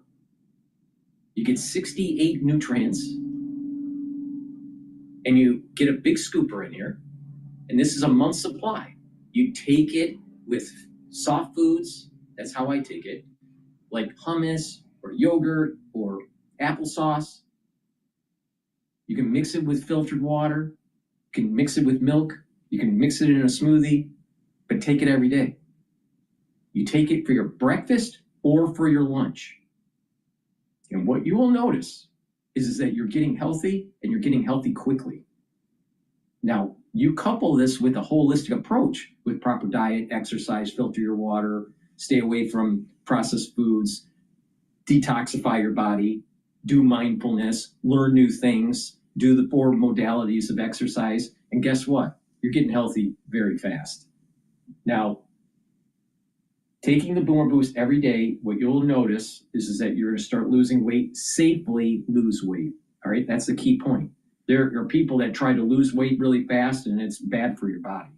All right, it's safe weight loss. All right, for the ones that are doing this for weight loss, and you're controlling your A1C levels. All right. Now, if you are an athlete, you can take this as a fuel source, pre or post workout fuel source. And what will happen is that you're going to recover quicker and you're going to have the nutrients to actually build for your sport. All right. But the thing is, you don't have to be an athlete to take Boomer Boost. And most people that do take Boomer Boost are not athletes. I wish this was available when I was in triathlons. But the thing is that it wasn't. But the whole point here is that this is really powerful stuff. All right. And it couples really well with the other stuff that's on my store. And like I said, take it with the C60 and the turmeric and the ashwagandha and the lignans and max 35. And guess what? You get supercharged, all right? And you're slowing down the aging process. Now, there is this anti-aging guy out there. His name is Brian Johnson, all right? And he has a product line called Blueprint, all right? The stuff that's on my store is more comprehensive and more targeted than anything that Brian Johnson has on his store. Now, he does a lot of other stuff. He's a billionaire, all right? Literally. He's a tech bro. And now he decided to go into anti-aging, and he does a lot of other stuff like hormonal injections and stem cell injections in his joints and all that. I'm telling you how to do it naturally, holistically, all right? But, you know, he says that he's one of the healthiest people on earth or whatever. The thing is that he's doing a lot of other stuff that only rich people can do, all right? I'm telling you how to slow down the aging process, and you don't have to be a billionaire, all right? My system is more comprehensive and better for your overall health, and it can reach more people than what Brian Johnson's doing. All right, so what I want you to do is take the Boomer Boost every day, once a day, and you're going to get healthy, but couple it with some of the other things that I have on my store. All right, this is part of my protocol, my daily protocol. Now, what you want to do is just take it with, or you can take it separately, but it works better if you take it with the barley. Now, there's 2 types of barley. There's the heirloom barley. And what does the heirloom barley do? It detoxifies your body. Now, why? Because this barley is an heirloom where it is, the nutrients are much higher than what you would get normal barley at the grocery store. You can't buy this at your normal grocery store. All right. The barley that's out there is degraded and the nutrient level is much lower. This is a high density protein. You take a scooper or a half a scooper a day. Now you can take it by itself or you can mix it with the Boomer Boost. I mix it with the Boomer Boost. But what heirloom barley does is it detoxifies your body, brings down inflammation. That means that it's helping with your cardiovascular health and your immune system. And it'll soak up free radicals through superoxide dismutase. The more different vectors that you use to soak up free radicals, the better off you're going to be in slowing down the aging process and boosting up your immune system. All right? So that's what the heirloom barley does. Now, the difference between gladiator barley and the heirloom barley is that you get all the benefits of the heirloom barley and you get the strength benefits too. Again, it's a high density protein. Take a scooper or a half a scooper a day. You can take it by itself, but it works better if you take it with Boomer Boost. And you're going to be able to detoxify your body, bring down that inflammation. You're going to recover quicker during your workout. You're boosting up your immune system. You're soaking up those free radicals with that superoxide dismutase, and you're getting the strength benefits. So if you're doing that workout, those 4 modalities that I keep on talking about, where it's resistance training, cardio, stretching, and balancing, all 4 modalities are really important. You're gonna get strength benefits from that by taking the gladiator barley, and especially if you couple it with the Boomer Boost. All right. Now, when you do this and you're doing that exercising and you're taking the gladiator barley and the Boomer Boost, you're controlling your A1C levels at the max. All right. So that means that I just gave you a formula on how to reduce your chances of cardiovascular disease and reduce your chances of diabetes, which are the 2 major chronic diseases in the United States. And I just gave you the formula for it. So please go to my store, the-studio-reykjavik.com. It is in your power to get healthy. It is not, I'm so tired of people saying, oh, it's in my genetics. No, 90% of it is not in your genetics. It's in your psychology. It's not your genetics. It's very rare where it's genetic. Oh, yeah, everyone has an excuse for everything. So please go to my store, the-studio-reykjavik.com. Stack this stuff the way I tell you to stack it, and you're going to slow down the aging process and you're going to get healthy. There's no doubt about it. There is no doubt in my mind about that. All right?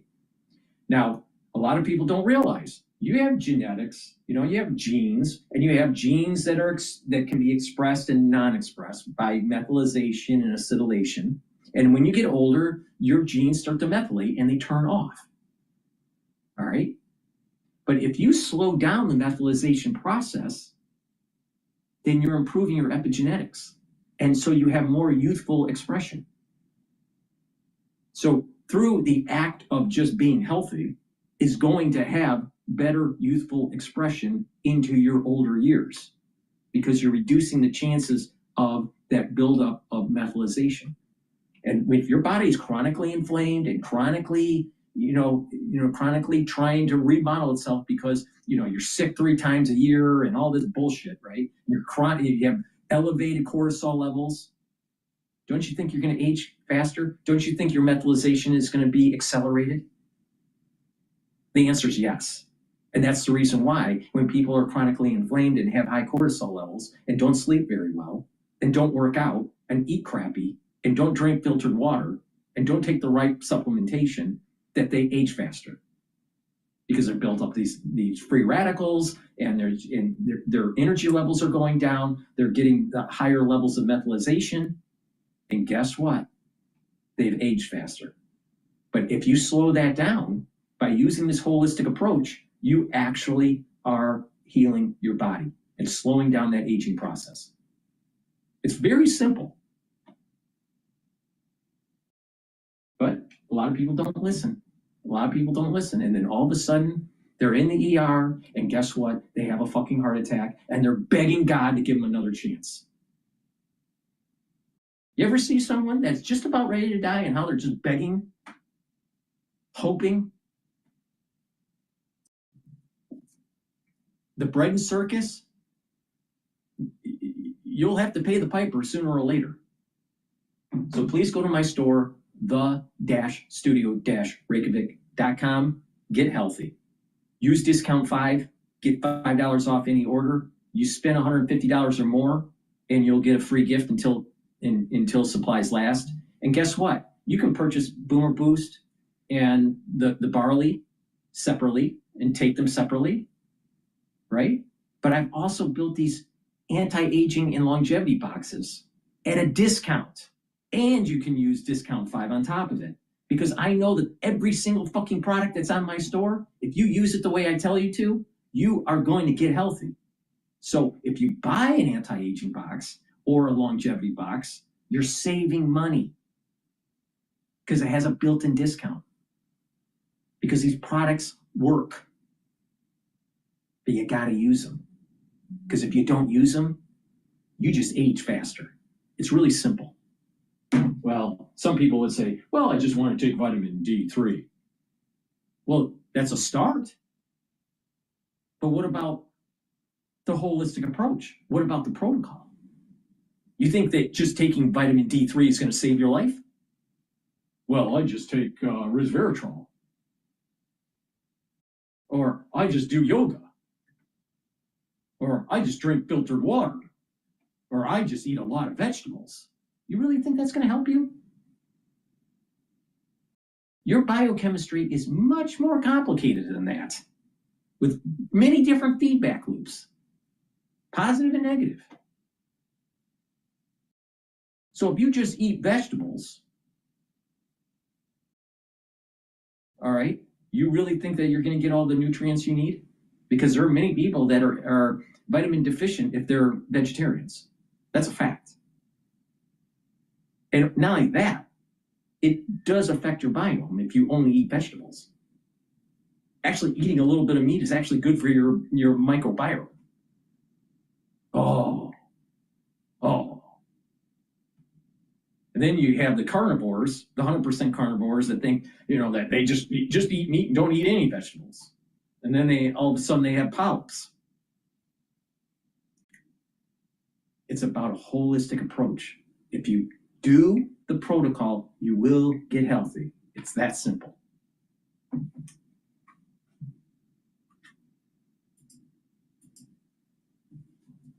Buy oil and energy from Venezuela or Russia. He has threatened to do this depending on whether or not he extracts the behavioral changes he would like to see from Venezuela when it comes to cooperation with migrant issues that he thinks they are not currently cooperating with the administration on in Russia when it comes to ongoing conversations around ending the war in Ukraine. Is that threat real to you? What would secondary tariffs on that crude actually mean for the global market? Yeah, that's a very complicated question because we know what secondary sanctions means.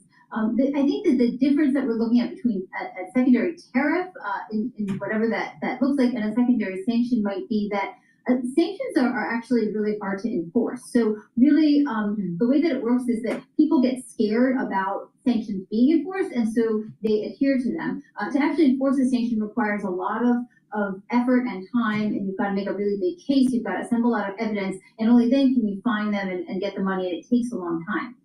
With tariffs, I think the idea is that it's much quicker. You're not going to have to go through an entire process and assemble all this evidence that, they can kind of say, all right, well, I'm putting this tariff on Spain because they're buying. All right, this is the Atlantic Council that has so much, positive to say about Trump. Let's do a market update. The S&P 500 is up. It's trading at 5,380. And the VIX is at 3876. Remember, we were talking about this earlier today in the 40s. The Euro USD is trading at 1.13. Oil is trading at $61.81 a barrel. And BITO, the long ETF for Bitcoin, is trading at 1830 right now. And the Japanese yen is trading at 143.96. And like I said, as long as the Japanese yen is weakening, which means the USD Japanese yen pair, moves closer to 150 instead of 140, you're better off. But if it breaks 140 and it goes below, there's a lot of stress in the market. So it's a stress indicator. But, we're up 104 points, but yet Bloomberg is just saying that Trump's tariffs are going to destroy the economy.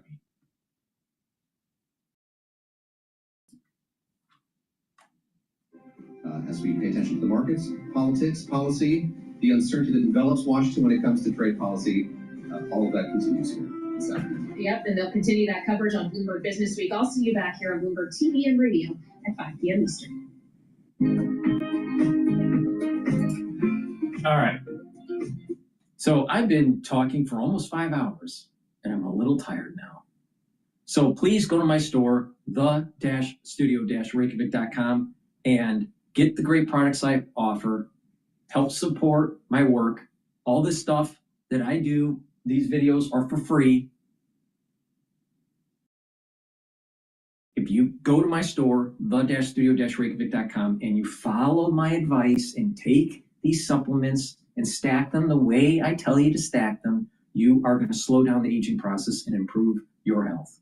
That means your organ systems are going to perform better, your immune system is going to perform better, your brain's going to perform better, and your cardiovascular health will improve. So please go to my store, the-studio-reykjavik.com. I just gave you the formula for slowing down the aging process and to heal your body. Thank you for listening and have a nice day.